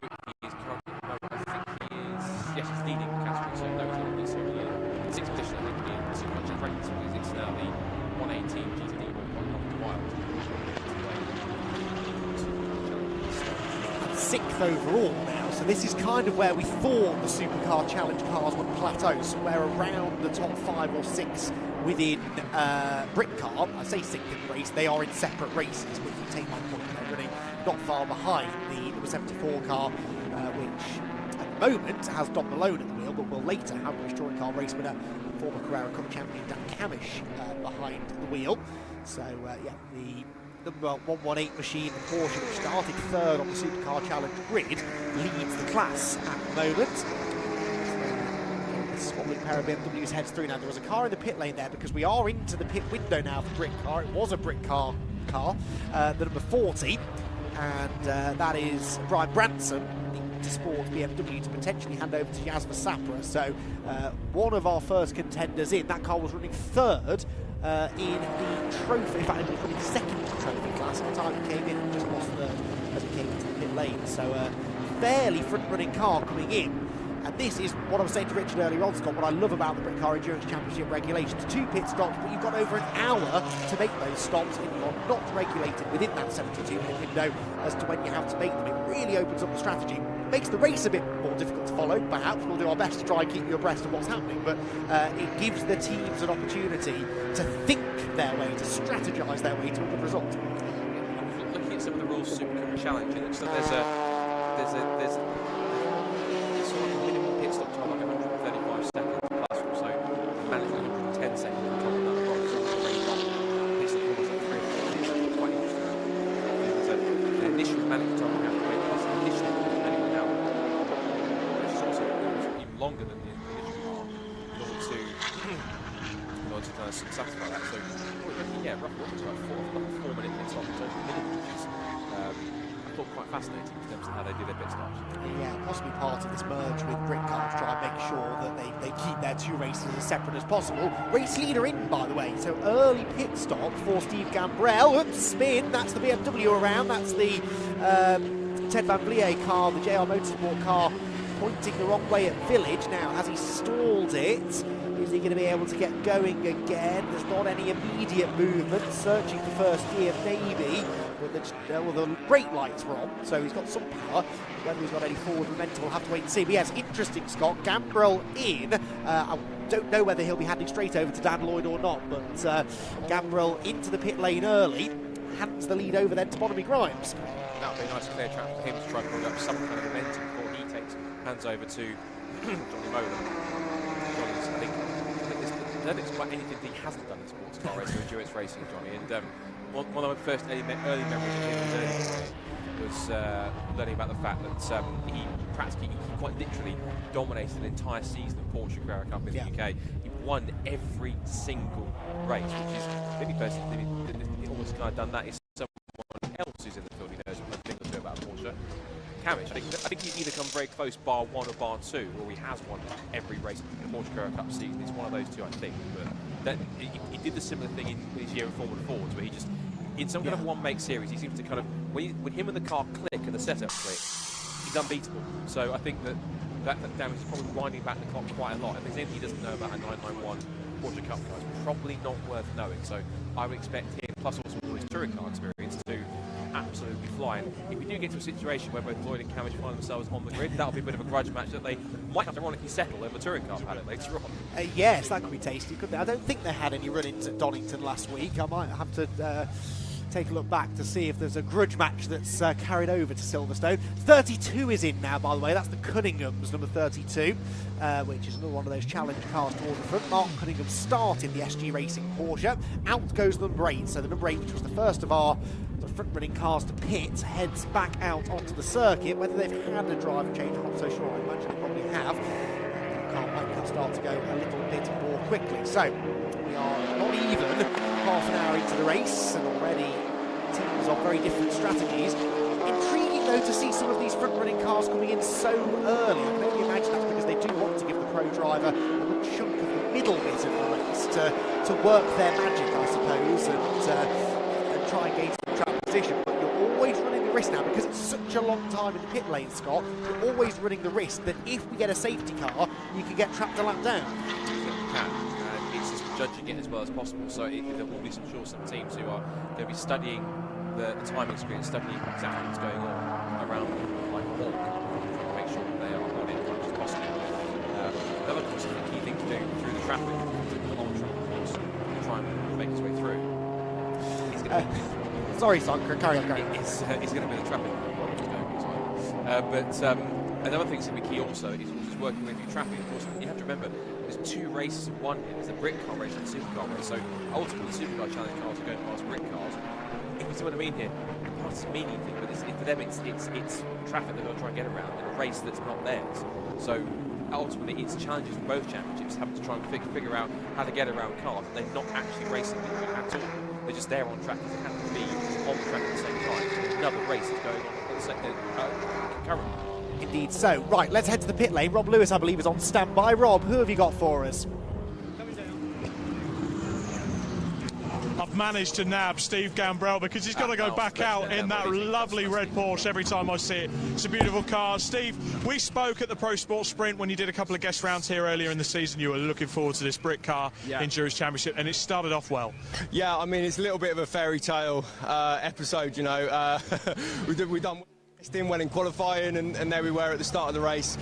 Had a 3 or 4 second gap on second place. So yeah, we're just trying to control tyre pressures, put it in for Dan, and hopefully he'll do a good job in the second stint.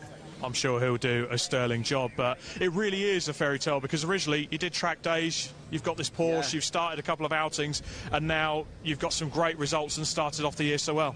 That's right, we had the win in round 1. I gained my national race licence 6 weeks ago, so I'm making the most of it with Britcar. But yeah, loving it, man. What are the plans moving forward?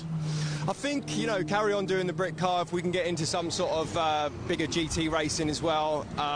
Toro Verde, if they can support us doing a cup race, Carrera Cup race, 1 or 2, we'll see, Fantastic. Well, you certainly look happy enough. I'll let you get rested up and get yourself hydrated before your stint.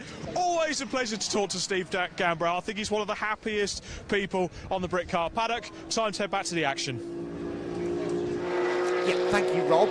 Whilst we were hearing from Rob, we saw some drama for the Andy Christopher Ferrari, number 21. That car seems to be going quite slowly, so that might be your next visitor, Rob. That might be heading for the pit lane momentarily, and may shortly afterwards be joined by the 22 Ginetta. That looks like it's pointing the wrong way down at Brooklands.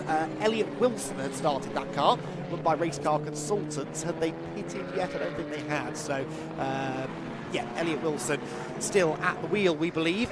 Is he going to get going again, though? That could be another car now that is stricken at the side of the road. It's very, very busy out there with so many cars on the track, well over 50 of them. It is getting very congested indeed. Difficult when you're racing in multi-class racing such as this, a wide variety of experience level as well. We heard their drivers who have been doing this for decades, and then other drivers who perhaps are in their first season of racing.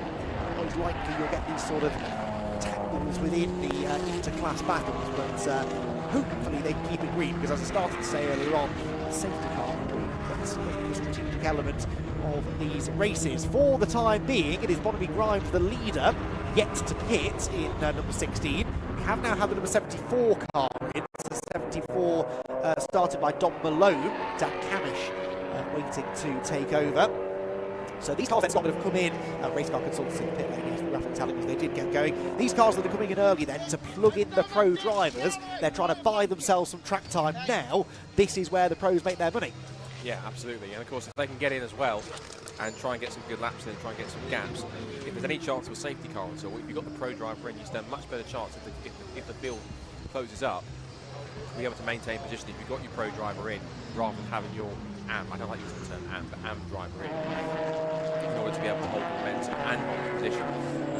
As you rightly said, I'm going to point out that the Logan Camish car was in. It also is the 147 also coming as well, which is the 47, which is the David Field BMW GTI GT class, and that's coming from 6th position, so that's going in there too. The leader of the class at the time, Scott. Yes, and you can see as well, it's a literal car park down there in the pit lane. There's the Ginettas, there's Porsches, there's all sorts going on as the flurry of pit stops take place. This is the first stops for everyone here. It's one of the Supercar Challenge BMWs. That's the very colourful art car inspired livery of the BMW GT4 Evo. Blueberry Racing running that car. Yeah, but quite fittingly driven by Barry Van Elk. Ah, yes, I see what they did there. Good stuff. And I'm quite a fan of this Ginetta as well. It's got like a Rothman style livery with like a teddy bear mascot as well. Too. Some rather nice colourful cars in the Britcar Endurance one. Now officially, none of the top 10 runners at the moment are in pit lane right now, so they're going to make their stops and head back out again. We should give a quick check, I suppose, to what's happening in the Supercar Challenge. I think leading that at the moment is the 117 car, Rick Remnant, Bim Melders, and then 992 Cup car. But I believe we're going to be heading over to Rob Lewis pit lane, who has our next incumbent on the microphone. Well, a very busy pit lane down here. We're just with High Road Motorsport, the team run by Max Coates, who is running his own Ginetta race cars as well as racing in the Porsche Carrera Cup GP. James Harrison has just got out of the car. James, how was that first stint? Yeah, it was really good fun actually. A bit of contact on the first lap, just normal first lap shenanigans really. But no, it was really good fun out there. Car felt good. Nice little bat with the other SVG Ginetta. So yeah, all in all, a nice first stint really. The Ginetta class really is thriving in this, and it's very, very competitive. What can give you the edge over some of the other teams? It's all really in the setup, to be honest with you, and just honing the car in for yourself. So that's what we mainly focus on, going through all the data, changing a couple of bits here and there, and just trying to get the best car we can possibly get out there. So, yeah. And racing with your dad? Yeah, nice father-son duo, which is good fun. Yeah, he's doing really well. It's his first year, so it's all pretty much a learning it for him, but he's doing really well. He's just chipping away in here. I'm sure he'll get up to the pace of everyone fairly shortly. So yeah. And having Max Coates as your team principal, kind of a lot of learnings can come from him. Exactly, yeah, top pro, obviously, like you said, done Carrera Cup, Sprint Challenge, Clio Cup, successful in all of them. So yeah, it's really good to have him on board, and great driver coach, great team principal, so yeah, really happy. Stints-wise, are you getting back in towards the end, or is it your dad for the rest of the race? No, I'll be getting back in to do the last 20-ish minutes of the race, so we'll see where we are when we come back out there. So fantastic. I'll let you get hydrated there. Great first stint. We'll head back to the commentary box. Thank you, Rob. Yeah, good to hear from a few drivers down in the pit lane. Now, that is the number 8 car. I was just scanning the timing screen to try and figure out what on earth's going on, quite frankly. The 8 car, which has made a pit stop and a driver change. Dan Lloyd now at the wheel. Several positions, but actually only a handful of seconds ahead of the number 32 car, which also pitted out of that lead group. So if we hang fire, we might see 32. There it is, in fact, coming through shot. No, 74, excuse me. Heading through shots, so 32 losing a bit more ground against the 8. That gap, therefore, is going out between 2 of our front-running cars. The only challenge car then that hasn't pitted, in fact has just pitted, Bonnie Grimes in number 16 to hand over to Johnny Molam. So when that car comes out of the pit lane, it should, in theory, Scott, come out somewhere around those 2. But we'll have to wait and see what sort of pace Dan Lloyd has had. You would imagine, though, having got their pro drivers in quicker, the cars that pitted earlier should come out of this first round of pit stops with a little bit of an edge. Definitely. I'll go back to the second just to correct myself, because for some reason I said the car further down was leading the car challenge, so I'm just to correct and apologise for that. It's actually John Duval's Porsche 992, not the Wera, I thought was leading earlier on, just at the time of the screen shuffle. So that's now the correct car. But you're right, in terms of now these pros coming in, it'll be quite fascinating to see the progress that they can make. Dan Lloyd was pushing that hard on that lap alone. He made it 6 places in 1 lap. He was charging past people like they were standing still, and that just shows how much of a quality driver Dan Lloyd is. Of course, remember, like Dan Camish, Dan Lloyd has experience in these cars from racing them last year. Not necessarily, I think it's a 992, I think he's in, isn't it? Like the number 8 car. Yes, no, it's 991.2. It's the most recent spec bar 1. So he's quite well adjusted to these Porsche Cup cars anyway, using all of his pro experience to full effect. Of course, these pit stops in front of him as well, particularly the Dragon Thompson's car, will certainly help him make a couple more places. This will be a crucial stop here. Once they plug in Johnny Molam into the 16 Ferrari, that car will start to pace out a little bit more than it already was. So, and a pit stop away. Should be very quick around the challenge. But time there's the car's running in second place. It's Short, Morgan Marcus, sons of Martin Short, who again is dual service leader, introductions, done Le Mans, done GTs all over the world, and nice to see the Moser out there actually in working condition, and also not just out there working, but driven by both of Martin's sons. It's a nice kind of family connection, given that Martin's Rolls into racing school was always quite prominent in certain cars. He's run TBRs for a bit, he's run Rolos for a bit as well. On top of that, Le Mans, and now of course he's running very fast, very powerful Mosers like that car. He's still got something up. I think one of the Spa 24-hour races back in the early 2000s, I think. So it's one of those, either they've redone it in an original livery or it's been replicated like that in any case. But you can see that car motoring on. That car at the moment, last time it came across the line, was 9 seconds behind the 118 Porsche, which had been driven by John Duval for Speed Lover. That car leads the way. Third at the moment in the class is car 60, no, not 68. GT and then GTD, so maybe the DM's stand for Dutch possibly, I guess. Yes. So third in the SSP class is the number 273, which is not on the entries. There's this one, possibly Dick Van Elk's car, possibly, which doesn't have a car at all in there. There's just some agrees on there. It's Barry Van Elk, that's the fourth is the Remington Holders 117 Porsche 992 Cup car, and running in the top 5 in class at the moment is the Porsche car 2 and 2, and that's the Cam-esque liveried Hyundai i30 in the top. So 16 back out on track then. We saw it completing his pit stop earlier on. Looking at the live tracker, they're heading through sort of Village, the loop now. They came out behind the number 8, which has just set a new fastest lap of the race. Dan Lloyd at 2:04.315, absolutely flying.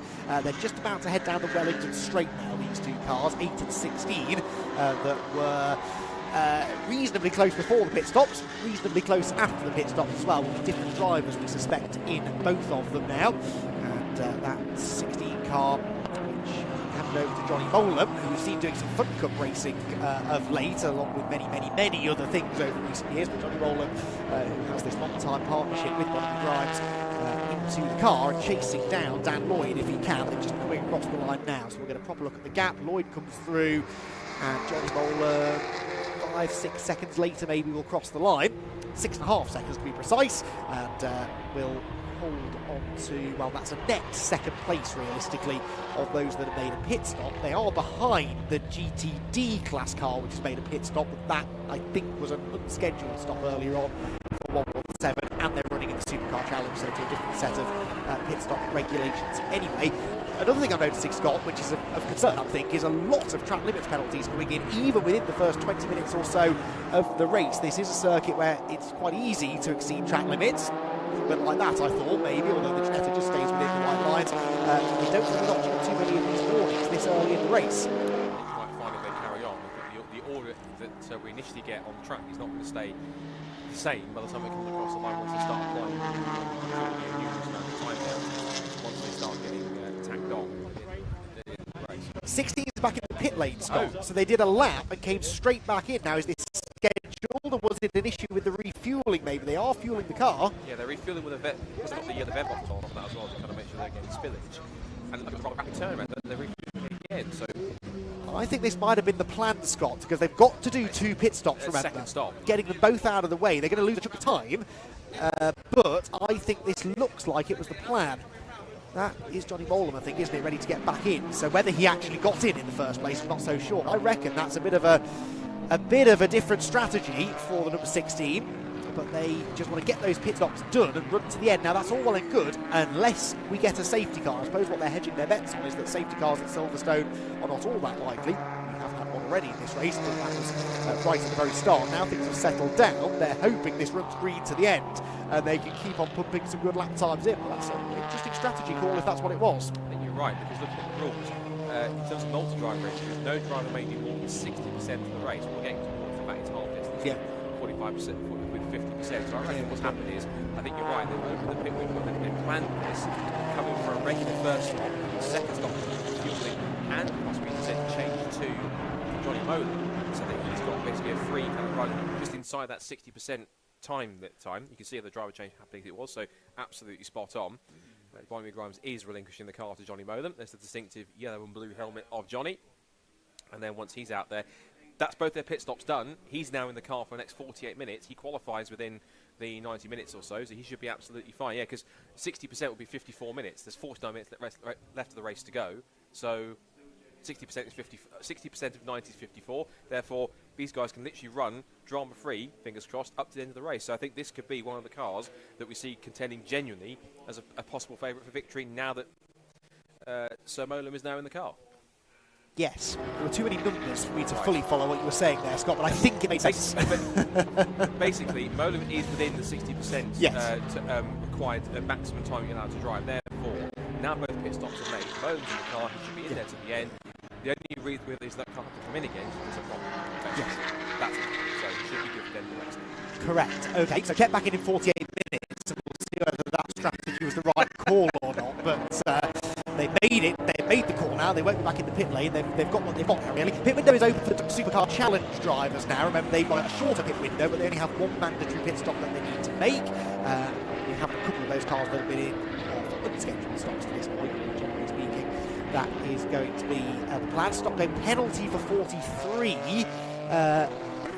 1 minute stop-go penalty for 43. That you would imagine is a pit lane infringement of some sort. That might be for the contact earlier on, actually. Steve Fressman, Jack Mitchell. Well, that car, I think, is still in the pit lane having repairs made, isn't it? So it's a notional 1 minute stop-go penalty. They've been stopped for rather more than a minute, though, getting the right front corner of that car replaced. So the order now, then, the race actually being led overall by 2 of the Dutch Supercar Challenge cars. It is the 118 De Wilde car and the Morgan, the short Morgan, 9 seconds back. That gap's been fairly constant over recent laps, although the shorts are in, actually, so they've elected to come in the very, very first opportunity. But then, of course, that makes sense because they're splitting their race directly down the middle. They've got 2 very evenly matched drivers. Makes sense to give them both as equal an amount of time in the seat as possible. It does, and they seem to work well quite together as pair, the 2 brothers. So it looks as though that with Morgan handing over to Marcus now, he'll be able to run that car to the end. So they're running pretty similar pace. We have TCR cars in, 2 more Britcar cars as well. The 18 Porsche is in. Yeah, that was another that was in that kind of lead group of 5 earlier on. Yeah, That's Well, they pitted what was briefly the Britcar lead. So I think that'll be Muldoon handing over to James Kelly for this one, so he'll be jumping into the creative machine for the start. Good to see one car, at least a couple of cars out for Team Brick. Good to see them in 68 McLaren out on track.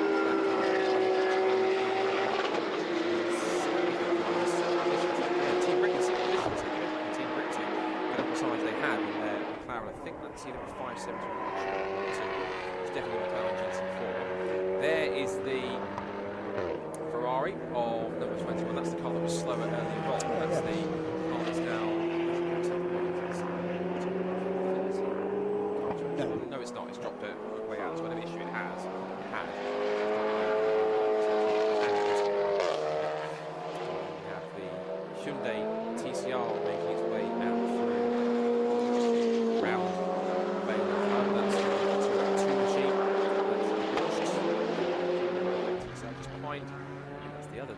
It's number 4 in the Britcar ranks. So that is Bobby Trundley and Asher Silver. That's the other team. I first saw Bobby Trundley way back when he was racing in Daytona endurance car team, and was a phenomenally quick driver. I'm really glad he's got an opportunity to show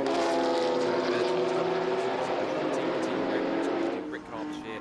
He's no stranger to doing these races, but Bobby's one of those naturally very quick drivers who's done quite a hell of a job and something wise in the last since Team Brick took him on and started to give him opportunities to race these GT cars. Genuinely a really great driver, getting an excellent opportunity. That being done at the moment, just can't afford it. That's also outside the top 30 as well. So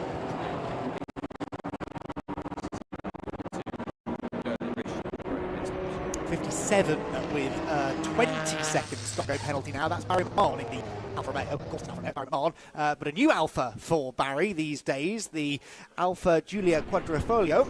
And there it is, right on cue, being overtaken by one of the Porsches, the 32 machine, that is on the inside of either Mark or Peter Cunningham. So that car will have to head for the pit lane for a 20-second stop-go penalty. This may be for having pit stops that were too short when they came in last time. Is what Mark heading in? That's no, because you probably haven't seen the ball yet. So hopefully he's paying attention as he comes across the line. There will be, there it is, look, the black and white flag with the various numbers, some of them being warned for track limits, others being told that they have a penalty on the pit board to drivers. Right, overall race leader is in now. That's also the Dutch Supercar Challenge leader in, that being the 118 car, which is the John De Wilde car. The Speed Lover machine has grabbed the early lead in that category, hasn't relinquished it yet, may do now by pitting this time around. That will hand the race lead potentially to car 11, which is a guest driver, Harry Barton, in his BMW M3 46, will likely inherit the race lead, and then it will be Dan Lloyd. So Dan Lloyd, comfortably the fastest man on track at the moment. He's pumping in sort of, well, his last lap was a high 2 minutes 6. That is approximately 5 seconds quicker than anyone else is doing right now, and he will inherit, therefore, the race lead very shortly. And his gap back now to the next best of those to have pitted. Well, actually, it's the Cunningham's now at 32, but they're the best part of a minute behind them. Quite going quickly this time, set the fastest first second on that.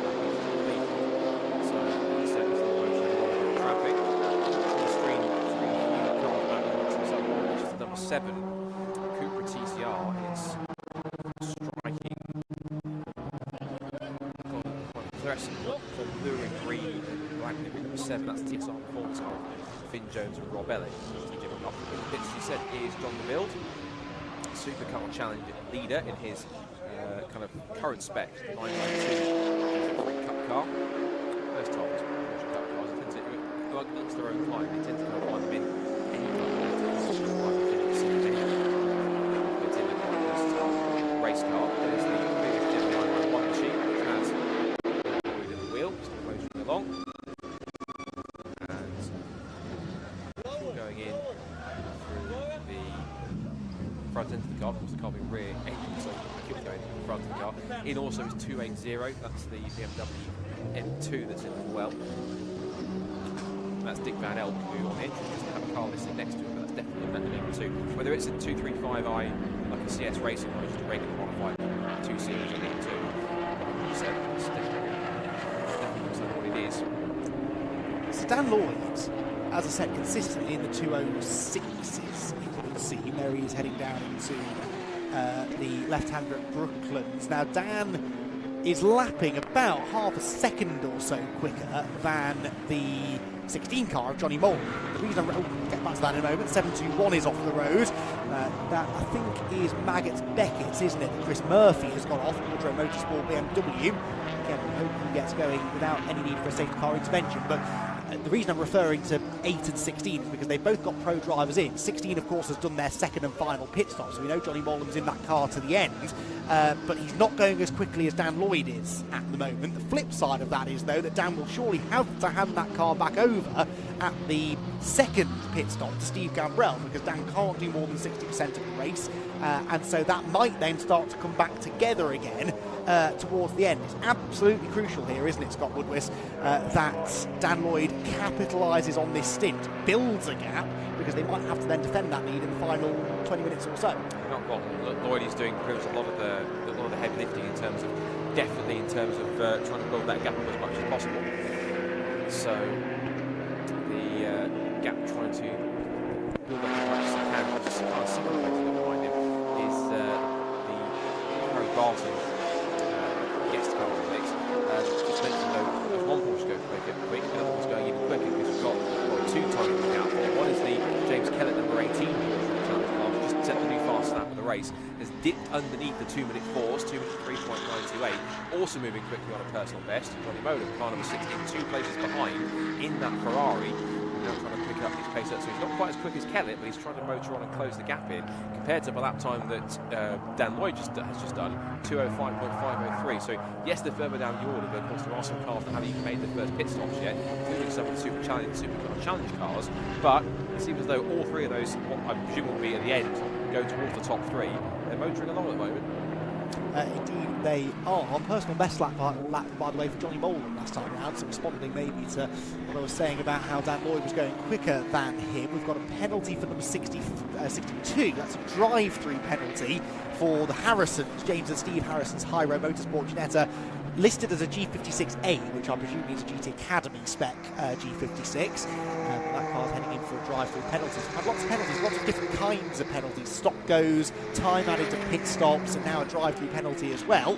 And race control having to use every page of the race regulations, and that was a bit of Ginetta on Ginetta action down at Brooklyn. 62 getting elbowed rudely out of the way. That is the Harrison car. So they have a penalty to serve. They're trying desperately to mind their own business and get out of the way so they can serve the penalty, and they were very rudely interrupted there by number 22 Ginetta at the left-hander at Brooklyn. That's Ian Elliott Wilson's race car consultant's car, which of course was off at Brooklands, half an hour or so ago. It was. Something I thought the name was familiar. I put the Wilsons and race car consultants together. If I'm correct, I think it's the same Elliott Wilson who used to race Fiesta Juniors. Maybe. So, yes, back in roughly 2015, 2016. Would that have been with race car consultants? Yes. So I put 2 and 2 together and thought I recognised the name and the team combo. So I had a look at it, yep, Elliott Wilson, race car consultants, back in days of Fiesta Juniors, back in, I think about 2016. He won the first couple of rounds at Snetterton. They didn't, I don't think quite anymore, but still had a good start to the season and was is another Fiesta Junior alumni that's on to do, I guess, penalty tips from the junior category. There's Barry McMahon, who's a bit of a regular. We have some Ferrari action here. This is the Andy Christopher car letting charging Johnny Molan through. And Molan's last lap was 206.2, just to close the gap in. Last lap for Dan Lloyd, he must have been caught with some heavy traffic, 209.085 for him. And then the Muldoon Kellett car, Kellett actually going quite quickly at the moment. He's another new fastest first sector of anyone so far, 37.4. So it seems as though that either Lloyd must be getting up in some quarter traffic, the Kellett car must be in pretty clear track, and also now you've got the Muldoon car, which has got past the other Ferrari on the field. They're benefiting a lot from not having too many cars around them, whereas I think Lloyd's just getting, not quite getting the rub of the green and just getting held up in all the wrong places and all the wrong times. Yeah, I mean, the timing screen can be a little bit deceptive, can't it, sometimes, because it looks on that basis like Dan Lloyd's in real trouble, but it almost certainly was just traffic and a traffic-affected lap. He was in the 2-minute 5s only a couple of laps ago, so massive swing in performance. There goes Dan Lloyd through Cops Corner, and Dan Lloyd with a 2:08.0 that time. Little bit of clean air ahead of him now as he heads down towards Maggots and Beckett's, but when he gets there, there are a couple of slower moving cars that he's going to have to negotiate. And this is the trick in multi-class racing, is what these pro drivers do best. They're not just quick, but they know how to manoeuvre through the traffic. They've got Barry McMahon Alpha to put a lap on. That car, I think, has just been in to serve its penalty. Dan Lloyd Motors on. Car that consistently, though, is setting purple sectors and fastest laps is that Kellett machine, isn't it, number 18, which is some way back, James Kellett, in fairness. They've only made one pit stop, but somewhere along the lines they've lost a fair chunk of time. In fact, I think they might be over a lap behind the race-leading Dan Lloyd car. They've made the same number of pit stops, but the number 18 clearly has lost a fair chunk of time. So I don't know whether Rob can maybe do some digging in the pit lane to find out what that was all about. Don't recall a penalty. That would have shown us an extra pit stop. So yeah, not sure where they've lost that time. But anyway, doing their best to get back to now. James Kellett is quite consistently the fastest man on the track. Certainly are. I'll come back to that in a second. Just want to call 4:04 in Supercar Challenge. You've been given 5 seconds added to its race time. I'm guessing that must have been for some kind of pit stop infringement of some kind. That's the Renault Alpine. That's the Trax racing car, Chris Vogt and Bart Vondenbroek. So that car has, it's outside the top 30, so it's not quite in contention for anything, but that car has further to it. The one car that I was thinking had pitted yet has now just done so. I think they've pitted out. That's the Bates car. It's car number 10. No, 71's pitted. Their teammates in car 10 are the highest. The only car left at the moment not to have made any pit stops at all. And that's the trophy class car number 10, the BMW of Callum Bates. So that car hasn't actually pitted yet. A few more Supercar Challenge pit stops happening in earnest. That's Remco de Vos in the car 233, the rather awesome looking BMW M3, and that must be the GTR M3 GTR that's or looking machine that's heading back out again.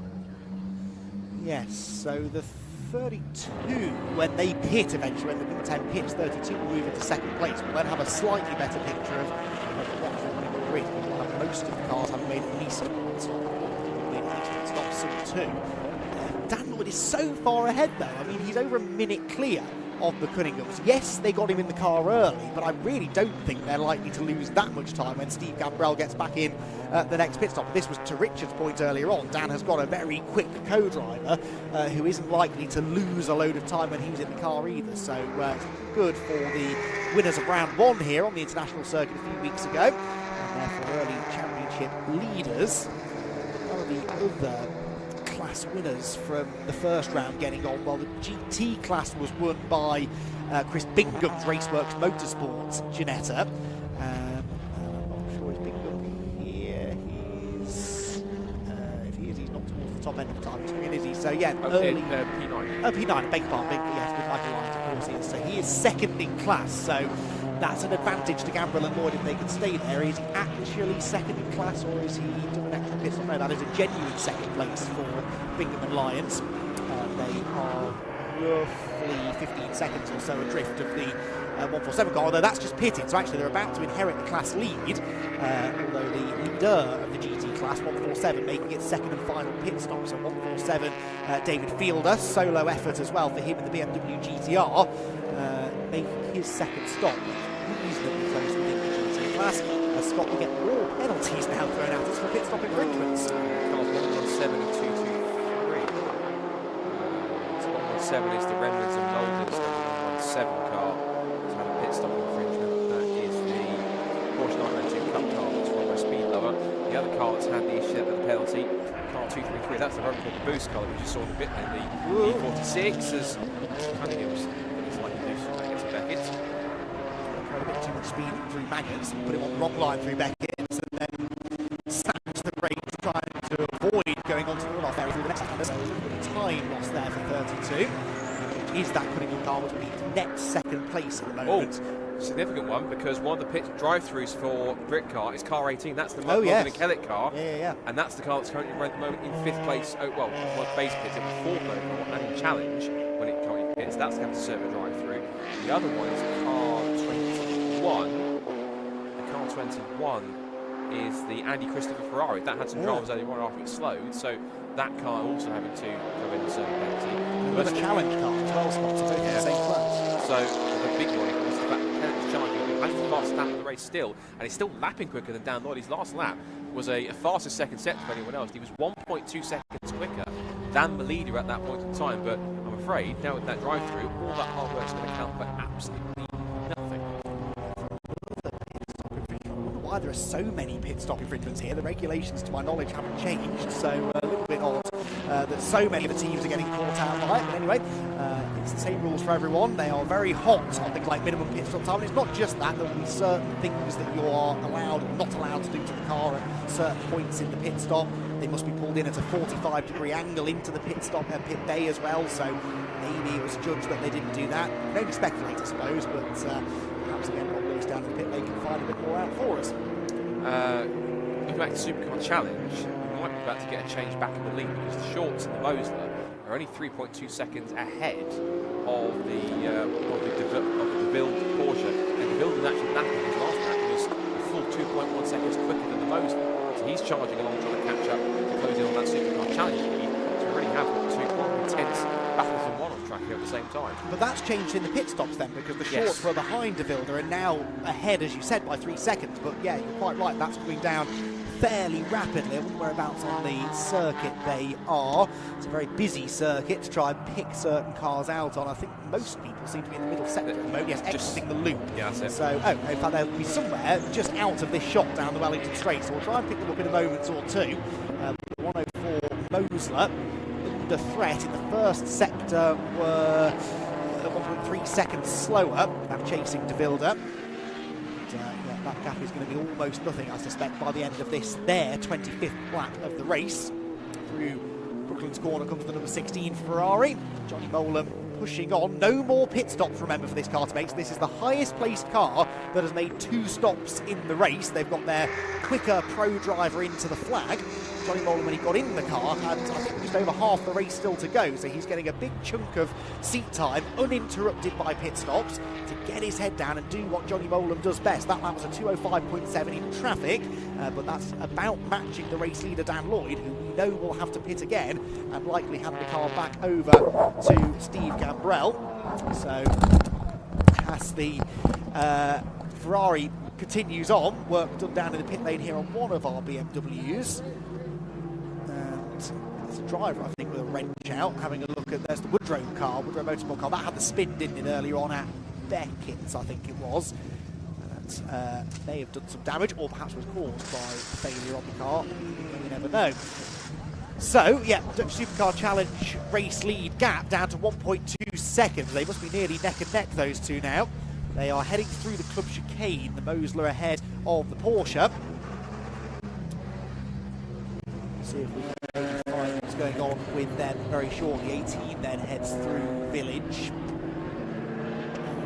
Porsche running 5th at the moment. That is the car that now has a penalty coming. Has been setting some very good lap times. But, I don't think they've yet been intercepted. Was that a stop going on or a drive-through? Drive-through. I don't think been in yet. Ooh, 3 wide through Brooklands, 3 different classes.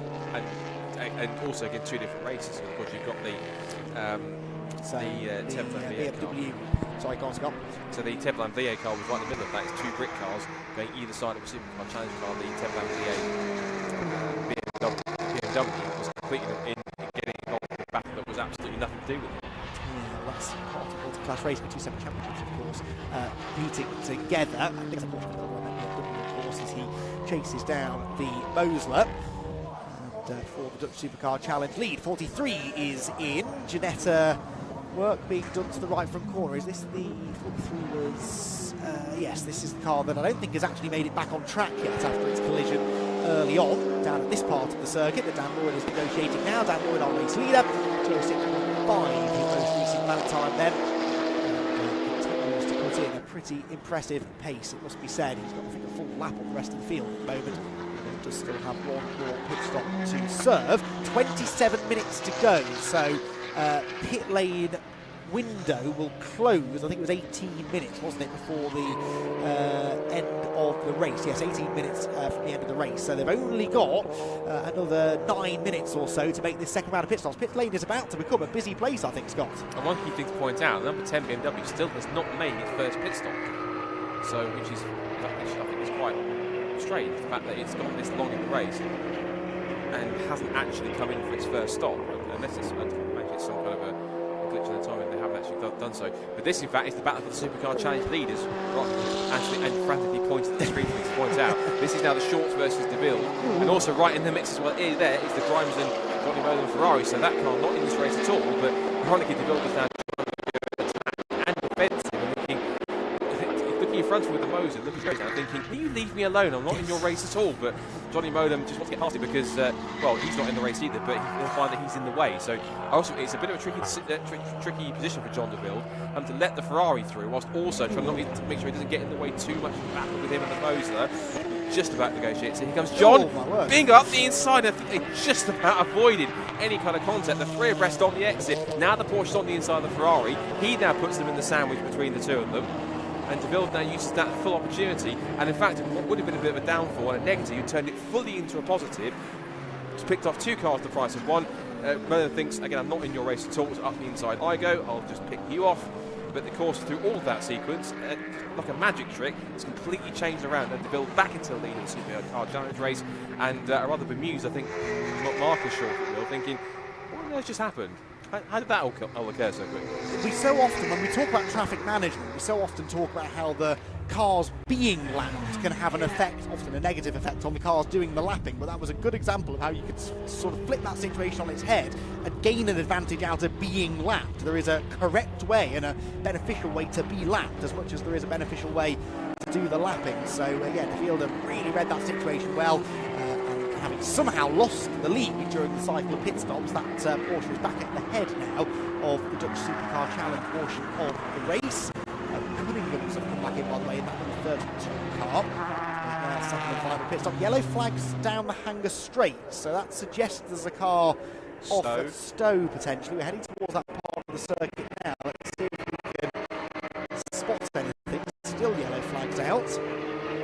Not a safety car, this, it's just a local yellow, I think, but who it is and where the car is, I'm not always after as well.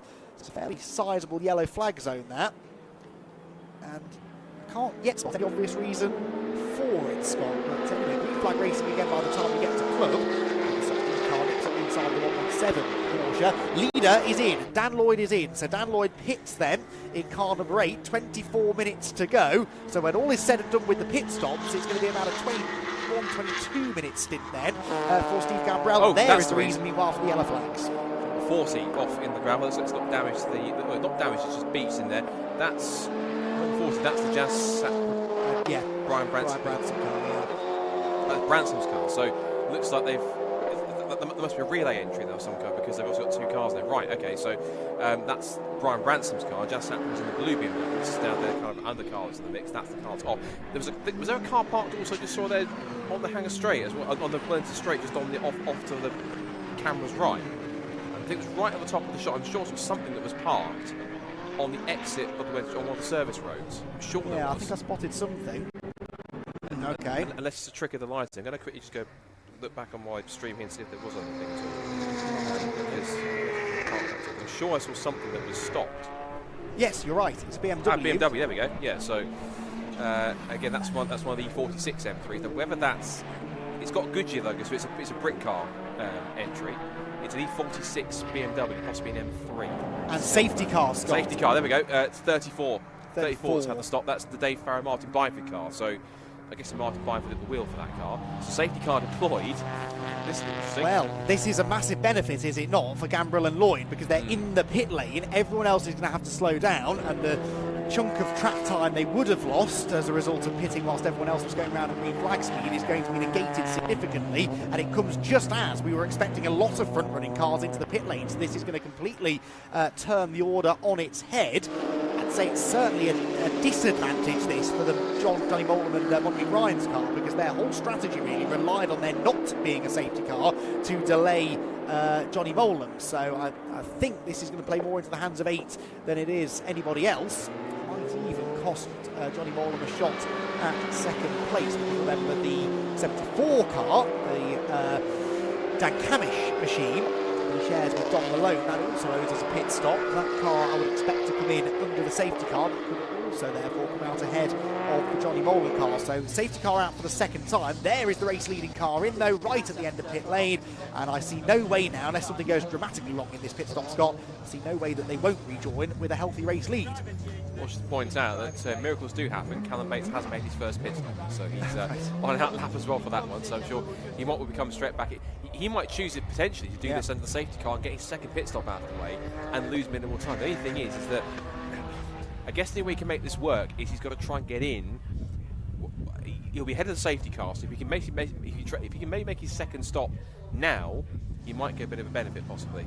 But he can't refuel under the safety car either. Right. Okay, so if you need fuel to make the end, you can't put fuel in now, so you can do a mandatory stop, but only really if you've got fuel to get to the end, Scott. So that's an extra complication for the team. They'd love to come in and make their final stop now, but if they'd calculated that they need a splash of fuel, they're going to have to come in again after. Yeah, I wonder possibly maybe Bates purposely, if he came for his first stop, maybe anticipation. You have to hope for him that he put the fuel in his first stop. He's got enough to get through. Because he's got 20 odd minutes to go left in the race. So if he did that, it might save him time later on. If I were a team principal, and I must stress I'm not, but if I was, that's what I'd do, just in case this happens. Make sure you get the fuel in to get to the end as early as possible. If you're pitting half an hour into the race, most of these cars should be able to do an hour. There's a lot of smoke in the pit lane there further up. Is that a fire? Or just an engine going? I think it's very quickly dissipated again. Some sort of drama midway up the pit lane there. We'll try and get to the bottom of that. But yeah, you would think you'd make sure that fuel goes in. There are minimum pit stop times anyway, so you can probably do that without it costing you any time. One would hope that all of these cars were already fueled to the end of the race. If not, that's potentially going to catch them out ever so slightly. So safety car out. We're inside the final 20 minutes. We've only got 2 minutes left of the pit stop window. And so as we anticipated, those who have yet to make a second stop largely are in, although Camish hasn't yet made it in the 74 car. Nor has, Bates hasn't come in either, so now in, the 10 car back in for a second time. That's a consecutive laps. He's done what I thought he might well do, so you have to hope in that sense that he put the fuel in on the first stop, so that he has to come in, make his second stop and go back out. That might be the smart move. If he's done that, that could be quite almost a genius move. And that's a trophy car that's by far and away here the second car in that class, which is the number 33 Mac G, Johnny McGregor, Josh Tomlinson, Mazda RX-8. That's way ahead of its second place car in class. That's a really strong run. The fact that that car it's come in on the safety car 8th overall in the league, but it's 8 places ahead overall of the next best trophy car. And third place in class for that is car 162, and that's the Alex Turnbull and Alex Toft-Jones SVG GS GTA, and that's currently sat at the moment overall in 22nd, as we see the number 18 Porsche also in for its final stop. That's the Ashbourne James Kennett car. So that car's come in from what was 7th place, and that car was motoring pretty quickly in the hands of James Kennett earlier on. Dan Camish, I'm intrigued by this. Dan Camish has gone past the pit lane entrance since the safety car came out and did not pit. And he's not going to make it round in the next 20 seconds. So if he's not in the pit lane before 18 minutes to go, that'll be a penalty, surely. I am amazed they didn't bring that car in. He's not the only one, in fairness. There are a few others who I think are stuck in this safety car queue who perhaps owe us a stop. Although actually looking down the order, they're mainly Dutch Supercar Challenge drivers, so they're not 33 owes us to stop, the McGregor Tomlin's car. But yeah, interesting then that Camish has not pitted. we are now into the final 18 minutes of the race. It's my understanding the pit lane window is now closed, and that could cost them dearly. I sort of suggested earlier on they might have a chance of getting in and out ahead of the Bonamy Grimes Johnny Molan car. They're not going to be able to do that now. Right, and in a nice possible way, they could put the pit window closed on the timing screen, and to be fair, no excuses. I mean, they could have made it in that prime time period. Yes, it's a safety car, but again, you're absolutely right that Dan Cavish appears to have missed the pit entry, so I'm afraid car 74, I'm pretty certain is going to be on its way to a penalty. Well, yes, absolutely. It's pretty black and white, isn't it, really? If they were already in the pit lane, if you came into the pit lane 5 seconds before the pit window closed, that's fine. You're in the pit lane. Here he comes. He's peeling out of line, but it's too late now. They'll make the driver change. They'll do what they need to do to the car. Hopefully they don't need fuel, because that will get them doubly in trouble. But the race, the opportunity for a really good result in the race now surely has gone. Dan Cavish then comes in to hand over to Don Malone, and in doing so will relinquish second position, but there may be bigger problems to come. That's the car which you saw possibly cause the smoke earlier on. This is some kind of engine issue, engine fire. Lots of what was fire extinguisher, it's like liquid or solution, whatever it is, that's down underneath the car. So unfortunately for Andy Christopher's car, race has kind of gone from bad to worse, really. He had like an earlier issue when he slowed down, then he had a penalty of some kind, a driving penalty, and then as he came in for his second stop, he's had some kind of it looks like some kind of an engine fire or something that's gone on light, which has forced him to use to get the fire extinguishers out. They're still extracting Brian Bransom's E36 BMW as part of his team entry with Jan Sapra. There's car 68, which is the Team Brit McLaren, which is currently sat at the moment third in the GT class. That's the Morgan Fullett car. It's up to 20. You see a few supporters and fans top of the. I think what that is actually. That's Silverstone, is that? That's The wing, or is that? It looked like it was around the other. I think it must have been. They've got a good view of the action anyway, and they'll be settling themselves in for an afternoon and evening's worth of entertainment with the Brscc 24 hours still to come later on this afternoon, of course. Welcome to that, remember, beginning at around about 5 p.m. We'll have full live coverage here from Silverstone until 9 p.m. Full commentary and full circuit coverage. And make sure you stick around for that. Always an exciting opening stint or so of that race, and we'll take you into the darkness a bit later on this evening. So, car 8 back in the hands then now, we believe, of Steve Gambrell. Leads the way. He is the first car behind the safety car as well, hopefully. What's the lead going to be that he's got over Johnny Molan? Well, actually only... yes, it is Johnny Molan, isn't it? Now, that's only showing as 11 seconds, Scott. So Johnny Molan's Ferrari, it's way further down the queue. But if you give Johnny Molan 10 minutes to try and chase down this Porsche, they're actually a bit closer than I thought they would have been, and a lot closer than they would have been had it not been for the safety car. So I got that wrong. I thought this was a disadvantage for Molan. Actually, it might have played them right back into this. He'll have a lot of traffic to clear. You can just see the red Ferrari there, about, I don't know, maybe a dozen cars between them and the leader. But Johnny Molan, the pro driver in that car, should have a pace advantage over the great Porsche. Question is, will he have time to get there? Yes. Should have that pace, but of course he's got all that traffic picked through as well.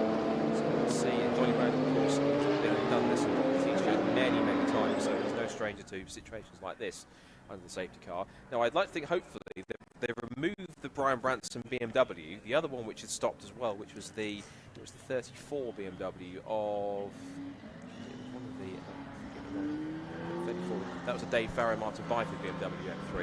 Hopefully that's been recovered quickly enough as well, because we might possibly be anchoring to get racing back underway this time by. I've also noticed as well on the timing screen that number 22, which is the Wilsons in the trophy class Ginetta, have been given a stop-go penalty of a minute. So I wonder if that's possibly something to do with them having a pit stop infringement also, because they were also in the pit lane, I think, when the safety car came out. So they've obviously come in to have a stop and had some kind of issue in 1 minute. The car's at reduced pace behind the safety car, and it's getting to crunch point now. 13.5 minutes left to go on the clock. There's still a mode of contention as to who potentially is going to come out on top of this one. So there is, at the moment, several cars between what is now the current leaders, Gambrell and Lloyd, and Johnny Molan. But of course, Gambrell is using the term, but the AM driver, whereas Molan is the pro driver. And as we talked about in the pit stops, because they're a strategy, both the pit stops together, and he's within the driver time. So Molan effectively, I don't want to immediately say that it's his race to lose because he's still second place in class, but arguably you would say that Molan is the faster driver compared to Gambrell. However, I've seen a couple of times, particularly the Pro Sport Sprint round we had here, that Gambrell was someone who could, in a Porsche, he held his own pace-wise. So I think Steve is, even though he's a relative newcomer to racing, and at least to these cars and this kind of racing, he's shown to be a pretty handy peddler when he needs to put his foot down. That, by the way, is going to be your battle for the Dutch Supercar Challenge victory, with John de Vilde. Absolutely, the next car behind him is the, did we say it's Morgan Short, we think now in that car? Marcus, I think. Possibly. Marcus Short, 50% chance of getting it right.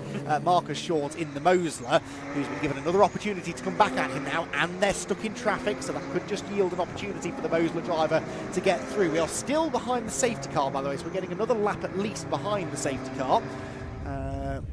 Why, I don't really know. 43 Ginetta trundling down the pit lane. But I thought I saw a car coming to pit lane. Well, that's good news that they've had the car on circuit at least. The repairs done to the right front corner, but obviously they're not fully happy with everything because they brought the car back in.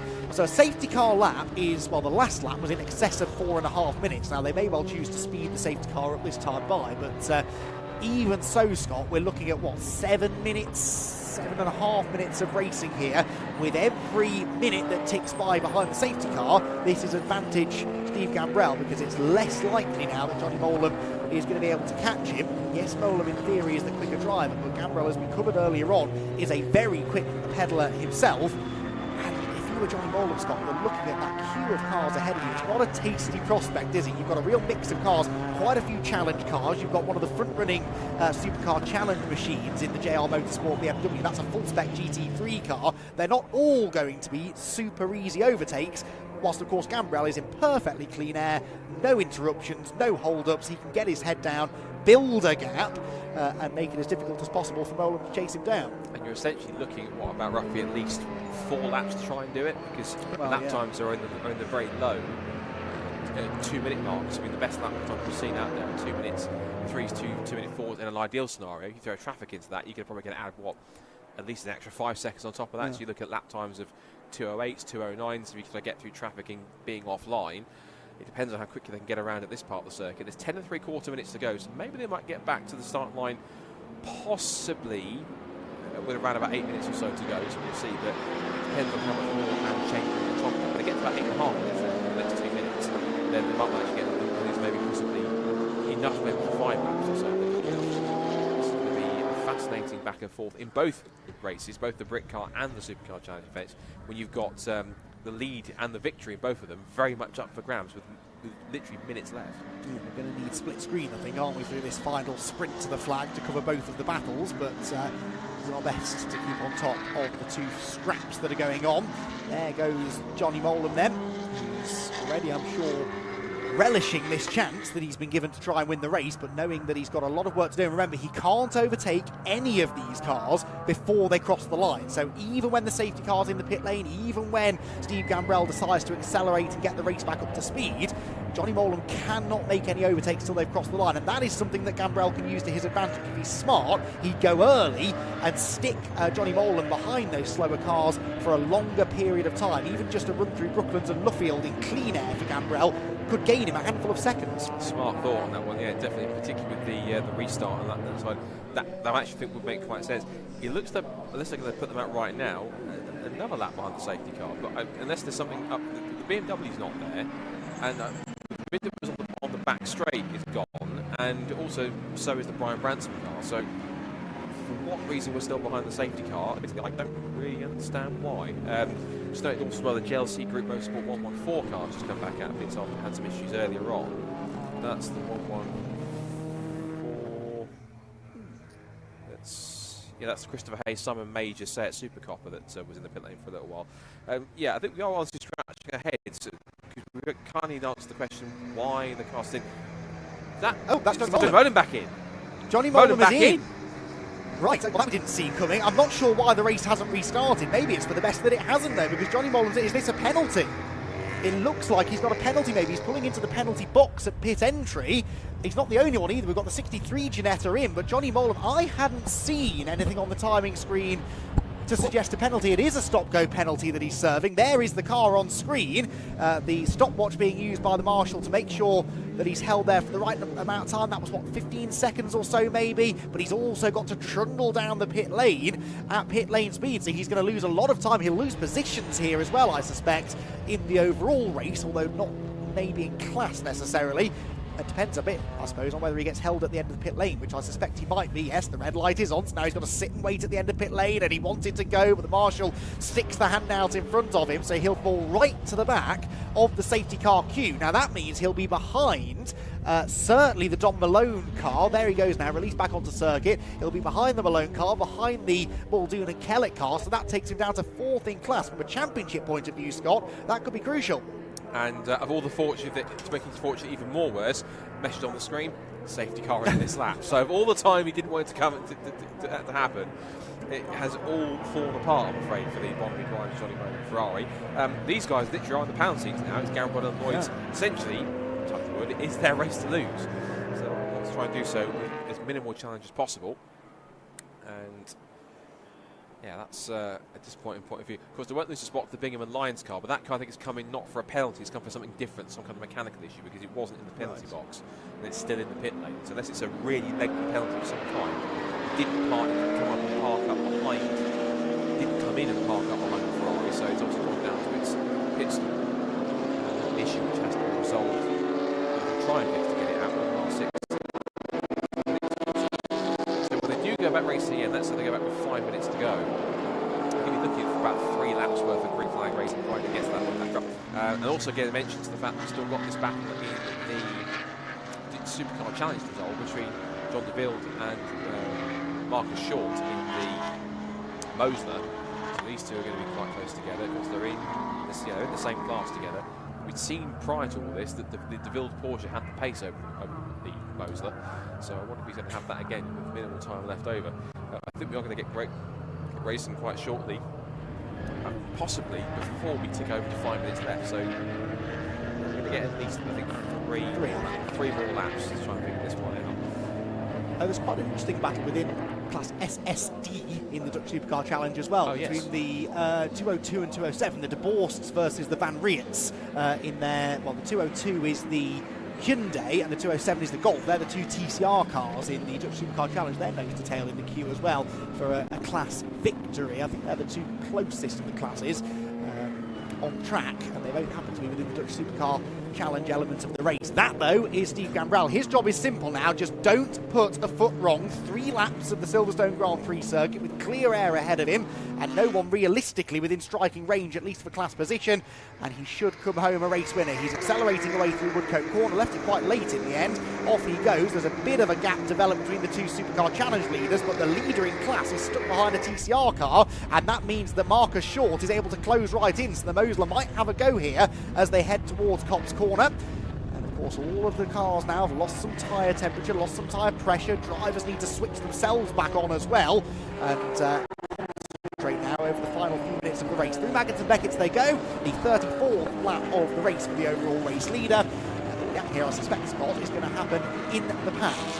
Actually, looking at it, I might have found an interlope within the Supercar Challenge actually ahead of both the cars we're looking at, because I think through it all, somehow, Barry Van Elt's BMW M4 GT4 is 4th overall and leading Supercar Challenge. Yes, within its class, certainly, yes, you're absolutely right. No, so as in, like, it's... Oh, sorry, forgive me, yes. The field and shorter, yes. I'm being stupid. This caught Richard out earlier on as well. GTD is different to GT. Yes, forgive me, that was a mistake on my part. Quite all right. Amateur mistake. Right, but again, let's rephrase that. Still, 3rd place for that car is very good. So 3rd place behind those 2. So correct. Yes, it is still Porsche versus Mosler. Well, he's leading his class, so that's close enough, Scott. Here come the 2 leading cars in Supercar Challenge through Club Corner, and it is the Marcus Short Mosler on the attack, but not really yet able to get within striking range of the DeVille Porsche. It's a slow say-out. There's lots of traffic getting in the way. It's not really playing into the hands of Marcus Short for the time being. This is perhaps going to take away his opportunity to fight for a race win. We'll have 2 laps to go this time by. And we'll wait for the race leaders to appear. There is Short. The first thing he's got to do really is get through this traffic and then set about figuring out where he can catch the Porsche ahead. I saw there, I think, is going for a shot before the switch. That was the that was Johnny Moe and Ferrari trying to recover. That car is still showing as being way down in 8th place now at this point in time. So he's now going 4th in the challenge class and about, what's that, 5th in, 4th in the challenge class and 5th in the overall running the Britcar Endurance. I think we've got this literal side-by-side between, well, there's one of the TCR cars, two of those TCR cars are fighting for the victory in the class. And there's 4 TCR cars in there, 2 of them are Britcar, 2 are Supercar Challenge cars, which includes that lead battle you were saying, SSPD, the SSD between those 2 cars. 202 and 207 are right together, but they were battling with the number 7 car, which is the Jones Daly, and the 25 car. So that's 2 battles for position between those 4 TCR cars, and they're both together now. So these 2 here, 25 and 7, which is I think Darren Ball and the number 7 car, they're going to go side by side, just behind this battle for the SSD victory between the Porsche and the Van Reeds. Indeed so the orange and white Golf is the one challenging for a class lead with its Supercar Challenge. The yellow and black Cupra leading its class within Britcar, the TCR category. Yellow flags onto the hangar straight, and there's a little bit of side-by-side racing going on. That's why there's Ginetta off. 62, I think. Yeah, that's the Harrisons, isn't it? The high road motorsport cars. That's well out of the way, but yellow flag's still out. Now that's the Porsche's gone through there. Well, there's a green flag there because he might have got himself possibly in front after the green flag window, but of course in that sequence, in any case, whether you're lapping or overtaking the position, you can't overtake the yellow flag zone. So hopefully, any overtaking that was happening there happened just as they got past the green flag.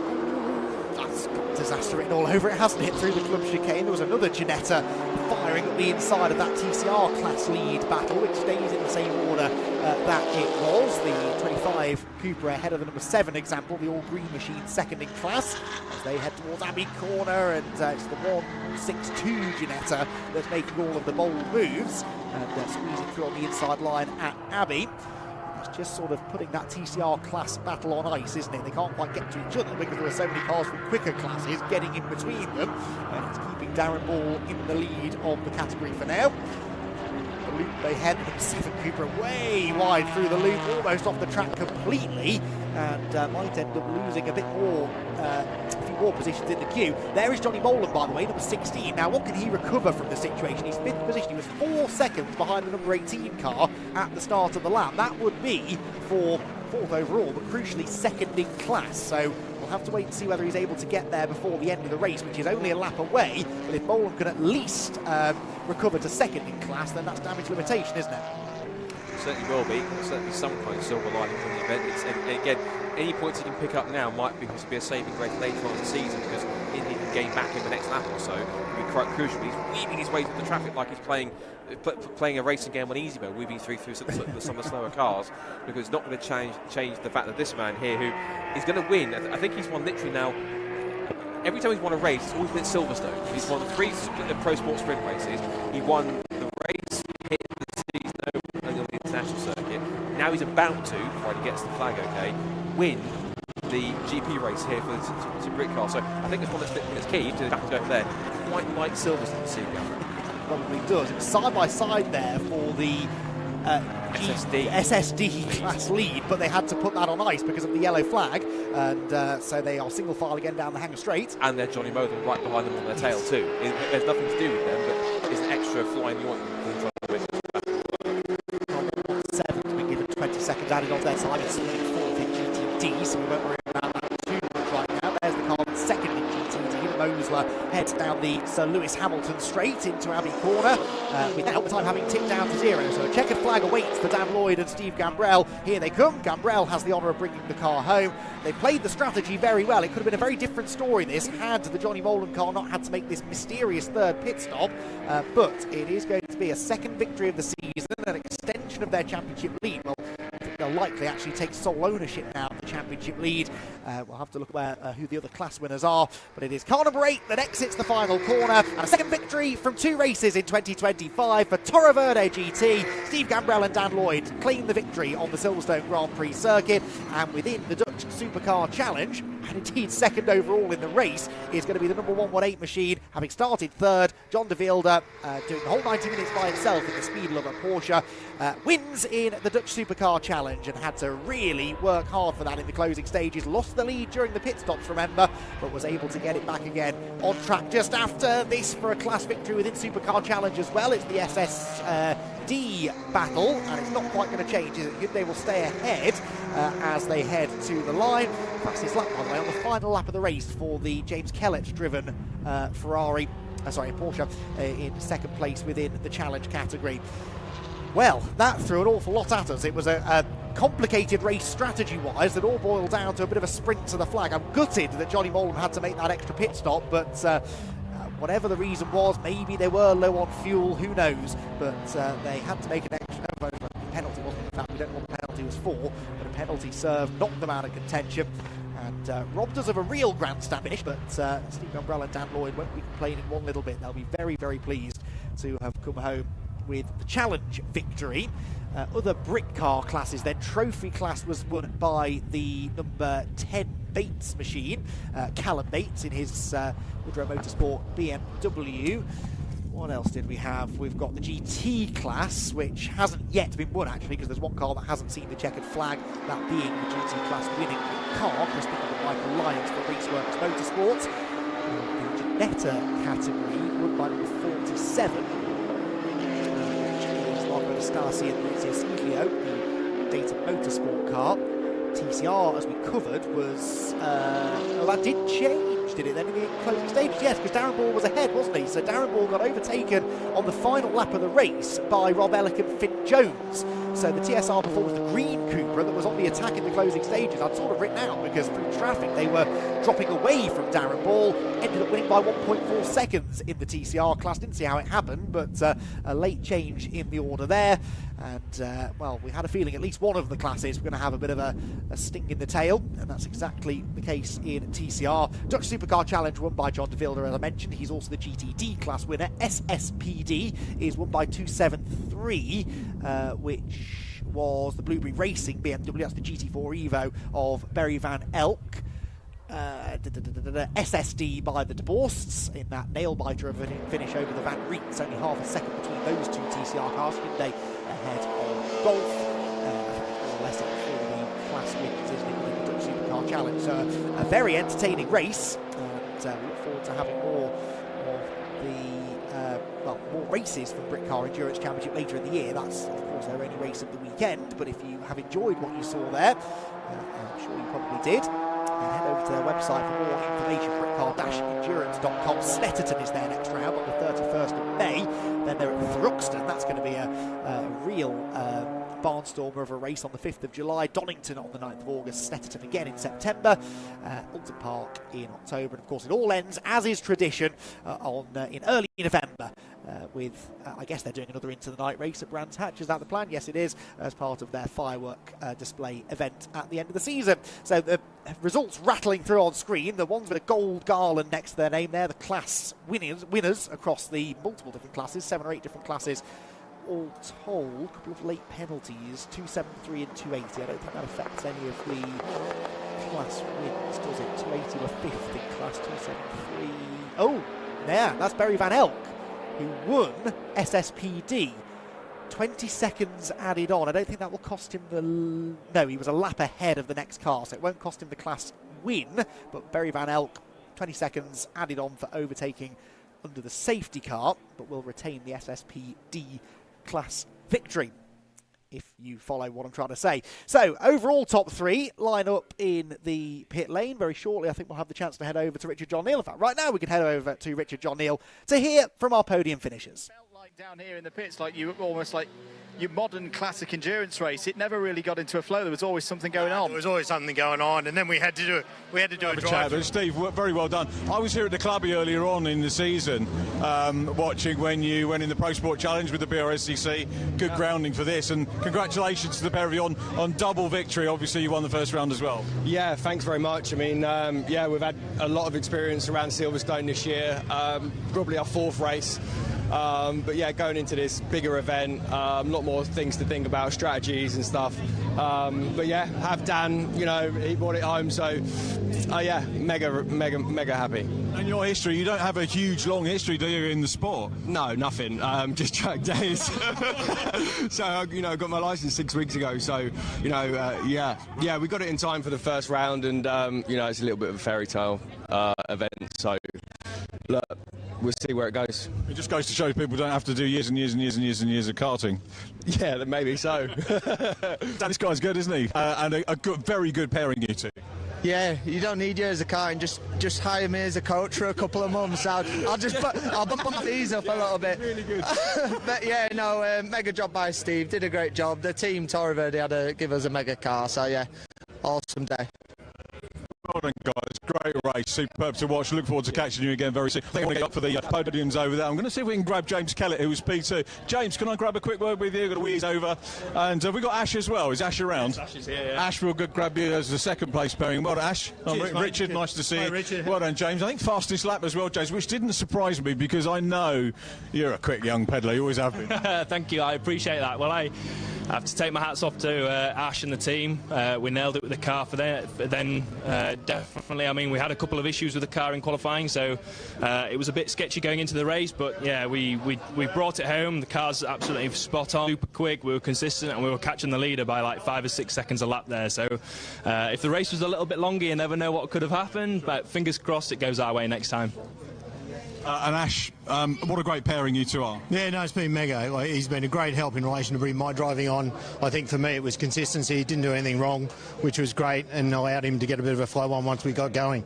But it was a bit of fun out there. Got a bit of a ding in the side of the door, from a Janetta through one of the corners just to give it a bit of action. But yeah, no, couldn't be happier.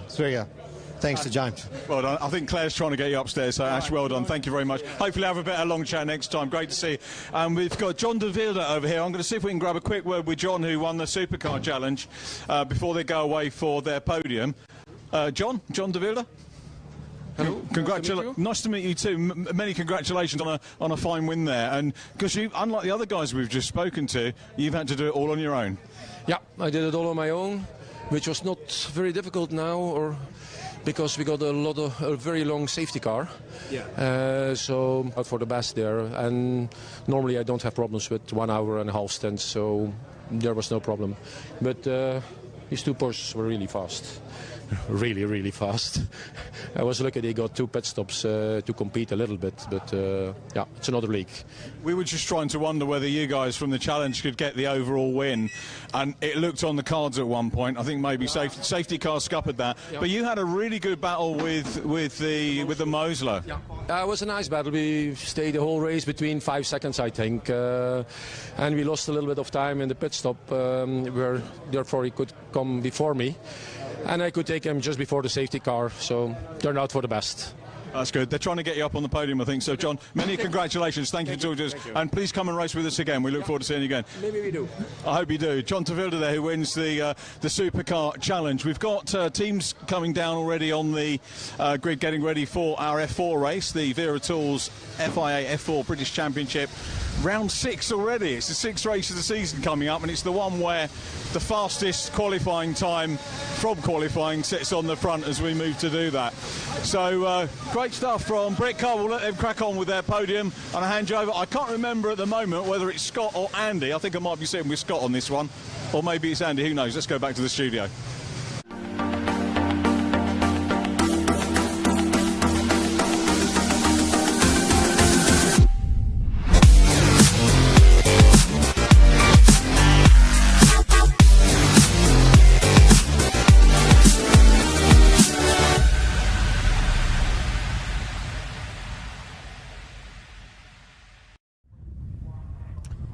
Yeah, thank you very much, Richard. He'll be here very shortly in a few moments' time, because we are getting set for our third and final race of the weekend for the Wera Tools F4 British Championship, certified by FIA. And this is going to be set by the outright results of qualifying. So if you're the fastest man in qualifying, then you get to take pole position for race number 3. We'll go through the grids very shortly in a moment. But look at the result earlier on. It was a brilliant win for Adam Alazari for Rodin Motorsport, from Rowan Campbell-Pilling for JHR Developments. Tommy Harfield, who came into the weekend as the championship leader, ex-Fiesta Junior racer. He is currently, he finished third, and it was a rookie win for Thomas Behrman ahead of Xavier Avramides and Henry Mercier of Argenti. Cars making their way now out of the assembly area, round to the grid. As we said, this grid is set by the results of the full results of qualifying, so fastest man from qualifying will be on the front row of the grid. That is James Brscc, the Australian driver. He'll have Ethan Jeffhall alongside him on the front row. Martin Molnar, who's had quite a decent run of results in the first couple of races, but he himself is going to be starting from P3 for this one, alongside Fian McLaughlin. And it's August Raber and Henry Jocelyn from Thomas Behrman, Tommy Harfield, Rowan Campbell-Pilling, and Zari from the top 10. It's practically a reversal of what we had the results from that first race, which is intriguing to see. But Richard is hot-footed now from podium interviews for the Britcar drivers straight into F4 mode, and slightly sort of more grey and overcast conditions that we had earlier on for our first few races, Richard. That might affect things like tyre temperatures and pressures going forwards. But now we get to see James, who put an impressive drive yesterday afternoon in the first race, back on the front row again, looking to try and make it 2 from 3 this weekend here on the Grand Prix circuit. Yeah, and this could set a real benchmark, couldn't it, for the championship? Because to be fair, when we left Donington Park, we didn't really know what this season was going to give us. And then, obviously, coming today, we had, double pole for Jimmy Brscc, the young Aussie, coming back for his second season in British F4. He was with us 2 years ago. Everyone was asking, what did he do last year? He actually went out and did his home country F4 championship, and he's the reigning F4 Aussie champion. I think you might be doing a bit of Aussie F4 in AU4 in a couple of there's a brand new kind of concept I think about that AU4 which I think is happening, which is a mixture I think of these. I'm sure someone who's part of the championship or someone who knows better will tell me if I'm wrong. I think it's a combination of these Tartar chassis and some of the older Miguel chassis that were used in the initial incarnation of what we know as British F4 back when it started back in MSA Formula, when it was known back in 2015 when it had just taken over from what was the British Formula Ford Championship. So good to see some Australian talents in the mix, and James is certainly doing himself and his team and that series in many cases and his country very proud by being towards the front and showcasing himself to be a pretty prominent young talent. Yeah, he is very much, and it was great to see. It's great to see drivers come back for a second season, because you can have the rookie year and build on that and learn and then come back. But he did it the other way. He did the first year and then obviously having a year away and then coming back this year. So it was a really pleasant surprise to have him back, and he's a really good young character, and as I say, he starts on pole. But we've got to be very careful though, because alongside we've got the Argenti Motorsport runner Ethan Jeffhall, the reigning Ginetta Junior champion. Doesn't have the rookie category for Ethan Jeffhall, although he is a single-seater rookie. He's had a full season of car racing with Ginetta Junior, but he is an F4 rookie, but not by the championship definition of that. Behind him, the man that won the championship last year, the rookies, that is Martin Molnar, the young Hungarian driver. Extremely personable young man, really good little peddler. Great crash up. First time I saw his crash up yesterday when they were in the holding area, and he's got this lovely intricate design. I'm not a fan of the intricate design. I can't like the old school solid colours. Like simpler designs, yeah. Yeah, but his is mega. It's got like tyre tracks across the top, which of course we hope he never experiences. Yeah. But then he's got clocks either side of that. So he's kind of got the nod of the tyre and the race thing, and then the timing element of the racing as well on his crash jump, which is great. Martin running very strongly in the championship at the moment as well, so he's within the top 6. And then on the outside of row 2, we've got Fian McLaughlin in the Red Bull livery. Here's the grid. Fian on row 2. He's rookie, as you can see from the yellow background number. August Raber is next up from Henry Jocelyn. Then it's Tom Behrman, Tommy Harfield from Rowan Campbell-Pilling. Top 10 wrapped up by Adam Alzari, Joel Bergstrom, Xavier Avramides, getting used to pronunciation. Chase Fernandez and Leo Robinson next up. From Henry Mercier, Yu Hao Fu, Charlie Edge, Cole Hewitson, Esme Kosterman and Piotr Orozowski. So Esme and Piotr making their debut in the championship this weekend. I think Esme we will see at Zandvoort as well, doing the 2 GP circuits, but not anything else, so not really part of the challenge part of the competition. Piotr will be with us at the event that Erbe Larsen, the Danish racer, nearly got the accent right there, will be away on Formula 1 Academy duties, which she is on this weekend. So great to have a chance to commentate on F4 with you, Scott. And Yes. what's money on, mate? Ooh, interesting. Spot there now. Well, James Brscc obviously is someone who has made some good results initially. There's a lot of great young talents here. I mean, I looked at two of the drivers who were prominent in Genesis Juniors last year. You know, Ethan Jeff Hall and also Chase Fernandez. They can pick their way through and showed their skills in a rear-wheel drive Genesis sports car. Now, of course, in a slightly different rear-wheel drive machinery, a little bit more aero. It does appear to be one of those things so far in the test that you've seen in the last few years up close. It does appear to be one of those particularly talent-stacked fields this year in terms of the variety of drivers. Great, we've got a proper, truly international field, but also as well, it feels a bit more unpredictable in terms of that you don't have the predictable front runners. It's like, it feels like, again, there's a good 6, 8, maybe 10 drivers that have a genuine chance of at least getting onto the podium and scoring a victory. I might be a bit boring going saying my initial thought is probably James Brscc because he's won race 1 earlier on and was pretty strong in race number 2 earlier on today. So you want to try and keep that win streak up. Maybe a dark horse, possibly Ethan Jeff Hall. He's been a nice transition from what I can see from Genesis Juniors into these single seaters, and not I'm sure you'll attest from what we're seeing up close. Sometimes not all drivers that come from like a tin top or a GT like a Genesis Junior, even a Fiesta Junior, not all of them transition from that class of car to a single seater quickly enough to be on the pace immediately from the word go. Whereas Ethan and at least Chase both seem to have got the knack of it with enough testing, enough insight, and enough proper adaptation to that over the winter. But they seem to be on the ball with it pretty quickly against some of these drivers that, like James, for example, has raced single seaters for the last 2 or 3 years and has it almost down to a T. Absolutely right. You know, the infrastructure is there around the formula now, and obviously you need budget to go testing. But you also need the thing like the coaches and driver managers that will help you with that. I know my ITV colleague Phil Blue is involved in management of drivers, and one driver on here as well. So, you know, there is that as well. Safety car pulls over and we get the cars coming up into line. But yeah, Ethan Jeff Hall has been very, very good at making the transition. So he's going to be running well here. Championship-wise, August Raber, who starts back in 5th position. Say back, it's not that far, is it? 5th position for August Raber. He's the provisional championship leader at the moment. Fionn McLaughlin 2nd, and he's 4th on the grid. So we've got the potential championship battle there, 4th and 5th on the grid as we look at the number 6 car. That's Leo Robinson. Leo won, as I mentioned, in the first race of the day. Won the on the away day. We call this an away day from Toka.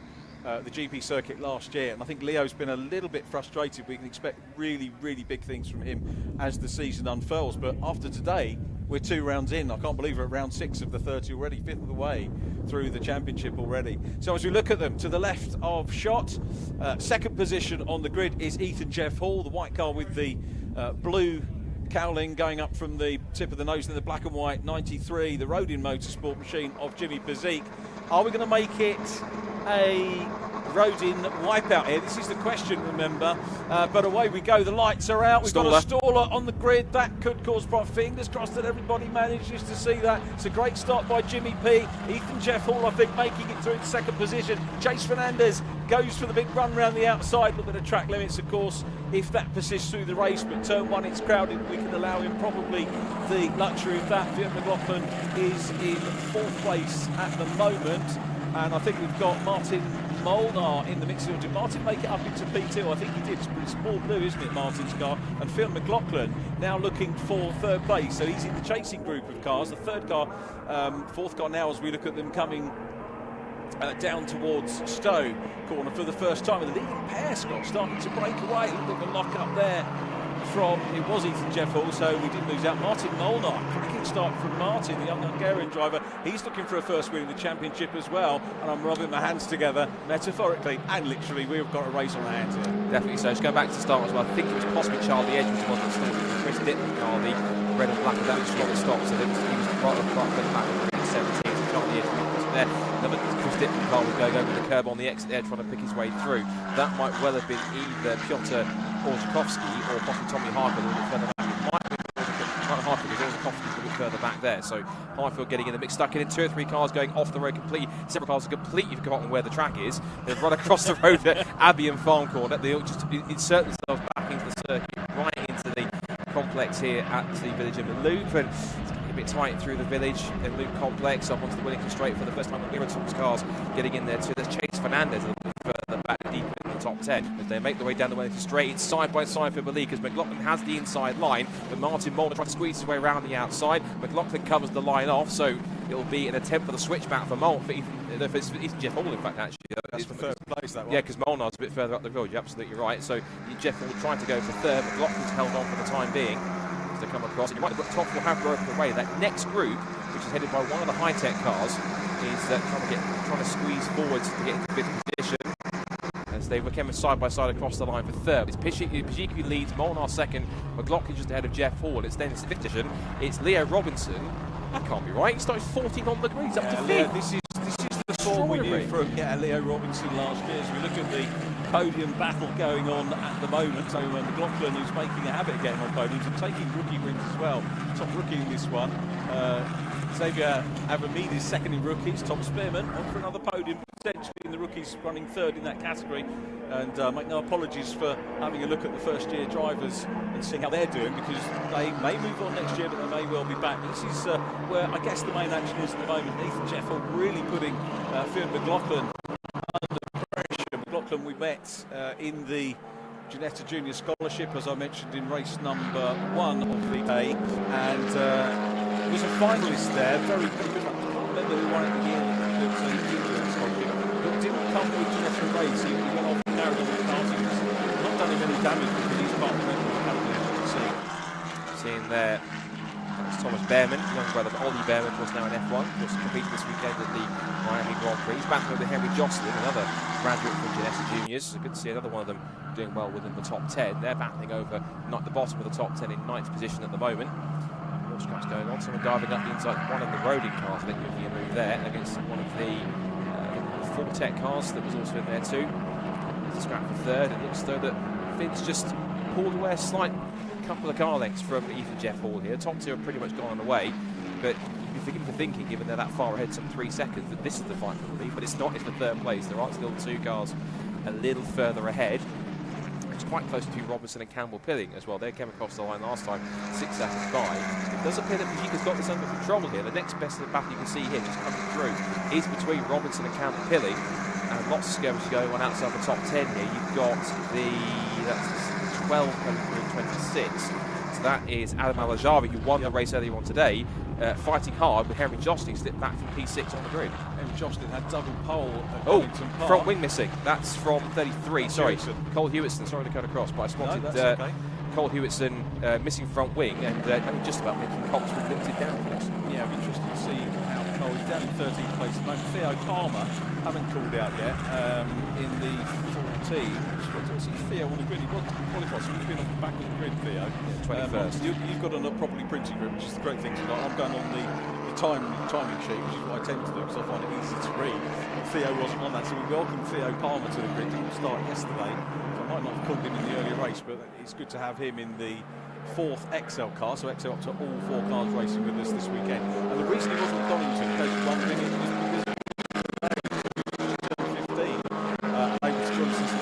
because definitely, and not bad for the back of it. He started back in 23rd, 7th place. The team was now Henry Jocelyn getting pretty feisty with that's the 12 of Azari. And again, this is over 10th position. It's the final top 10 spot, and Jocelyn using all of his know-how from going wheel to wheel in Ginetta Juniors. More exposed to British F4. He's got to be careful not to go touch wheels too much. He's trying to force the issue. And Azari going defensive. The Emirati driver just holding the line. Jocelyn goes clean around the outside, over the curb into the arena section. Through Maloop he goes, makes the move stick, but he might get beaten on the undercut as Al-Azari pulls the Roding car at the level. There was a Chris Dittman car off the road and to the side. Who was that? That was possibly, was that the car that stalled earlier on at the beginning of the race? That maybe Charlie Edge potentially. We'll come back to that in a second, because now we see also the XL car just behind. That's Cole Hewitson. No, is it Cole Hewitson? No, it's not. Who's just behind them? Sorry, that's 21 car just behind them, which is Tommy. It's an XL car, but I think it's out of position, because that's the battle that's going on between Al-Azari and Jocelyn. That's a car further back. That's 21 that stopped. Was it 20? It's 27. Sorry, so I think that is Charlie. So it's Charlie Edge. Isn't it? It's Charlie Edge. No, is it Harfield? Because he's Chris Dittman, isn't he? If it's a yellow background, then it's Charlie Edge, and he's a rookie. So no, I think he was 21. I think it was Tommy Harfield. So Tommy Harfield, I think, has stopped. Yeah, in fact, he's dropped down to 19th. It is Tommy Harfield then. So the man that came to the weekend, the championship leader, at least of what I can see, is out of the race with looks like some kind of rear suspension damage. I'll tell you what, again, what difference to me a week makes, you know, going from being the championship leader, step up on the leaders, Jimmy Brscc, Martin Nolan, Phil McLaughlin third now with fastest lap, then Ethan Jeff Hall going through fourth position, so Ethan heading up towards a podium, then it's Avramidis, Avramidis next up in the number 4 car, in 7th place, Chase Fernandez in 8th. Supercar for a week break, as I say, not took part last week here at Silverstone this week, so a very quick turnaround for the teams. But now they get a 3-week break because we see them again with one in the PTCC weekends at Snetterton, which historically, if you're planning a day out, make sure you come up to, or down, wherever you are, to Norfolk and Snetterton for that, because it's usually a blazing weekend. It's usually very, having said that, given that thought, it will probably rain a lot. There's Chase Fernandez at the moment in the number 90 car being chased by Thomas Beerman, instead of the yellow number on the background. Did race with this last year, a couple of races towards the end of last season, but with limited experience can come in as a rookie. Chase is a single-season rookie and did 2 seasons in Ginetta Juniors, won the Ginetta Scholarship a couple of years ago. And Beerman looking pretty handy here, goes to the outside run as they go down into Brooklands. Chase Fernandez giving him room, and Beerman's going to hang on to the outside. David Beerman's going to be very pleased with that move, watching for sure. Lovely to see David here, another ex-BRSCC member, and enjoying watching sons racing. Good move, great racing between the pair of them. That was excellent. I think Chase Martin put his hand up a little bit to say, look, I'll give you enough room as I can, but that was really good execution. Down the outside, held the line, put himself fully alongside, so he basically gave Chase no choice but getting the line on the inside, and a really nice execution move for Thomas. Not sure I think his dad would be pleased. I'm sure if Ollie sees that, he'll be pretty chuffed at that too. So, yeah, Beerman needs to chase down the car in front of him now, which is Avramidis, second in the rookies. Then we want to get further up. Of course, we want a rookie win, get on terms with Finn McLaughlin, who's running in third place, but it's Brscc 1.2 seconds clear of Martin Molnar, Phil McLaughlin next up. And we're kind of now, as you get into race 6 of the campaign, beginning to get that, not a familiar look to it, but it's all beginning to, you know, we're not surprised now that Jimmy's there. We're not surprised that Martin Molnar's there. We're not surprised that Phil McLaughlin is there as well. It'd be good to see Ethan Jeff Hall close up. So he's got a second or so to catch up on Phil McLaughlin at the moment. Past the Strickland car, it's a good spot by the way. Big show for him as the championship leader coming in. No drop scores in these 30 relentless races for the F4 lads and girls that take part over the course of the season. DNF early doors is not a great thing, but it will be character building for a lot of them. Safety car deployed now, presumably after due consideration by the team on Tommy Harfield's car. So I know I can hear Phil saying, oh, they take a long time to scramble it, but the race organisers will be looking at the situation. They know that has not been a problem, but they want to alleviate a potential problem, having considered it, and considered is the optimum word there, I think, Scott. They've thought about it, considered it. Although everyone knows where it is, let's move it now, get the car out of the way, and to safety and not cause any problems going forward. Yeah, it's a good thing to do. You have to take these decisions quite carefully and calculated. So obviously, Racing Control looked at it. Admittedly, I did look at that and think it has to have a wheel on the racetrack, so it was in a slightly precarious position. Yeah. But good to see that they have managed to do that. The snatch vehicle just in the background has its lights in place, so I'm sure when it gets the call to go and retrieve the car, they will do so. So James Brscc then has his what was I guess a couple of second lead now has been reduced to practically nothing. Good news for Martin Molnar, isn't it? It is, and also for the rest that were chasing, because we had Finn McLaughlin and Ethan Jeff Hall who were together, so they could get in the mix. And what I did notice lap time wise on the last proper flying lap before we had the safety car come out, the top 6, how the lap times, they were all pretty much about 2 to 3 tenths within each other, so very evenly matched in the top 6 at the moment in terms of pace. I did see a fastest first sector, I think, from Rowan Campbell-Pilling at one point. Maybe the last couple of laps, and he's both going quite nicely. But the safety car had a chance to neutralise things. We had a safety car in race 1 yesterday. Do you have one in race 2 earlier today as well?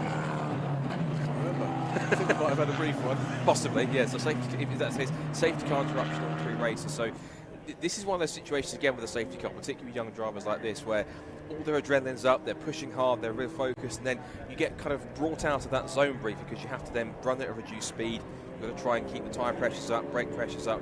Your mindset changes a little bit. Everything starts to slow down, to calm down a little bit. Of course, when you're racing drivers, their minds work so quickly to the fact that what looks like 100 miles an hour for some, it will look like 30 to them because their brains can process things so much quicker once they get into that flow state.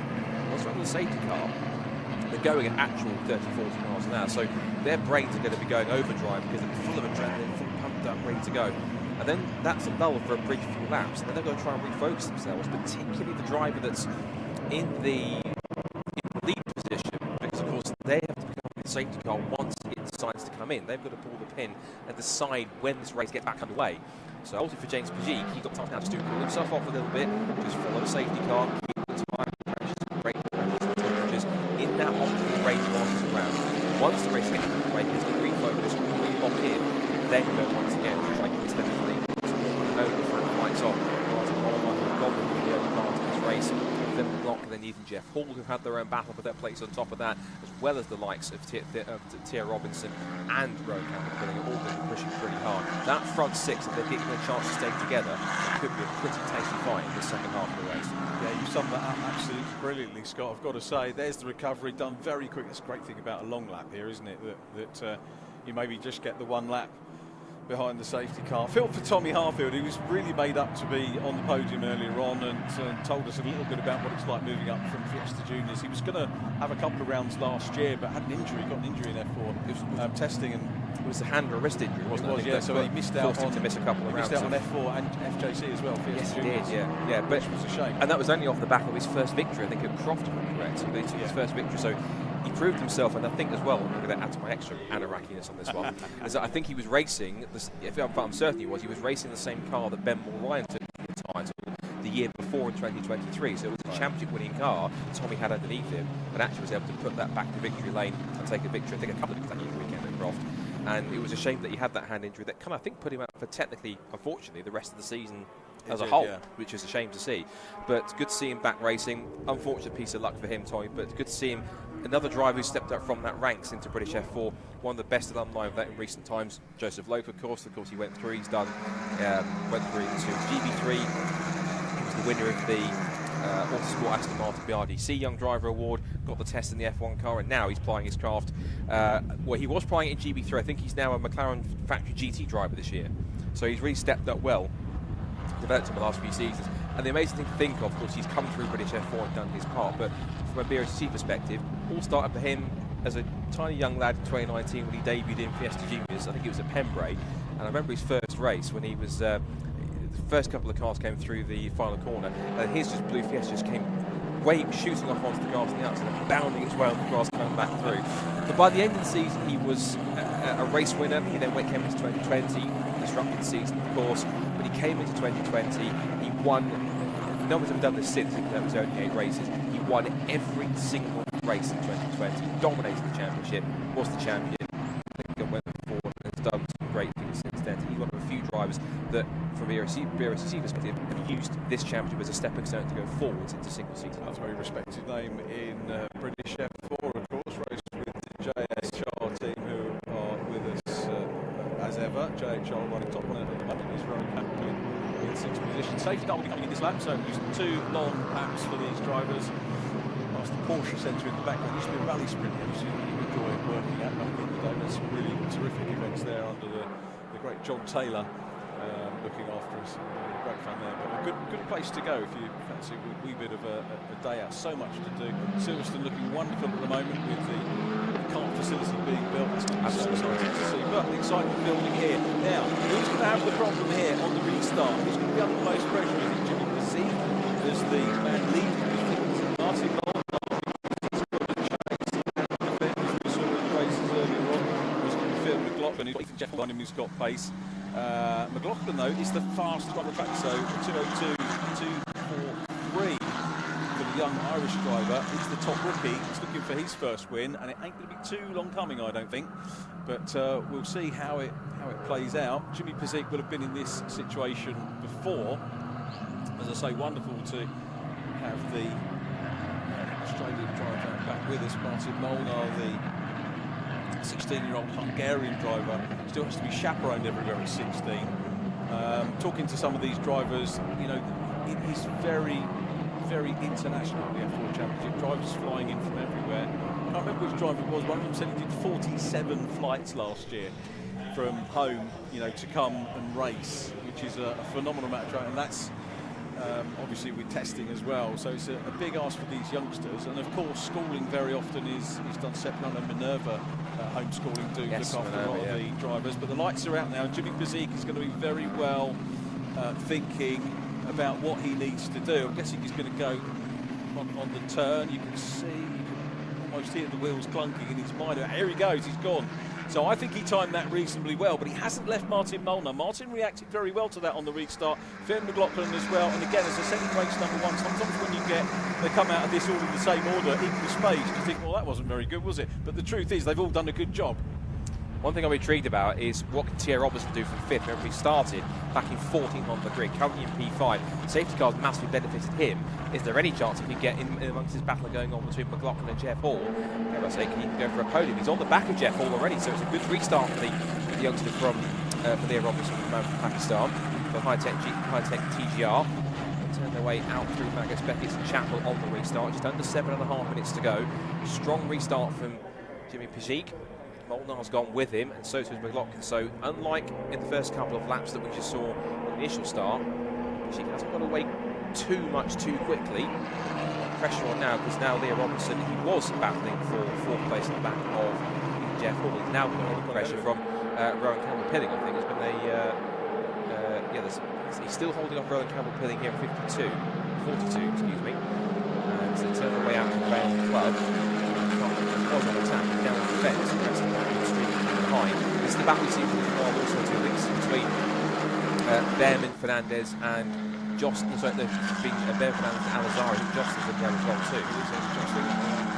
James Cornwall, and a bit of a difficult task here for Henry Jostin this year because he's with Forte. He's a lone driver in the team. You know, a lot of the other drivers could share data as best they can, but the likes of Henry Jostin, Martin Molnar and Virtuosi, the only driver in Virtuosi this year as well. But Leo Robertson's going to be interesting to see what he can do. He's joined Anglo-Algerian nationality, Leo Robinson. But great to see him. That's all right. Great to see him getting the pace that we knew he had last year. The race car back up and all breaking there from Ryan Campbell-Pilling in the 42 car. I did ask him if that had anything to do with the Hitchhiker's Guide to the Galaxy. I haven't, but I know what it means. You know what it means. But it's actually the reason he picked it was when he was karting, and it's the addition of the day of the month that he was born and the month that he was born. I think it's the 20th of December. 20, actually can't be, that's 12, isn't it? So 12 and 30th of December. Tell how good at maths I am, can't you, Scott? So that's what 42 comes from. But he has had a lot in basketball that was reference to Craig Douglas Adams' story. And if there are any youngsters watching this, probably haven't delved into that. It's well worth a look. It's great fun to read if you want to do that. But Brscc out front from Molnar, McLaughlin, as you were before the start of the race, as they head away from us again, equidistant. I'll tell you what, Brscc has reclaimed this with 5 minutes to go in fine fettle, hasn't he? He certainly has. He's got a gap of 7/10 of a second over Molnar in second place at this point. And still, it's quite tight between McLaughlin and Jeff Hall. McLaughlin still holds the fastest lap of the race, 2 minutes 2.243. But Brscc has just put in the fastest first second of anyone on this lap. And a personal best also for Molnar. So it's not just to turn up the lead a little bit more within these last 5 minutes. Wider than Chase Fernandez. Yeah, he was ahead of Henry Jostin. Alazari was there too, ahead of the 23 of Theo Palmer, who again, impressive run so far. Starting the back of him 21st. This is now, you see Fernandez going good with Jostin. Jostin went round the outside. This is shades of Janessa Juniors last year between these two. Jostin sweeps across and takes the place, forces them both to lock up. And now here behind them come both the 12 and the 23. This is now Alazari and Palmer. They're all getting in amongst each other. Now this is Alazari around the outside of Fernandez. Going to have to give him room as they squeeze wide, both of them with very similar livery cars. Here comes also behind them Theo Palmer looking for a top 10 finish. Palmer gets the block put on by Fernandez. Down the outside comes Alazari. Tries to hold on to it and almost closes, almost rubs wheels with Chase Fernandez. Almost looked like a bearing there for a second. And it's now the 23 car of Palmer with Henry Mercier, we haven't talked about very much in this race, the young American.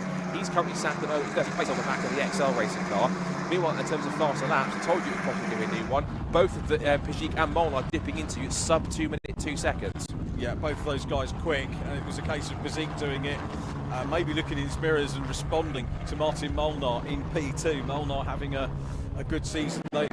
As he did last year, he snuck into the winning position in the rookies last year. At the sort of late doors, but you know, he was got to the lead towards the last round. If I remember going and congratulating him at Brands Hatch after the GP circuit round. But Rodin looking very good. It's wonderful to have Rodin back on top form, I've got to say. And yeah, new teams everywhere. Theo Palmer, as you say, doing a good job at the moment. He's running fourth in the rookies, so I don't think he's going to be, unless there's a problem for Tom Behrman and Xavier Avramidis, he's not going to get a podium in this one, but he's going to take great heart from being fourth in the rookies on his first time out and beating Henry Mercier, who's had two rookie podiums this weekend as well.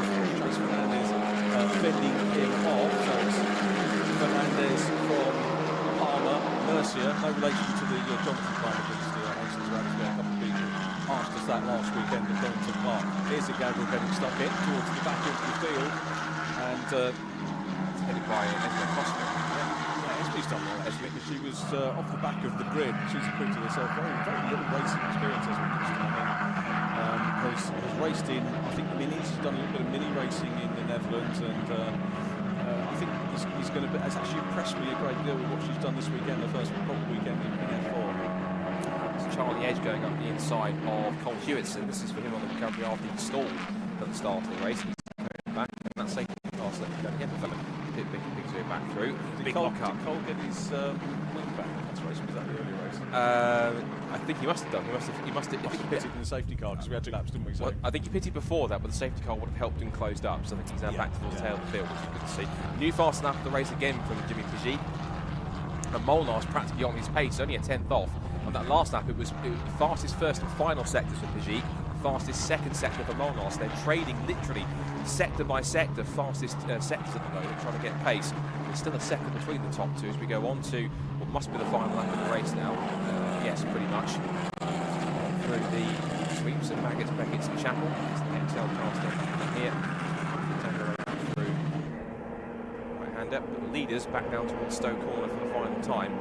But it was a stalemate also in third place. We saw that early scrap going on between Finn McLaughlin and Ethan Jeff Hall, but they've really kind of come together again. Their pace has been practically locked together. Last lap was separated by about literally a few thousandths of a second, and all of the top 6, about half the field, did personal best on the last lap. 3 and 4 cars, in fact, dipping into 2 and 2. The other 2 were Ethan Jeff Hall and Tara Roberts. Tara Roberts, so those 2 also race. Of a 3-race meeting, so good stuff for them. Jimmy Peugeot is going to be the man that they want to beat as they head to Snetterton next time out.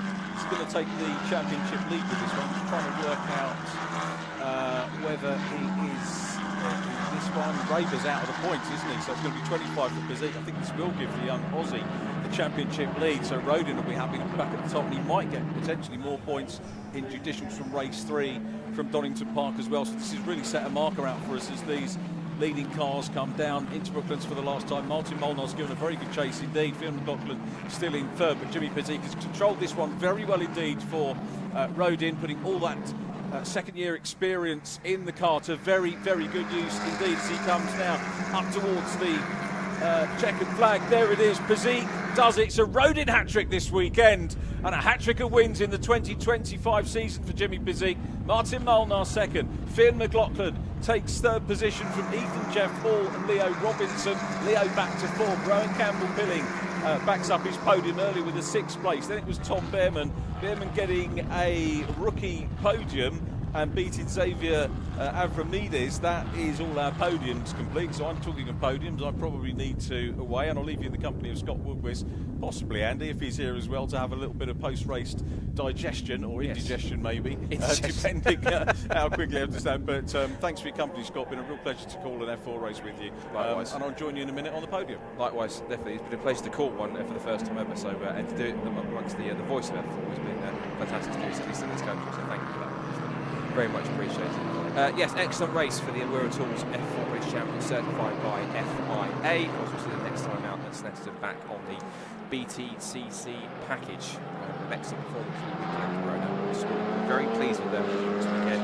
2 wins now for Jimmy Peugeot, one for Adam Alazari in the end. Of course, with the rookies, which Field McLaughlin took the victory from Thomas Bell in the second lap last Xavier Avramides third. So we're touring around the pack and team formation. You see the XL cars together. You can see them bunch together on that side. So just to confirm the result, Jimmy Brscc with the victory by 0.6 of a second from Martin Molnar, who took the fastest lap on the last lap of the race, 2 minutes 1.612. Then Finn McLaughlin in third from Ethan Jeff Hall in fourth. Finn also winning the rookie category.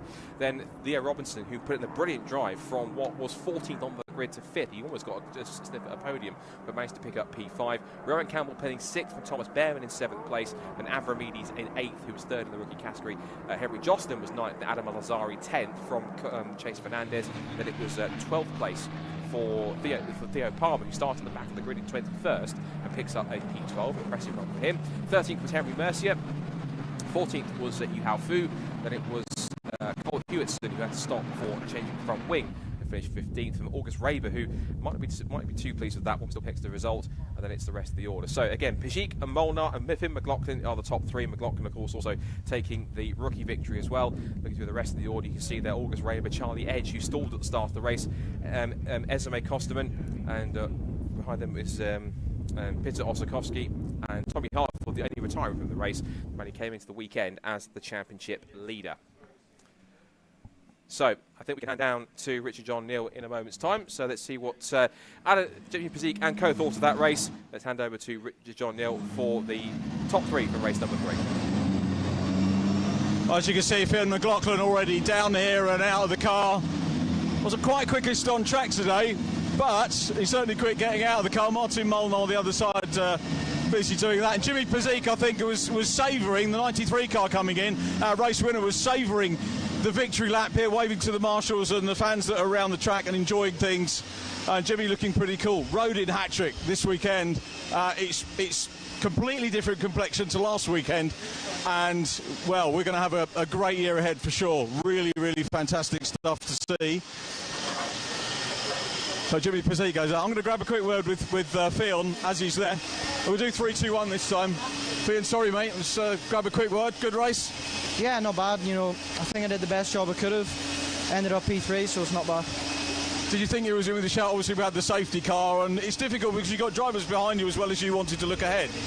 Yeah, I mean, they were definitely quite fast in front of me, but you know, the pace was definitely there. I think all this stems from qualifying. I think if you get a good quality, your life's just going to be a lot easier.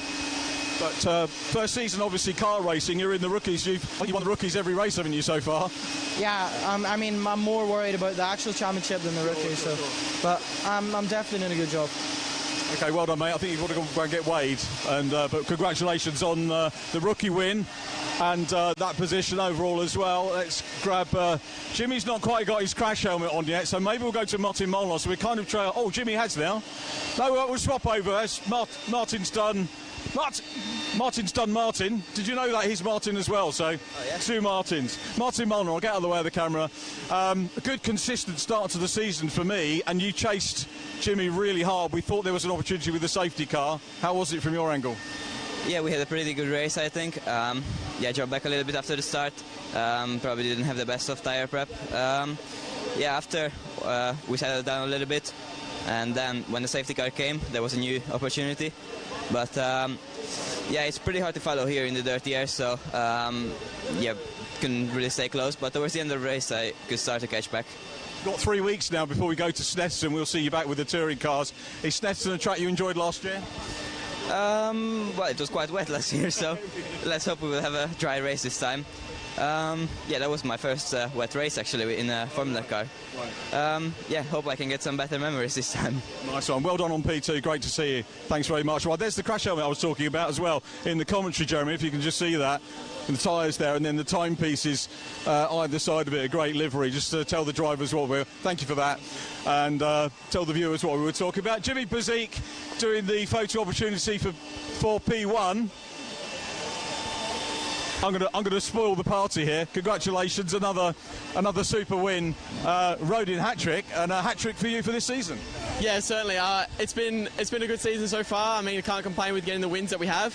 And yeah, Rodin's been quick all weekend. Adam getting the win in race 2, and we got 2 wins this weekend, so can't ask for anything better. Is it party time? It's bank holiday weekend, isn't it? So, and we got Sunday and Monday. So you guys gonna chill out now and celebrate the weekend? I mean, yeah, we're gonna chill out. I wouldn't say we're gonna party with the sense, but no, we're always going to be pushing forward as well. So we're going to be keep learning, see what we can do for the next race at Senat as well. Okay, I think with August out of the points, I think that puts you at the top of the table now.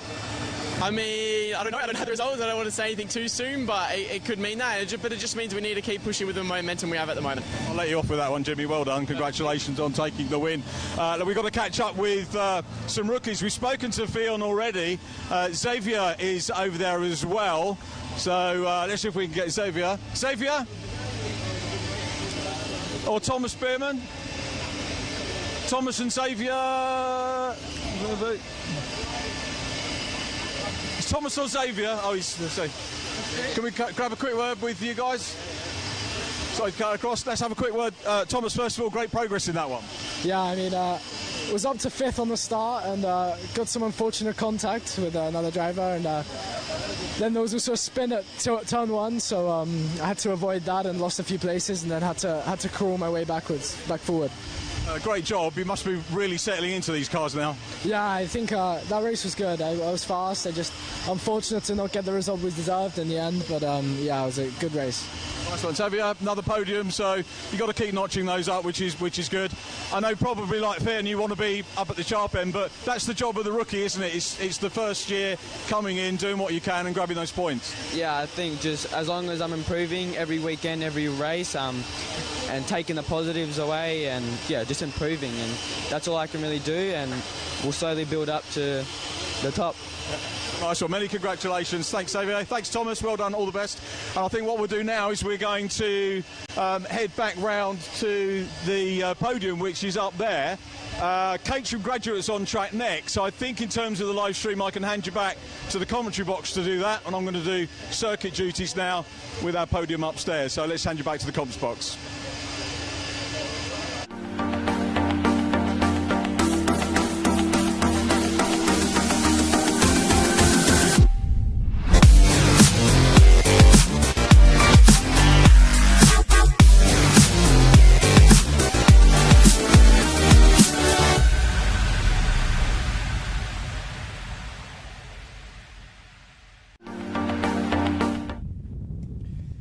Thank you, Richard.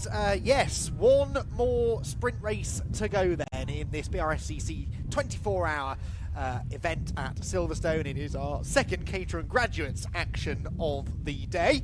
Scott Woodwist once again alongside me in the commentary box. Myself, Andy McEwen, stepping in for my one and only taste of Caterham racing today. And I was watching a chunk of the first race earlier on today, Scott. It was about everything you'd expect from a Caterham race, really, wasn't it? Great close racing, few wings going flying, 4 wide racing down the Hanger Straight, and a photo finish. It's all right.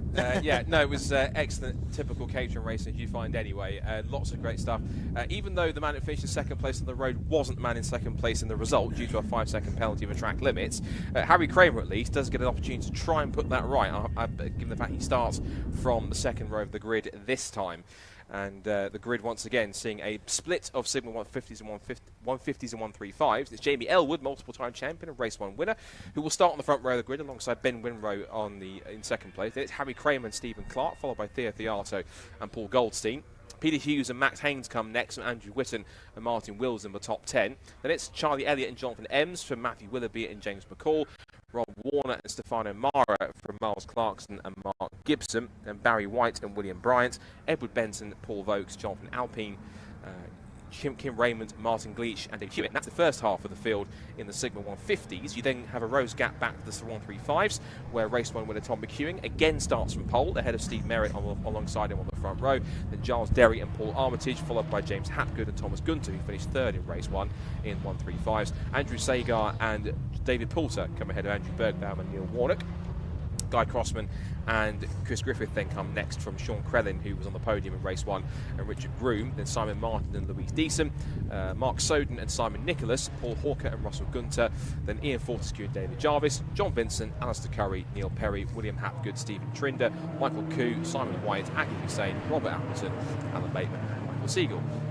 I don't know, you can do the rest of the race. Yeah, but there's plenty of cars in the mix there too. You've got 26 of them for the Sigma 150s, wrong championship, and it's about another, that's 25 plus minus 61 minus 25, I think live maths here, about 36 or so of the Sigma 135. So a mammoth grid, because it's big enough to take them as practically a capacity here for these guys. And again, as we saw in race number 1, this is a real circuit race. It was built for Caterham racing. Long straight, sweeping corners. These cars are also built for pack racing because they're short, they're unaerodynamic, they've got short, kind of stubby front ends on them. They punch a large hole in the air where you get a massive group of them together. If you're at the back of that tow, you're getting a 6-car tow in front of you rather than just 1 or 2. And the tow is so easy to pick up because they are such a blunt front end on these cars. They are slightly aerodynamic, with slightly rounded edge of the front nose as it kind of tapers off a little bit. But even so, these cars do always make for fantastic racing, and they have done for several years. It's a concept there ever since it was conceived when Colin Chapman had the forethought of turning an Austin 7 into a Lotus 7, and then the rights to it, that kind of 7 build was then sold over to Caterham and went into Caterham's hands. Ever since, it's been the originator, it's been the original, and it's been the best ever since. It has, indeed so. There's a reason we've got 60 cars, nearly 60 cars on the grid, and that is not that uncommon, quite frankly. Yes, it's 2 separate classes, but each class, as you said, very, very well represented. Caterham Championships, Caterham Racing, no matter what championship it is that you're racing in, is always a hotspot for close racing, big grids, and great camaraderie often as well between the drivers in the paddock. So, yeah, it's certainly here to stay, and as strong as ever in 2025. Cars weaving around to get some heat into the tyres. I saw a graphic just as you were going through the grid there, Scott, that said the air temperature was 14.5 degrees. I respectfully disagree. It is rather chillier than that, I think. It was 15 degrees earlier on in the day, and I do suspect it's dipped since then. So lots of tyre temperature needing to be generated here, because although I made the point in race 1, these cars move around a lot anyway. They want to generate as much grip as they possibly can, because if you have a wobble on cold tyres in the early stages, Scott, you can spend the rest of the race fighting your way back through. You would get limited opportunities in Caterham racing to establish yourself at the front. Yeah, definitely so. Was that your best impression of a weather app? Kind of like it's 14 degrees but feels like fall. Well, yes, it really does. That's not far off, really. It's that wind, the breeze that's picked up quite a bit, that's blowing across the circuit, adding a real chill to the air. It is also that, and of course we've had the clear blue skies that we had now been replaced by grey overcast skies, so that certainly helped as well. One in the pit lane, Scott. One in the pit lane, which is coming in. We'll have to figure who that is in a second, unless it comes past our commentary box window. It's coming very slowly, I think, past the commentary box window. Bear with me. When it gets here, I'll tell you. Yeah, the rest of the field is making its way around to the grid to line up.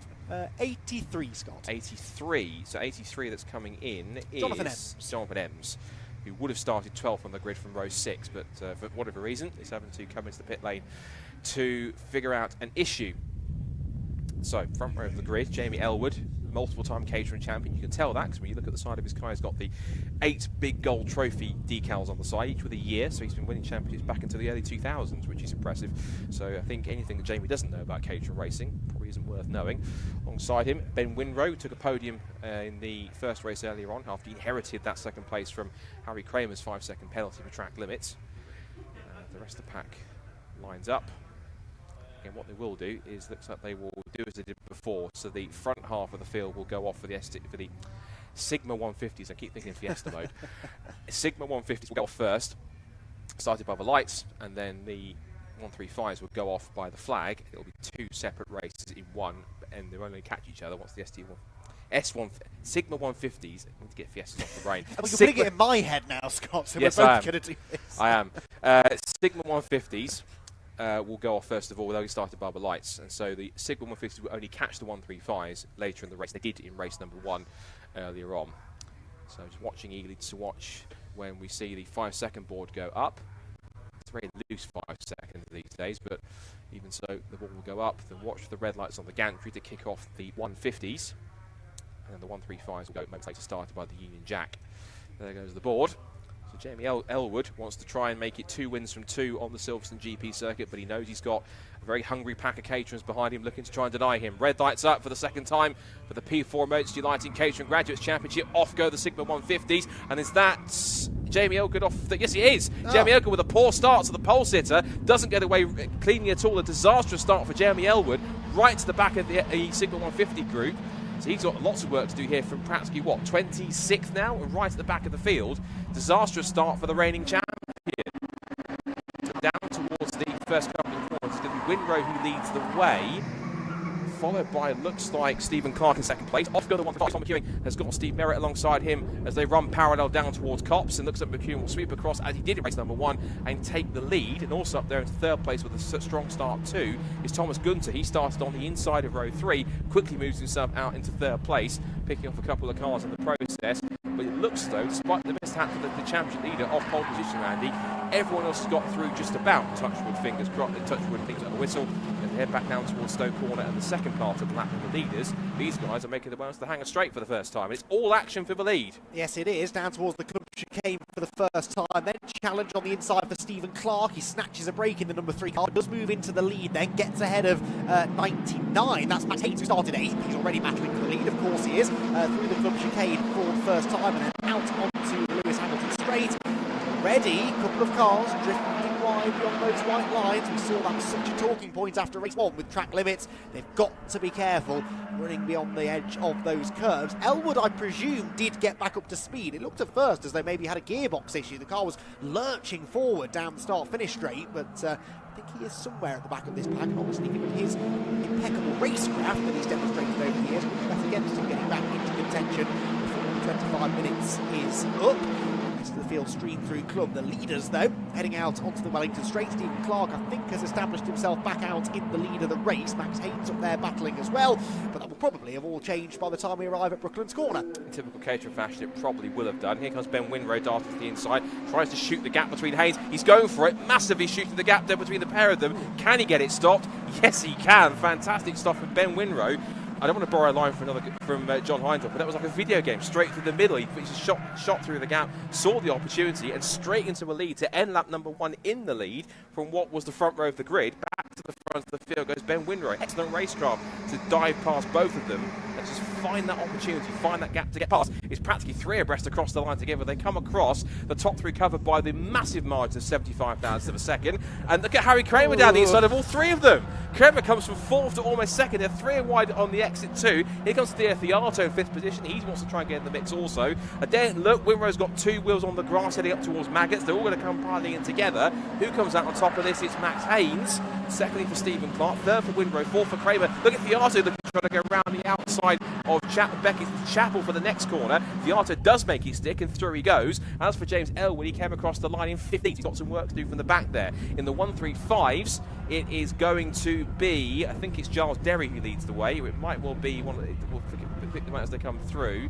It is going to be, it was McEwing who led, but Merritt, I think, was just behind and took the lead going into Copse. But McEwing has got it back now. So McEwing from Merritt, from Gunter, from Derry. And I think from Bergbaum was a further 1.5 seconds back. This lot haven't calmed down at all, and it's only lap number 2. It's now Clark back to the lead, side by side between Max Haynes and Ben Winrow. Now for Theo Theato, who's charging along in the second race, up to 3rd almost, round the outside. He'll get the toe from Ben Winrow as they go through the second part of the club corner. Everyone's grouping together here now.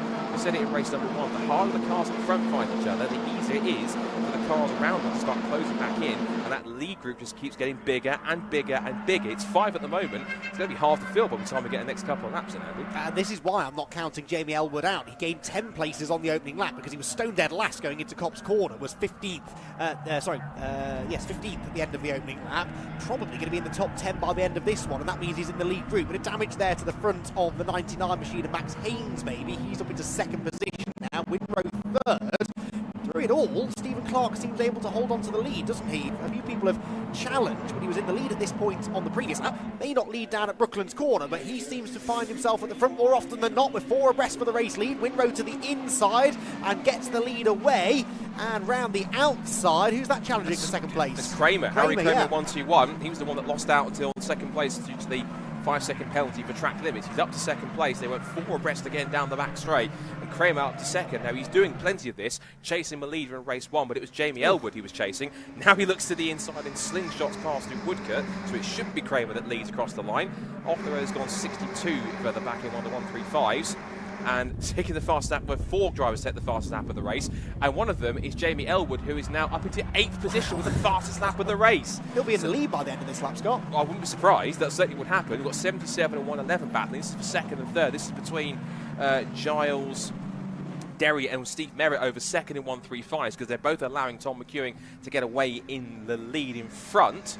And then 4th place looks like it's Thomas Gunter. That's the silver car with the turquoise nose, up in 4th place. As they come across the line, the 135s want to be as frantic as their 150 brethren, but they certainly are putting on quite a show here. Up the inside to hold second place goes Merritt, and looks like Derry is going to hold on to third with just good to try to tack on here. Here we go again. 3 abreast of the lead down towards Stoke Corner. It's Max Haynes in the middle, and that was between Kramer and Winrow down towards Stoke Corner. There, by the way, is Jamie Elwood. He's now past Paul Goldstein. And also, I think the 50, which is of I'm finding James McCall, who started back in 14th. So he's in that mix. He's got past both of them. He's sort of hovering around the base of the top 10. Now, I think he might have lost. I think he's still 8th at this point. A few further back, or past the only further backwards. That's 181 and 105 swapping positions. So that is 181. That was Edward Benson passing John Van Alpine. That was a position further back at the base of the 150 runners. Just look at the group and see that lead group is getting bigger and bigger through this race, and we've still got 80.5 minutes. I don't know whether to be excited or terrified. Mixture of both, I think, but keeps us on our toes. I think it's about 15 cars now in that lead group, which is half the field, more or less. Here comes the next pack of cars through Club Corner, and Steve Merritt, they're still sat in second position then within class, and in the 135s. Will he convert that into the race lead, though? By the time they arrive at Abbey Corner, he's looking on the inside line, and yes, goes through, I believe, in the 111 car. So Steve Merritt, who started second on that grid, to the lead of the class now as they head through towards the loop section. Covers that off nicely. This class looks a little bit more civilised, doesn't it, right now? They're sort of working together, overtaking each other, yes, but not running 3 abreast through Abbey Corner, for example. And that means that the group is a little bit more strung out. Only the 8 cars in the lead group within the only 8. Only 8. Right. Yeah, so wait to see what that order is at the end of the lap. The 150s are heading to the timing line.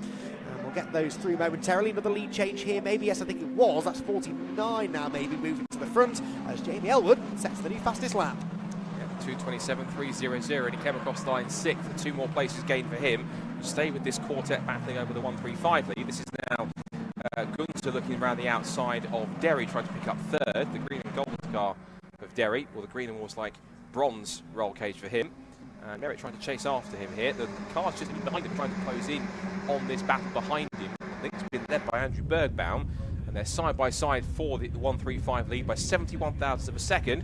And now it's Merritt's turn to take the front. As I think we're almost about to switch back to the 150s in a second. I saw the cameras fading in for a second. But here it is. It's Kramer to the front.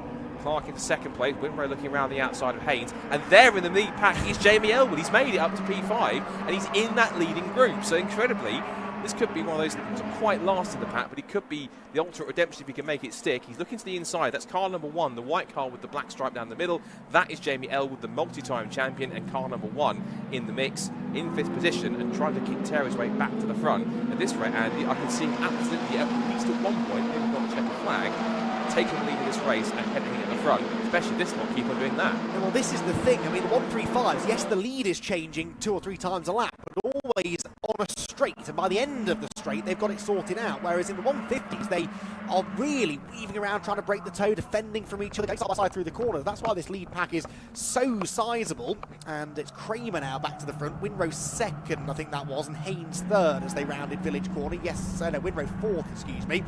The 3 cars up in second place. 5th position then for Elwood. This is why he is an 8-time Caterham champion, though. You don't win 8 Caterham championships by being the fastest driver necessarily. Clearly it's quick, but that's not what counts. It's racecraft. It's being able to judge these battles, find the gaps, time the runs, time the moves, and it's that racecraft that's brought him right back into contention. We have still got 15.5 minutes to go, and he's in the lead battle now, well and truly. Rounds Brooklands and heads for Luffield Corner once again.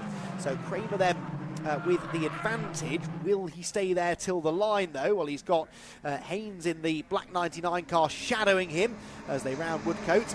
There, the man we're talking about, car number 1, Jamie Elwood. I think he was last into comps. I think he fell behind the entire 150 grid and is there in 5th position. And now I sense Scott quite content to just sit there for a bit, let this play out. He doesn't need to get to the front because he probably won't be able to stay there anyway. Just sit with the lead group, bide his time, pick his moments. I guarantee in a few corners he will prove that theory absolutely wrong, because he will not stay there for any sits at all.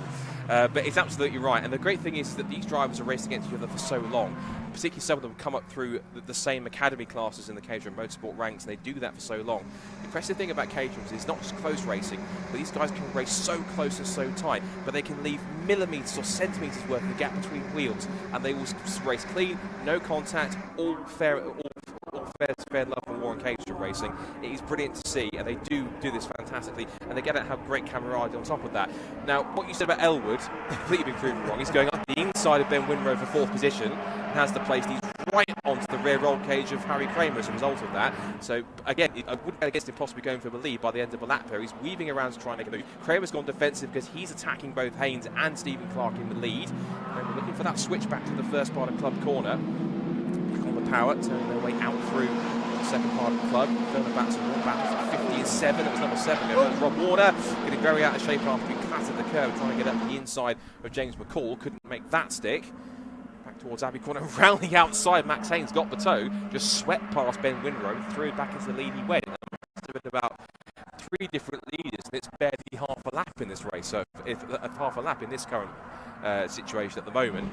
So Kramer, so probably Haynes has it, so everyone else wants it at this point. Here comes Kramer, who just a rear check. I think he might, if he did touch it, was a small nudge in the rear of the number 3 car. I hope he hasn't done too much if he did nudge him to dislodge the front nose section, because these nose sections on these Caterham are so easy to dislodge and lose. You make one tiny bit of contact and just dislodge it enough for it to start causing a bit of air resistance. Watch for Elwood, watch for the white guys. They dive up the inside and sees Clark firmly close the door, and so Kramer takes full advantage of that, looking right around the outside for second place, and Winrow gets the place back too. He swept round the outside of Brooklands and pushes Elwood, the defending champion and 8-time champion, back to 5th position, but I think we can guarantee he ain't staying there. No, but that wasn't quite according to the plan, was it? He went to the inside, lost his momentum when the door was slammed in his face, loses that position, but as you said, had ample opportunities over the final 12.5 minutes to get that place back. In fact, he's already trying to do so into Cobb's Corner, where Kramer goes for the lead on the inside. Is he going to get through? I don't think so. Stephen Clark will stand his ground on the outside, and it will probably be Max Haynes in 3rd, who gets the best run of the lot out of Cobb's Corner. They're 3 abreast towards Maggots and Beckett's. Haynes on the right as we look at it. That will be the inside for Beckett's. He's through anyway, so through goes the lead. Here comes Elwood at the inside again, has his nose chopped off. That nearly went very badly wrong. Well, he is trying to move forwards, but putting himself in positions that are risky. He must feel that it's worth it. The reward is worth the risk, but it's not quite working for Elwood at the moment. He got to 5th really quickly, but struggling to make any further progress. I'll tell you what, it's a 5-car battle, but look behind them, enter players 6, 7 and 8. This is now going to be James McCall, Paul Goldstein, and also in there too Theo Fias. They want to get in the mix. Casually 3 wide again through Stowe Corner. Looks like Haynes has held on to the place, but Clark is going to get the undercut here. Also, you can see behind them, Elwood is side by side with Winrow on the run towards the complex for 4th position. They're all over each other as they come into the braking zone here. And the next group of cars behind is closing. That's another 5 cars in that group. That's between Willoughby, Witten, Warner, Mara and Hughes all in the mix there too. That's now first down to 13th, all in one big line together. This is further back with some more of our Signal 150s. This is being led, I think, by Martin Gleach. And he has got Alpine Bryant Hewitt, and I think also Benton's in there as well. There's a lot of good 5-car scrap going on here. This is right at the base of the field, but it doesn't matter in that case, whether it's at the front, the middle or the rear in case, which you always have someone to race with. Speaking of which, here's our 135. We'll check back in with them, and it is now to the front. Looks like it is the 111 back in front.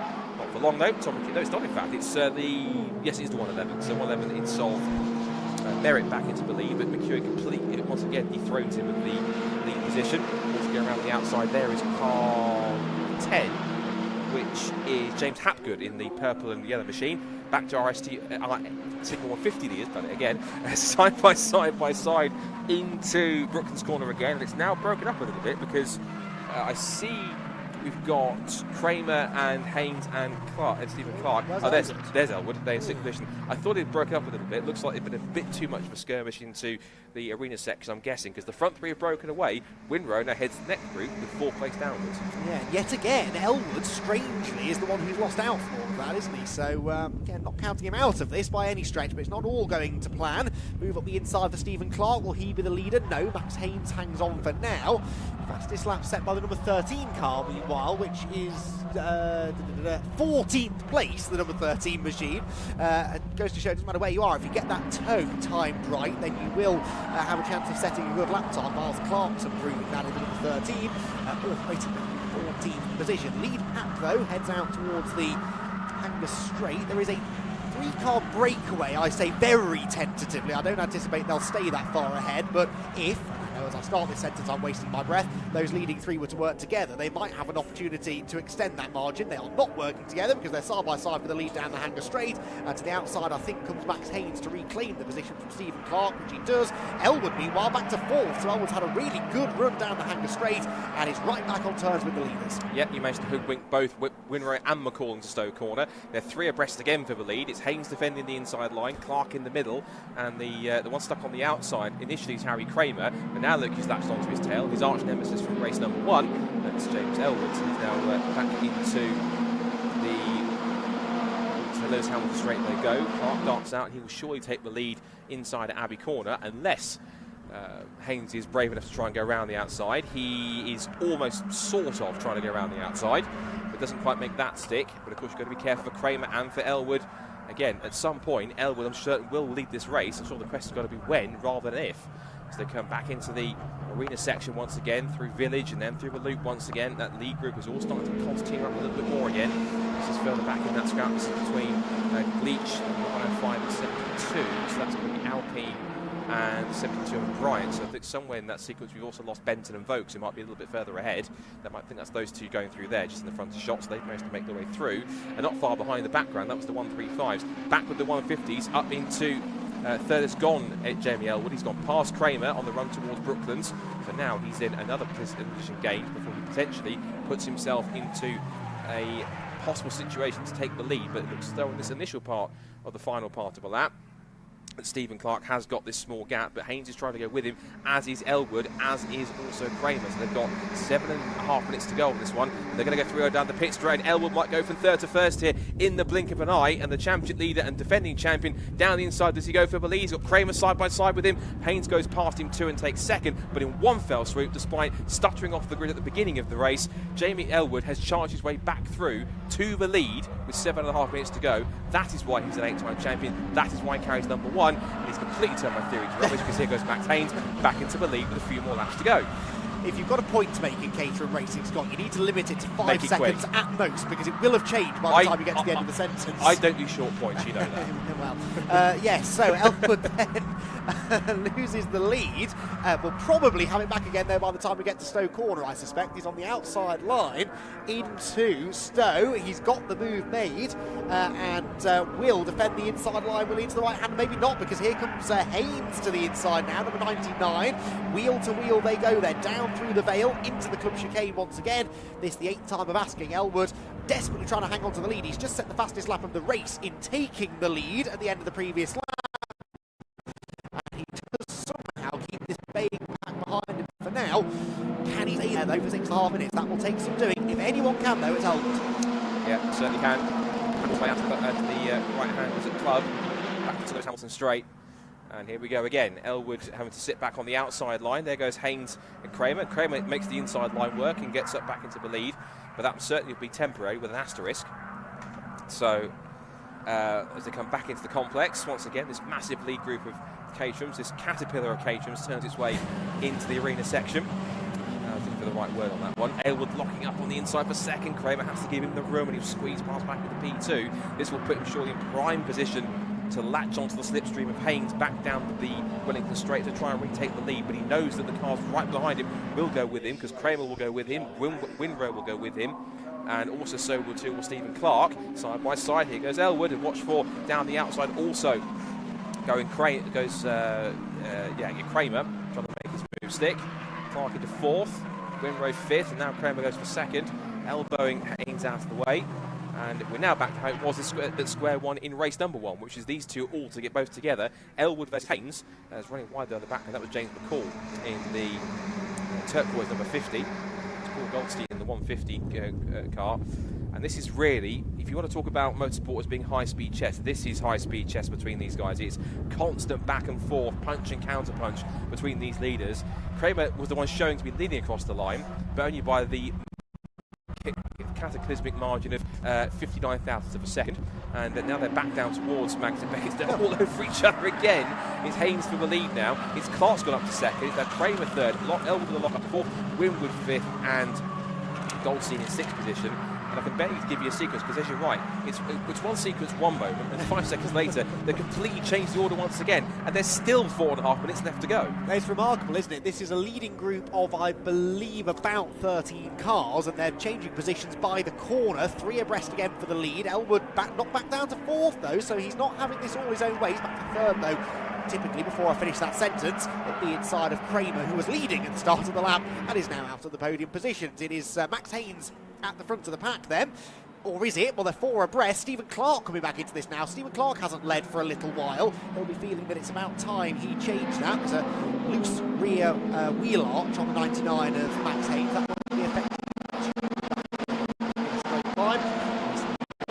Down the past the wing towards Abbey Corner. Again, he weaves one way, weaves back the other. Clark's the outside. There goes that wing. Oh, it's right in the middle of the road. Gets absolutely demolished by the chasing cars. That wasn't ideal, but at least it's no longer flapping loose on the 99 machine. Who's got the lead? It's Stephen Clark for now, Scott. The funny thing was on that sequence there, when one of the cars lost its front wing, I think when it lost it, it then as it came off, it clattered into somebody's rear wing and tore that off as well. So it's one piece of bodywork took off somebody else's, which is, I've never seen that before in Caterham racing, but then I've seen, there's many things I haven't seen in Caterham racing, and there's not often many. Right, back to that sequence going on towards the base of the 150, still mixed. We've got Benton, Vokes, Leach, Ryan, Alpine in there too as well. This is the real scrap here. Now we've got Kramer to the lead. Here comes Max Haynes to the inside, trying to dart through. Kramer has to give him just about enough room, begrudgingly, but he holds on for the inside for Luffield. And actually Jamie Elgood trying to go back round the outside of the 24 Winrow, trying to pick back off for 4th place.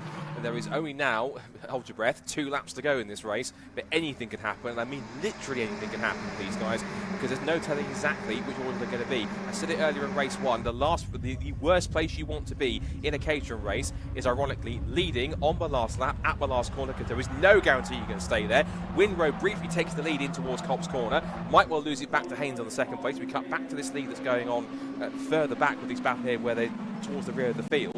We really want to see the leaders once again, because that's the closest fight at the front. So come back towards it. There they are, between Maggots and Beckett. It's side by side between Winrow, who was leading a moment ago. Now he's back to 4th, behind Elwood, and also Clark, and also leader Haynes. It changes, you've got, not kidding, corner by corner, these positions are changing, and there's still a lap and a half to go. Somehow they're going to have to sort out this lot in some kind of order to get a 1, 2, 3 on the podium. I'm trying to figure out where you want to be on the last lap. I think you want to be 3rd on the Wellington Straight. I think that's the prime position. Double slipstream, round the outside into Brooklands. Oh, Elwood, speaking of on the outside, locks up again. He's been locking up a lot through some of the fast corners as well, like Stowe, like Maggots and Beckett. Both sides he's been locking up as well, so I don't think it's a flat spot. I think it's just a braking issue. That will put him right back into the next pack of cars, where Kramer is up the inside as well. Oh, clatters into another car, and that one goes around as well. That was the 50 of McCall. Yes, it was, wasn't it? Yeah, and I think the 150 was the one that he clattered wheels with first, Paul Goldstein. So it's all sort of unravelling a bit here for Elwood. They will pick their way through the Caterham spare parts bin that's been left down at Abbey Corner. And Stephen Clark's found his way back to the front of the field. Yeah, Elwood is just not going his way, is it? One of those races, from the moment the lights went out, he's been facing adversity, and to win this race now, it's going to be a heck of a final lap and a half to put himself back in position.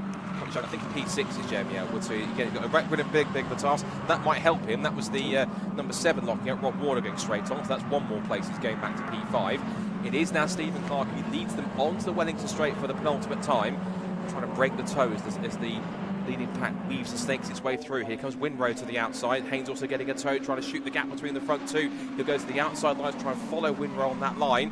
Big lock up again for Winrow, but he does hold the place, going round the outside of Brooklands. So he will lead them across the line, at least it seems though he will, because he might lose it back to Stephen Clark if he gets a good run off the corner. Elwood's a tiny couple of car lengths back from 4th placed Harry Kramer. So if he tries to latch on, he might have a possible opportunity to get close again. Hold your breath then. Final lap of the race, and as they come across the line, does Wimra lead the way across the line? He does, but just by 21 thousandths of a second. 3 wide again down towards Copse Corner, and it was Wimra leading. It's now once again Max Haynes through Copse Corner once more. Kramer onto the back of them. And looks at Elwood. He's trying to go with them as much as he can. There might be 2x2 down towards Maggis, Beckett and Chapel. You always want to look through this race through your hands, because there's so much going on. Which way you look in terms of battles, you don't want to see what the result is until they cross the line. But these 4 are going to go at it. Possibly Elwood in there too as well. These guys are going to go at it all the way to the checkered flag. Yep, down the hanger straight then for the final time. It's Stephen Clark with an advantage at the moment. Is he far enough ahead to defend that lead into Stowe Corner, though? Surely not. Here comes Max Haynes to his outside. Winrow going with him. Haynes then to the lead. Car off in the background through Beckett's. It's avoided the barriers, though, thankfully. Winrow will, I think, go second, but I don't think Stephen Clark will be too disappointed about losing this ground, because he knows he'll get the slipstream later in the lap. Elwood is there in 4th. Kramer's 5th. It's a 5-car fight for the lead into the club chicane. Oh, and on the inside line it will be, I think, the 99 of Max Haynes that hangs on for now. Elwood on the outside. Now, he might be able to generate some momentum here to go around the outside of Clark for 3rd. He has now. I said 3rd place on the Wellington Straight is the place to be. Has Elwood put himself in prime position? We're a couple of corners away from the Wellington Straight, but when we get there, he could still be a factor for the win. If Jamie Elwood wins this, I'll be absolutely astonished. They're going to go on to the last So will half Jamie of Elwood. I think so will everybody at this point. So Max Haynes leads it then with half a lap to go. It's still Winrow in 2nd place. Here comes Elwood to the outside line to take 2nd. Tries to dart to the inside. Can't do it because he's got Stephen Clark right there, but he does defend the position. Now this is going to be the crunch point here. How good is the exit of these guys out of the left-hander, out of the loop and on towards the Wellington Straight for the final time? Look through your hands, breathe in, cross everything so we get through this cleanly and we find a winner somehow. Onto the Wellington Straight for the final time. Haynes is in that unenviable position. There's a car off at the chicane in the mix towards the battle end of the 150s. He's now side by side for 3rd, but here goes Ben Winrow to the outside. He's very close under brakes and looking around the outside. Big lockup. Can he hold on to it? He'll have the inside line for Luffield. Can't get it stopped. And so it will be Max Haynes who goes back into the lead. Now he might possibly lose out on the sprint to the flag.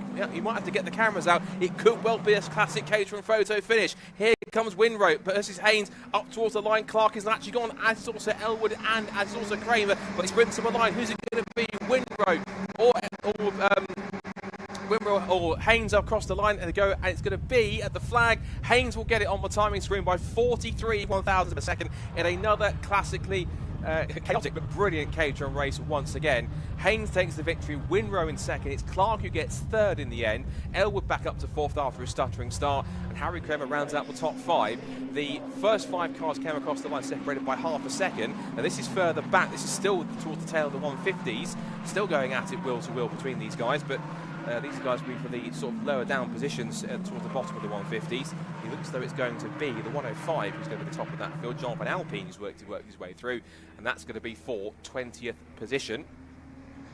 We're still waiting also for the 135s to come through. Last time they came across the line, it was going to be McEwing who led from Merritt and Derry at the line. John Van Alpine leads the next pack of cars coming through. This is the further back, more cars battling amongst each other. This is, I think, further back in the 135s, and across the line for the 135s, and it is going to be Merritt, I think, from Hapgood and Derry, because Tom McEwing's gone. No, McEwing is there, forgive me. He's just several cars ahead because he's managed to really charge ahead, so he's got the victory, and it looks like it's going to be, I think, possibly Merritt, Clarkson from Merritt, I think, trying to work out those ones, but it's definitely Tom McEwing who takes the victory. So it's in the 135. So congratulations to him for that one. But that was once again the typical close, tight, exciting, unpredictable Caterham racing at its absolute finest. It certainly was. That was fantastic stuff. 43 thousandths of a second, the winning margin, and also in that race, no track limits penalties. That was nice to see. Yes. It was a genuine fight. They were all warned about track limits at one point or another, but no one actually picked up a penalty, which is good news. So Haynes, Winrow, Clark, the top 3, and Elwood, uncharacteristic result that really for Jamie Elwood. All sort of went wrong at the start, but I don't actually think it would have been much different had he led off the line. I think he would have still found himself probably getting roughed up a little bit in that lead battle. But yeah, it was in the end a win for Elwood this morning, a win for Haynes this afternoon, and championship-wise. Very similar results actually. Elwood's had a win and a 4th, and Haynes a win and a 5th place. So they have come out of Silverstone with pretty much the same amount of points, I would say, well, give or take, slightly more to Elwood, I suppose. You have the stragglers coming home at the end of a breathless race for the Caterham Graduates Championship.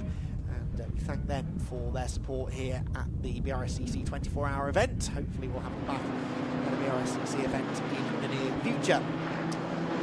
So cars head back to the pit lane. A reminder that that is our final sprint race of the weekend. In fact, it's the final support race, if you like, to the main event. We're going to keep pretty soon. A little bit behind top, probably about 10-15 minutes before the C1s and friends.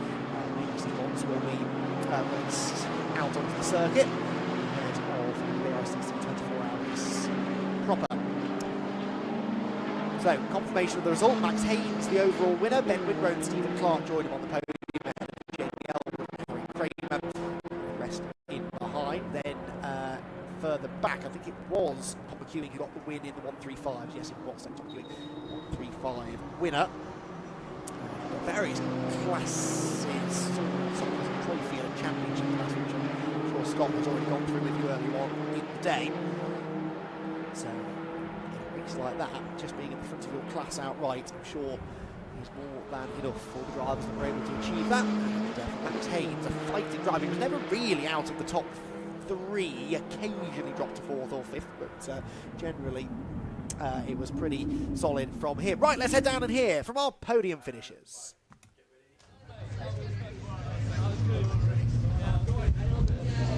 I think at that point, instead of having the 3 cars here, we should have just had all 6 Caterhams. That was fantastic Caterham racing. There's a few things missing, Max. Talk it through. You've got a rear guard missing. You've got a front mud guard missing. What a race. Definitely not my fault. Definitely not my fault. Good, hard Caterham racing. What a race, man. I don't know any other racing that's like that. It's the adrenaline is just full on for 25 minutes, battling like crazy. It's epic. Is there something about this circuit as well that just adds to it? Yeah, I think this circuit's built for faster cars, and so the toe around here is like no other track.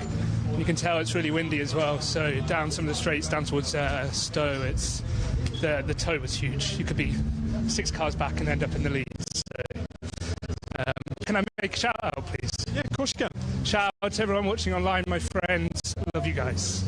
Fantastic. And the rest of the season, so you've got the number 1, another good win, and the rest of the season, get your head down, get more points. Yeah, I don't know if I can do the whole season. Budget is limited, so I'll just take every race that comes to try and win every one. Well, what an advertisement there. This man here has just won an outstanding Caterham race there. Congratulations to Max Haynes. Let's see if I can grab Ben Winrow. Now, you'll notice about this Caterham, 2nd place. OK, you've got a guard missing on the back. Ben Winrow, fantastic race from yourself. How was it? Yeah, fantastic fun from the outset. Chaotic, a lot of slipstreaming. Yeah, great fun. I thought I timed it perfectly. Being 2nd on the final straight. But Max just about hung on the inside. Yeah, great race. And I was saying to Max as well, this circuit kind of lends itself to this particular breed of racing with the slipstreams. It does. It's virtually impossible to break away for the rest of the pack. Even if you're a 2nd faster than the next guy, it's going to be a battle. It's going to be the last lap, probably the last corner that decides it. Absolutely. The rest of the season now, full campaign ahead? Unfortunately not. Only one more race this week, this season at Alton. So yeah, looking forward to that one nonetheless. Definitely, if it's going to produce racing like that, fantastic. A great result for our 2nd place man, Ben Winrow. Stephen Clark, amongst the battle pack, with Max, with Ben, and about a million other Caterhams. Great Caterham racing. How'd you feel? Yeah, that was as close racing as it gets, and it was that for 25 minutes. You know, that is Caterham racing. At one point I was 6th, then I was leading, then I was 4th, 3rd, everywhere in between. So it was a very good race. A very, very good race. Are you doing? A few of the other guys are sort of limited in their campaigns. You doing a full year? Unfortunately not. No, it's. I've just got twin boys, so life's a bit full on. So I've been doing all the 1-day rounds. and then I'll be back next season for a full season. So after having a hands full with the Caterham, you've got to go home and have your hands full even more? Just carnage everywhere.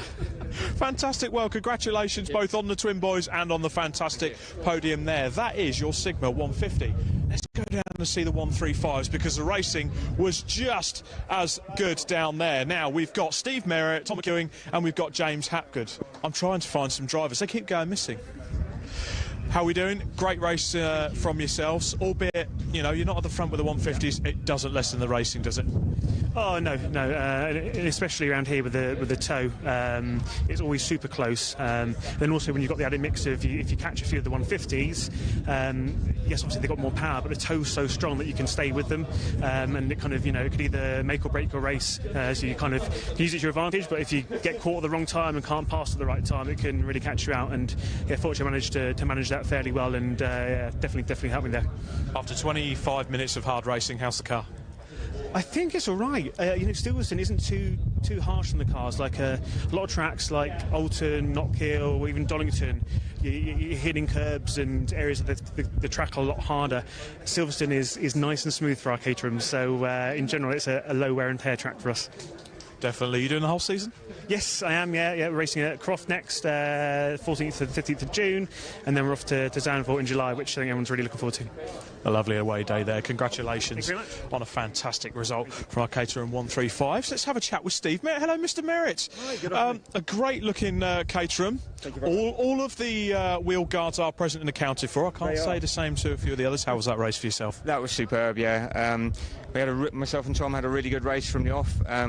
This time the guys behind us didn't give us a break, so we couldn't get away from them. So they gave us some stress for the first few laps as well. But some really nice clean racing. Everyone was rapid and giving enough room.